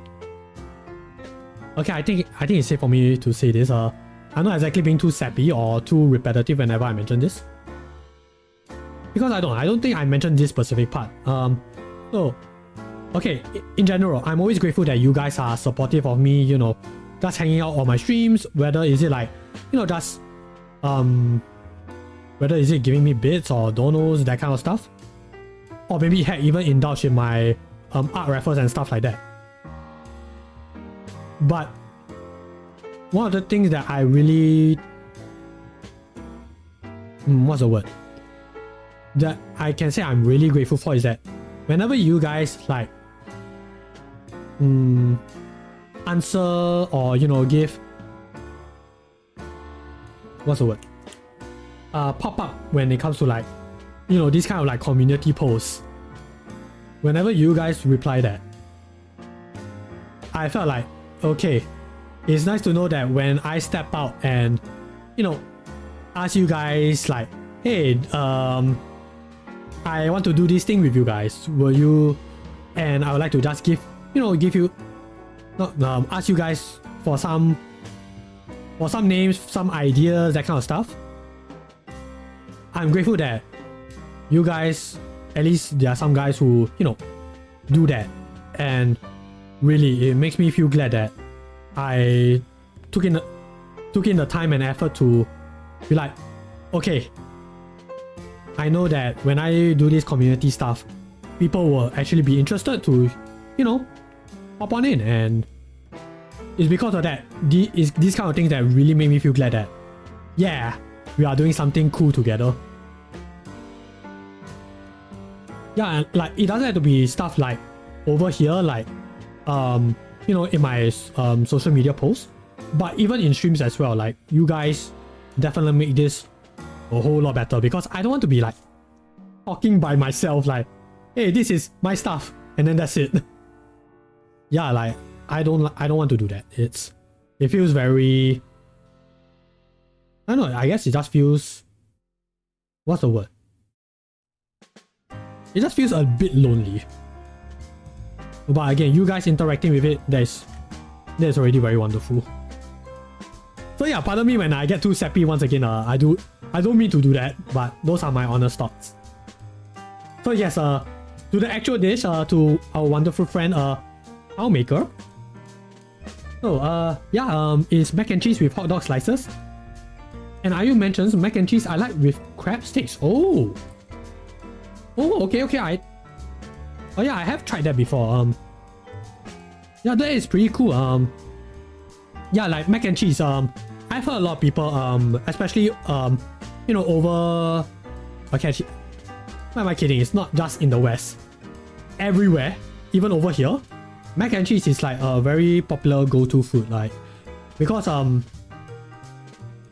okay, for the people that I know and hang out with, for some of them, you know, stuff can get very hectic, times are busy, you know, so they thought like, okay, I don't have much time to like get an actual meal, just go down to 7-Eleven, prepare the mac and cheese, good to go. And that's perfectly fine, you know. I myself have done that a few times, and yeah, it's very cozy, and I guess I can share my particular memory with mac and cheese. So this is me. I went out with my friend. She's a pretty close friend of mine, and we spent like the entire day together. You know, just going all over the country. And when you go I won't say all over the country. When you go to a good portion of the country, you know, you'll be spending money on, you know, certain places, certain foods. By the end of the day, we were at the airport, Changi Jewel. So this place is like a popular tourist attraction, and it's probably the place that most people overseas will be at first, because obviously it's an airport. So we stopped at Jewel as our last destination, and we don't want to spend a lot of money on dinner. So we were thinking like, okay, what do we do? And then we just thought of, you just want to go to 7-Eleven instead? I'm like, okay, let's go. So I bought the mac and cheese. She bought something else that is... Oh wait, she bought the biryani, yes. She bought the biryani. We you know, simple stuff, microwave, we will go somewhere else to eat. We did that, and I want to say it's a very nice, cozy memory. Because it's really just, you know, two good friends just, you know, eating microwave food, looking at the scenery. So yeah, if you guys ever got the opportunity to do that with your friends, it's a very nice time. Would recommend.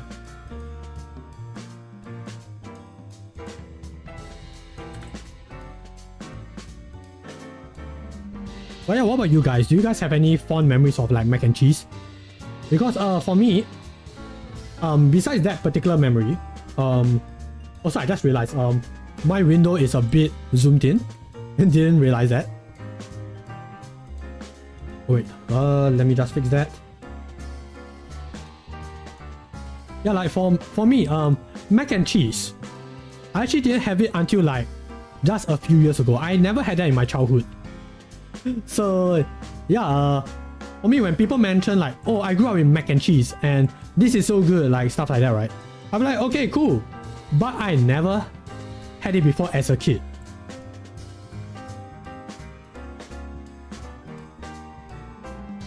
So yeah, like for me, yeah, mac and cheese, I remember it more of like, okay, I have it when, you know, I'm eating with my friends, and that one particularly strong memory.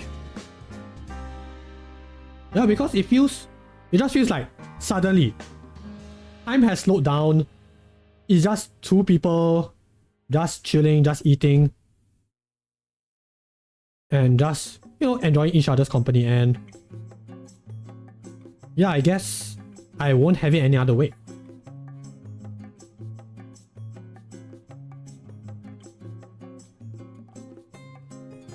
I used to say this, I flew over to Boston back in 2019 with some friendos, and the first meal we had there was seafood mac and cheese with like crab sticks and lobster in it. So good. That's when I started putting crab sticks in my own mac and cheese. Ooh, nice.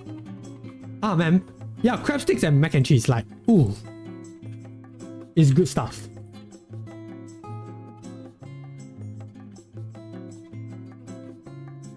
Ooh, especially if it's like a lot of cheese. I've seen different preparations. Like I've seen one where it's like really powdered cheese. You know, some a bit more baked in. But yeah, it's ooh, good taste. Good taste, are you?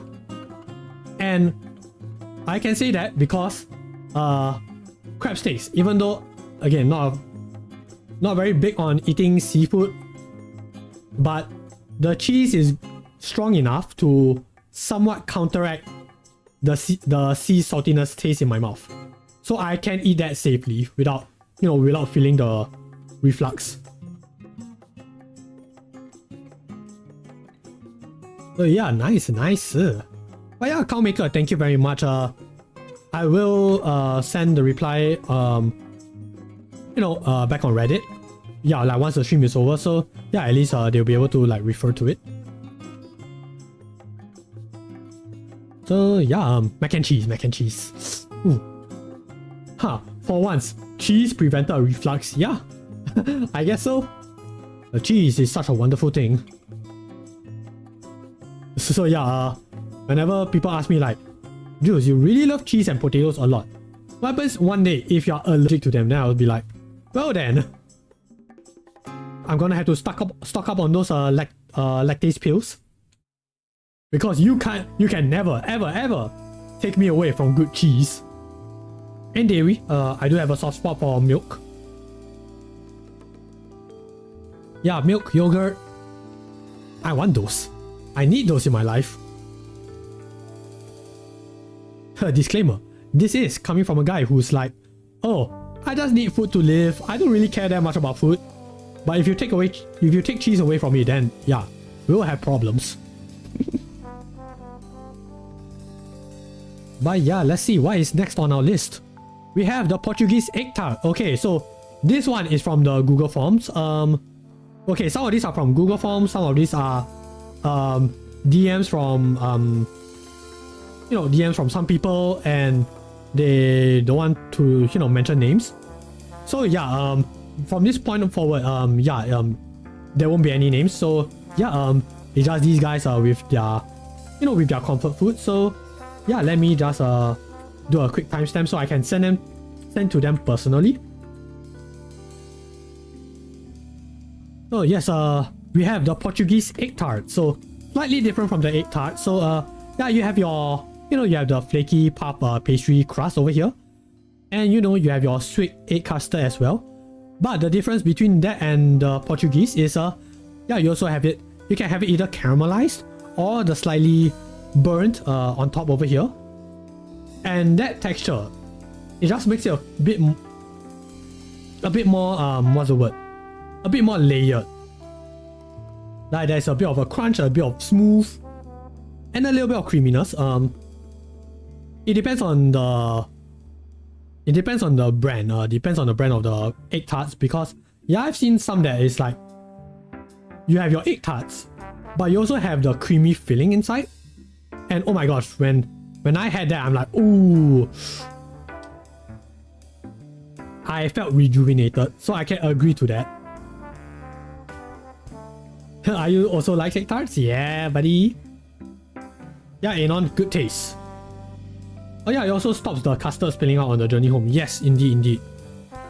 Also, if I remember correctly, there are some stores that also have different variants of the Portuguese egg tarts. Like there are some that involves cheese. Like you can taste there is a bit of a cheesy filling inside, and that one is also pretty good. I believe it's some like Hokkaido shop, but I don't remember the name. And there's also some that has chocolates or coca. Yeah, those ones are also pretty nice, pretty nifty. So yeah, Portuguese egg tarts are, yes, good taste. So yeah, let me see, is there anything else I put in my notes? Oh yeah, also pretty easily accessible in dim sum restaurants and bakeries. So yeah, pretty common.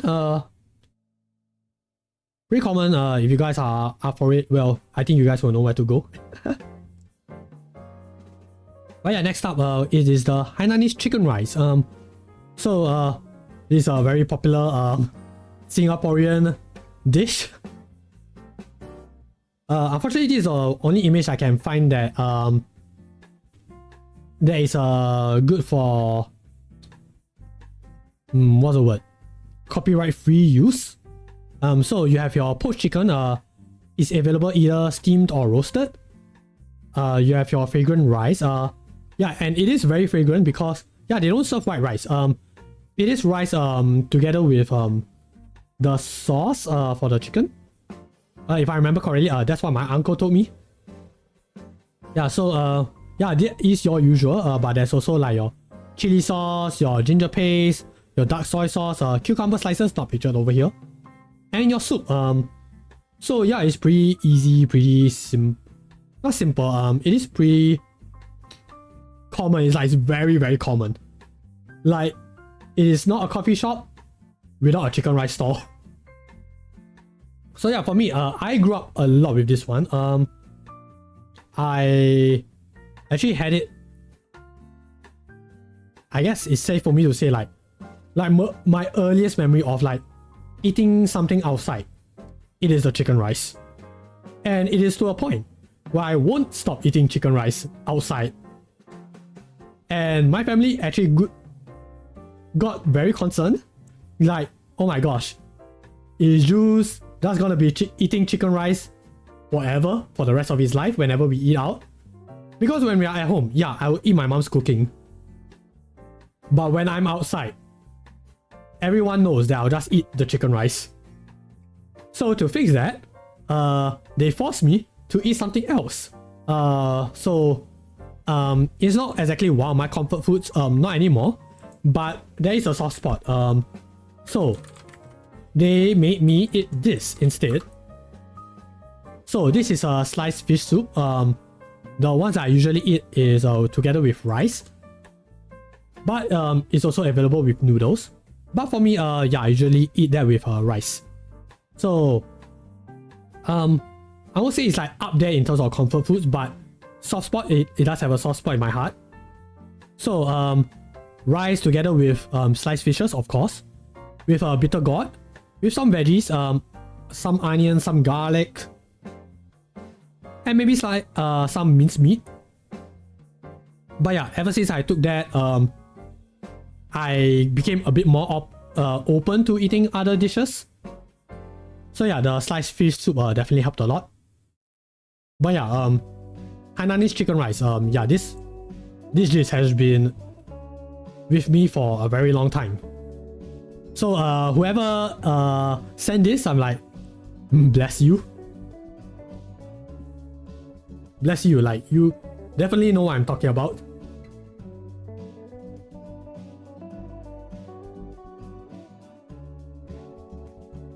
Also have to say, if we want to compare, for me personally, if I have to choose, like if I have to choose between steamed or roasted, I'm pretty much like one of the few people who will say this, from, you know, compared to the rest of people that I know.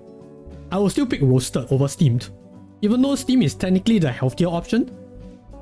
And I guess people like it because of the smooth texture, but I like roasted because it's the opposite of that. I like the little wrinkly texture of the skin, and it just feels a bit more flavorful. I will say I will always pick roasted. Nice. Yay, homie. Thank you.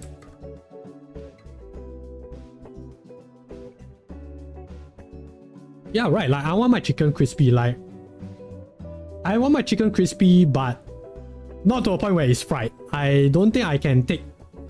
I guess I came to a conclusion that I'm not good with fried chicken.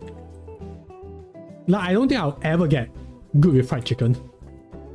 Like, I'm not sure whether have I mentioned this to you guys before. For the longest time, actually even now, there are rare occasions where I'm able to do it. When it comes to fried chicken, when it comes to KFC's fried chicken, I can never finish a 2-piece. Yeah, like no joke, I can never finish a 2-piece. It's a 1-piece and then I'll be like, okay, I can't do it anymore. I am stuffed. Like my jaw gets tired and I can't do it anymore. Yeah, so whenever I'm ordering KFC, I'm ordering something else. Yeah, like the chicken wrap, I can do that. The rice bowl, yeah, I can also do that. But if it's like the actual chicken pieces, I can't do that. It will take me hours to finish it. Are you asked, is it the texture or is it the oil? Like, will you be better with air fried chicken? Yeah, I think air fried I can still handle. Yeah, it might be because of the oil, but yeah, like thinking about it now. Okay, for me, I know that I couldn't finish KFC's because, well, one is because I'm not good with bones. Yeah, so when I see bones, I'm already like not so keen on eating it. Especially when it's bones that you have to like kind of like maneuver yourself around. Like the chicken breast. Yeah, like chicken breast, I can't really... I won't feel good like leaving parts of it behind knowing that there's some meat inside. Like with the drumstick, I can still finish it. Somewhat, the keyword is somewhat. But the breast, because it is so big and the bones are like everywhere, I would feel a bit guilty like, oh man, I didn't finish the meat. Just because it's like quite hard to like go around the bones. But yeah, I guess it's also like the general texture. Yeah, I feel like sometimes it might be a bit too dry for my taste. Like, for example, if there are other brands like I say, maybe Jollibee. Yeah, like Jollibee. From my experience, it feels a bit smaller, but it's easier to finish. Yeah, so it might be just me, my head playing tricks on me because it's been years since I had a KFC. Yeah, like if there's any fried chicken, it's usually Jollibee. Maybe Arnold's. Arnold's, but it's like a very rare occasion. Yeah, like thinking about it now, it's usually those three. Ayu says it's fine, the worms can have it. I suppose. Hopefully they'll have a much easier time than I do. And preferably away from the restaurant.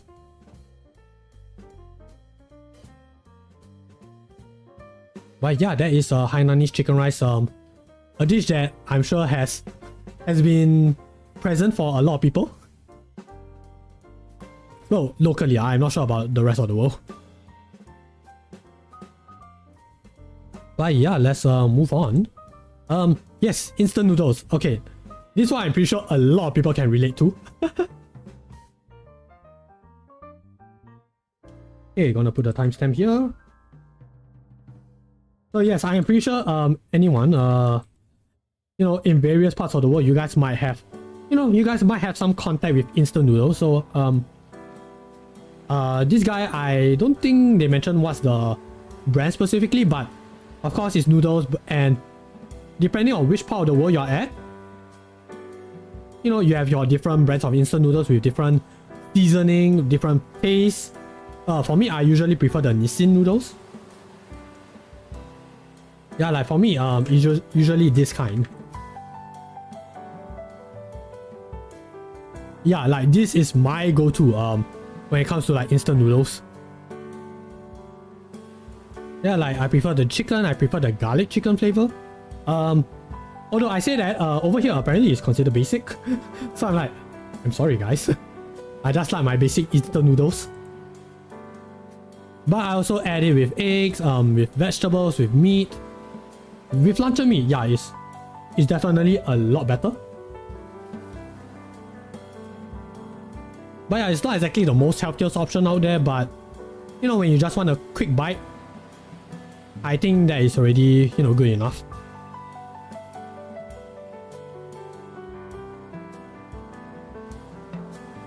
Are you saying when you want to eat something cooked but don't want to wait? Yeah, exactly. Yeah, like when you want something warm, something soupy, you have instant noodles. But then you also have to consider the fact that, oh wait, there's actually not much nutrients. There's a lot of MSG that is not very good for your health. Oh yeah, mee goreng noodles. Yeah, this one is also pretty popular. Indomie.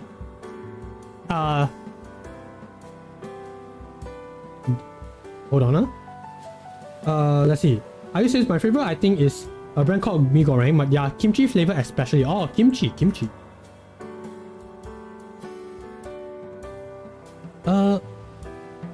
Let me check. Yeah, because not gonna lie, I think I've seen a kimchi flavor, but I'm not sure whether is it Indomie. Let's see. I say this, I think mee goreng kinda just means fried noodles, but I only learned that recently. Mee goreng, yes. Mee goreng means fried noodles, yes. Yeah, mee means noodles. Goreng is fried. Yeah, so yeah, it is fried noodles. But yeah, I'm not sure whether is this the one that you're thinking of though, are you?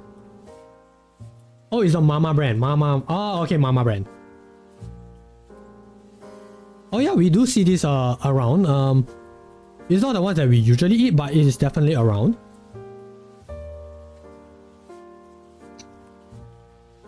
But yeah, let me try to find where is the kimchi.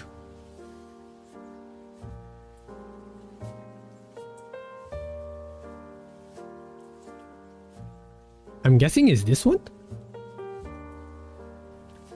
And yeah, by the looks of it, spicy. I says I haven't had it in a while actually. I mean, that's fine. I hope you are able to get it though. But yeah, just look at it, I'm like, ooh.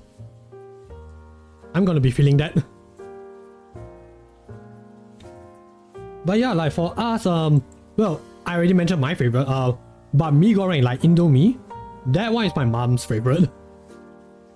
But for me, I can appreciate that, yes, it is quite flavorful, there is a lot of things that you can add on to it. But one packet is definitely not enough. if you want like an actual meal, it's definitely not enough. You need 2 packets of this thing. Yeah, because it is 80 grams. Let me check. Mama is... How many grams is Mama? Let me check. What does Shopee have to say? Okay, I have to log in and I don't feel safe doing that.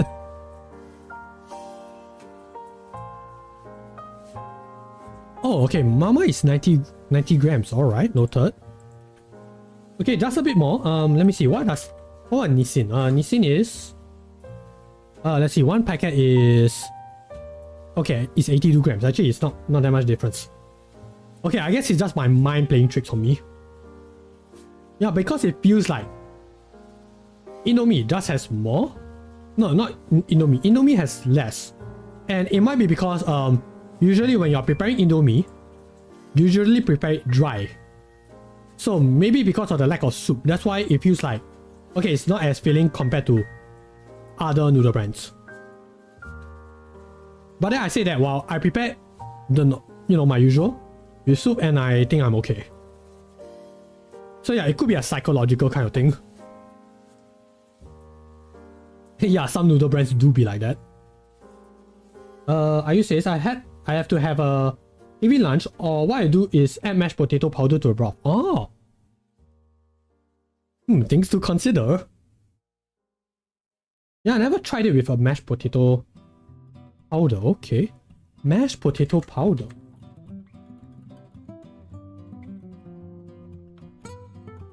Ooh.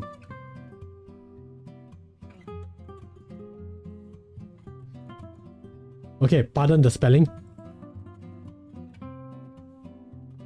Huh. This looks very, very tempting. So what's with this photos? What's the word? Alignment?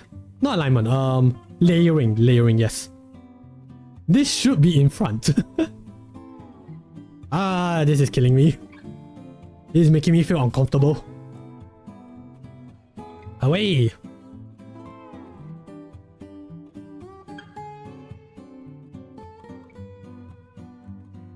Why are instant noodles? It's very hard to go wrong because it's very, very easy to make. I am pretty sure this is probably everyone's, or at least almost everyone's, first personally cooked meal. If you want to learn cooking, you're probably starting off with that. And then you start off with fried rice. Like egg fried rice. Ayu says, now that you pointed it out, I feel uncomfortable too, right? Well, it's a good thing, it's a good thing we kicked it away. Don't have to worry about that anymore. But yes, instant noodles, good to have. Very useful when you just need something very simple, emergency meal. Probably not very useful to eat it regularly, not very healthy.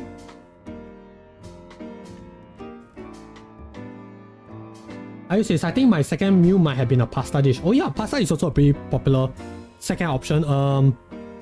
Yeah, I have tried cooking pasta before. But yeah, because it does take quite some time and sometimes I just have to rush things. Yeah, I didn't have time to wait for the pasta to finish cooking. And when it comes to pasta, I want to make sure that it's a good pasta. Yeah, so make sure that, the pasta is cooked.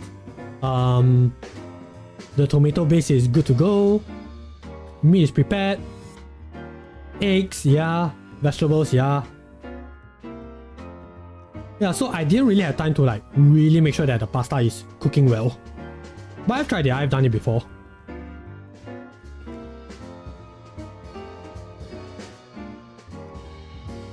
Ayu says, oh yeah, I ended up ordering a pineapple boba. Good for you, Ayu. Good job. Yes, please, just take it. Do what I couldn't because it is very late at night. It's currently 2:30 AM. And I'm like, oh my gosh, Jules, you have done it again. But again, no regrets. I don't think I will have any regrets. I think. But yeah, we are close to the end of the list, so... Yeah, I mean, again, don't let that, stop us from having a good time, you know. I still enjoy our chats. But yeah, moving on, we have the army stew. Okay, please pardon my Korean. I absolutely no idea how to read this. The budai jjigae. So this is that person's comfort food.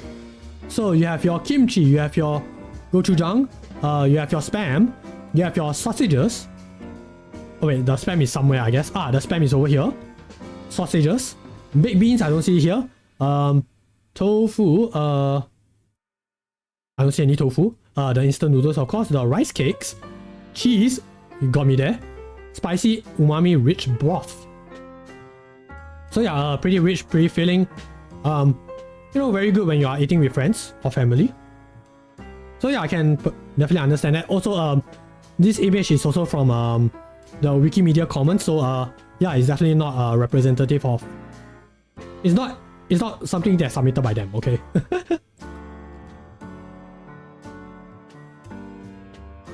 Are you asked? You don't have any commitments tomorrow, right?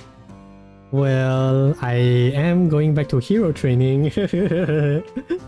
But don't worry, it's okay. I just need 6 hours of sleep and I'm good to go. But yeah, cheese in broth is interesting, yes. Yeah, it's also funny that you mentioned that, Ayu, because apparently for instant noodles, there have been cases of people putting cheese, present company included. I have done that before, and I do say it does add a bit of like a nice smell, a bit of a nice flavoring. But I have a feeling that they probably don't want you to put like sliced cheese. There's probably like a special type of cheese for that. Yeah, you had done it too. But yeah, when it comes to like army stew specifically, I don't know how they do it. There's just like a certain way that they prepare the cheese, such that it doesn't feel like you are just putting a slab of cheese and then you're calling it a day. There is a bit of a cheesiness in it. Ayu says, but I tend to do it only if it's a little on the dry side. Oh, okay. Oh yeah, so that you can have a bit of like a cheese, you know, a bit of like a creamy cheesiness to your noodles. Yeah, I guess that's fair. I mean, for me, because I usually prepare my noodles with soup, I'm already putting the cheese inside of the soup. So yeah, maybe the cheese is not so strong. Maybe that's why I'm messing up. Yeah, I should experiment more with that. Away from my parents. Because the last time I mentioned that, they gave me this very peculiar look. And I think they are very concerned for me. So yeah, maybe I don't let them know until just yet. Until I perfected the formula so that I can convince them. But yeah, this is army stew, and would you guys believe me if I say that I've never tried it before? I wanted to, but I never had anyone to share it with me. So I would like to try it out. Yeah, like for me, parents are not an option because they are not a fan of like or rather my mom is not a fan of spicy food. My dad is just not a fan of like eating very large portions of food. Like the big eaters in my family are me and my mom. My dad not so much. So if I'm gonna present him with this, he'll be like, bruh, no. So yeah, I just need to find someone to eat this with. Ayu says, I'll add it on top after the initial 2 or 3 minutes if there's not much water left. Oh, okay, so it is a late meal add-on. Okay. Yeah, fair. I mean, some people do that. I say that, but people have added Milo into their noodles. And I'm still processing that. Yeah, part of me still wants to try it out. So I don't know, who knows, right? Might get a bit more experimental. Yeah, my family will think like, cheese is a bit too much. Milo, okay. Oh wait, ignore that. Oh, what, Milo? Yeah, there is Milo. People have put Milo in their instant noodles.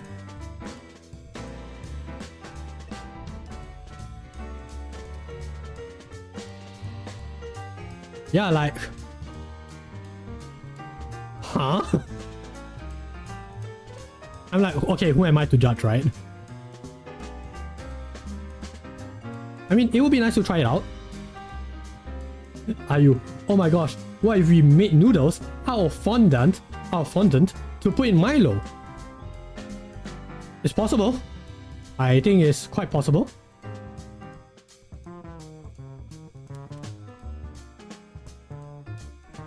People be like, no, it's not just there's Milo in my noodles, there's noodles in my Milo. Tempting is quite tempting. Probably not today, obviously. I should probably get a bite before I call it a day. Yeah.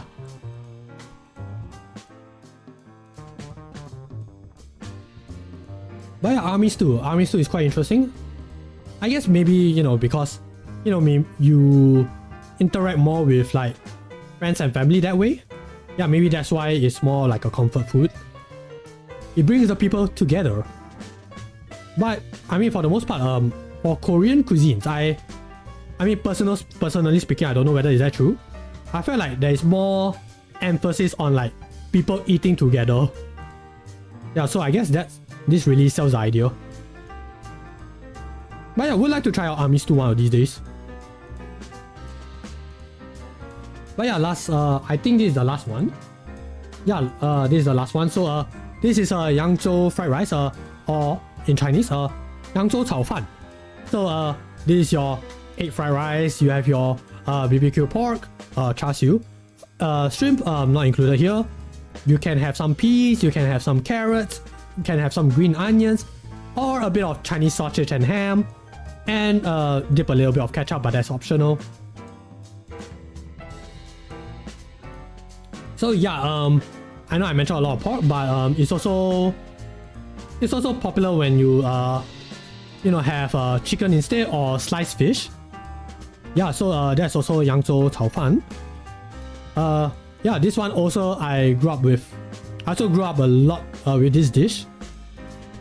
And speaking of this dish, the fact that they mentioned Yangzhou fried rice specifically, I have a feeling one of my cousins might have contributed to this. Like, this submission is from the forum, so I don't know who it was specifically, but you know, one of my cousins do follow me you know, on YT, and I have put that form on YT. So I am thinking, did my cousin do this? Because this sounds like something that they will put. So my dear little cousin, if you are somehow here, don't let me find out. But thank you for your contribution. But yeah, because I do love my Yangzhou fried rice as well. Whenever we go out together as a family, whenever I meet up with them, yeah, this is the fried rice that we usually order. Yeah, because besides that, there are other types of fried rice available in certain Chinese restaurants, but it's always this one that we always go for. So yeah, I mean, not much to say really. I guess because of a certain celebrity comedian, egg fried rice has been becoming very popular. And yes, when you have a good fried rice, you usually say, "Yo, yes, you do go there. You do go there sometimes." And I myself, not an exception to that. But yeah, it's always nice to add a bit more ingredients, you know, to add a bit more flavor, make it a bit more filling. Also nice to share around with the family. Yeah, because when you are in Chinese restaurants, especially in certain Chinese restaurants, if you order a plate of Yangzhou fried rice, you usually order it so that you can share with the family. So yeah, it will be a big plate. And sometimes if you're lucky, you can really taste the wok hei. So yeah, I can definitely relate to Yangzhou fried rice.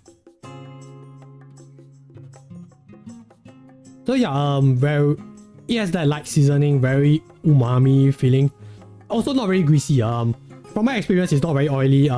It's just a nice balance. So yeah, that was Yangzhou fried rice. I mean, if you guys have any other different fried rice that you guys like personally, yeah, please feel free to hop into the chat. For me, it is similar to this one. It is Yangzhou fried rice. I've also tried pineapple fried rice, which is more popular with in Thailand restaurants. But my mom has made some herself, and yeah, it does give you that nice balance of like sweet and saltiness, umami flavor. Would also recommend. It's nice enough that it doesn't clash badly with the shrimps, because the shrimps are quite a main staple of that particular dish. And also cashew nuts, especially roasted cashew nuts. You will have a good time. Yeah, besides that, there's also olive fried rice. Not so much of it. From my experience, it is a bit more oily. But yeah, overall pleasant experience. It's just things that I need to be on the lookout for. But yeah, there's also a nasi goreng, which is basically fried rice, but for a more Malay-ish taste. So yeah, this one is also pretty good, pretty solid. But also pretty spicy, but it is just a nice right amount of spice. And yeah, if you guys like your fried rice with a little bit of kick, yes, nasi goreng could be a good choice. But yeah, that is it for fried rice. If you guys have anything, just feel free to pop in. But if not, that is it. Thank you very much, everyone. Again, it's always thanks to you guys that this sharing session is so much fun. But having said that, we do have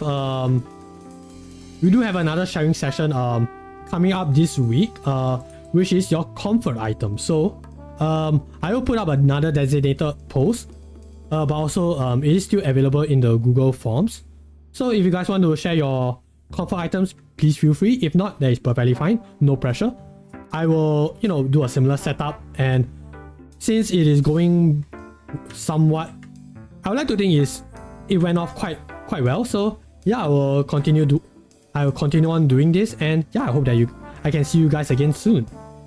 But with that said, let me check what is the next stream for this week.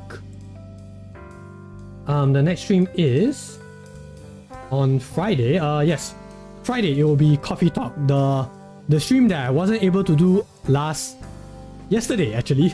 Yeah, so I will be making up with it for Coffee Talk, 10 PM Singapore timing. Hopefully everything will go well for the rest of this week, and yeah, we'll be able to continue on as scheduled. And yeah, let's see how things will go from there. And yeah, I look forward to seeing how far we can go together as a community. So yeah, before we call it a wrap, yeah, let's find someone to raid. Who is online right now? Let me just check this one.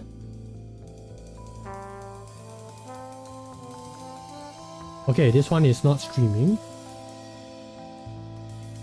Also, I'm starting to feel that funny feeling in my head right now, so that's not good. So we really have to call it a wrap. Let me check.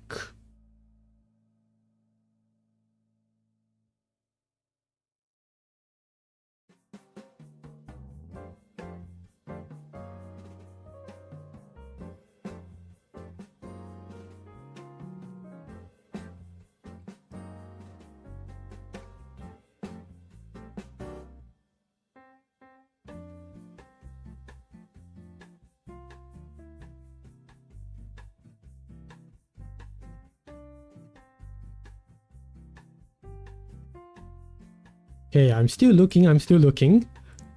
Yeah, I mean, if we don't have anyone who's doing the charity right now, well, we can always, raid out to one of our friends. Always a good time.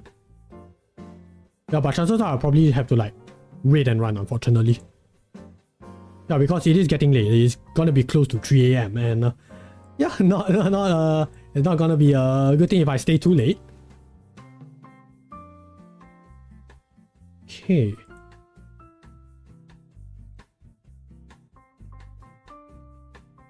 Let me just check.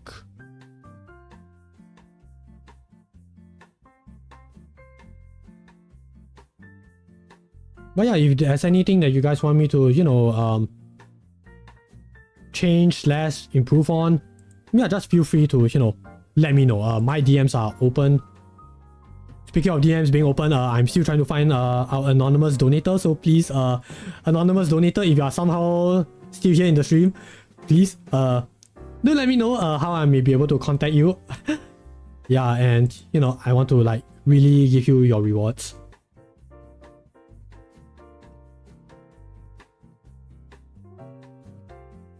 Okay, I think this one is good, right? Right? She is doing stuff for the charity. Yes, correct. Yes. Okay. Okay. Yes. So, we're gonna rate to Nara Chocho. She's doing some. She's doing some art, so that's pretty cool. And I believe she just started. So yeah. Please do. You know, send her lots of love and support. Yeah, and yeah, I hope that I can see you guys again soon. All right, guys. It's okay. Oh wait, hold on. Okay. Until then, please stay safe, drink lots of water. I thank you all for tuning in. Please, yeah, stay safe and have the wonderful rest of the evening / day. All right, it's a wrap. Bye.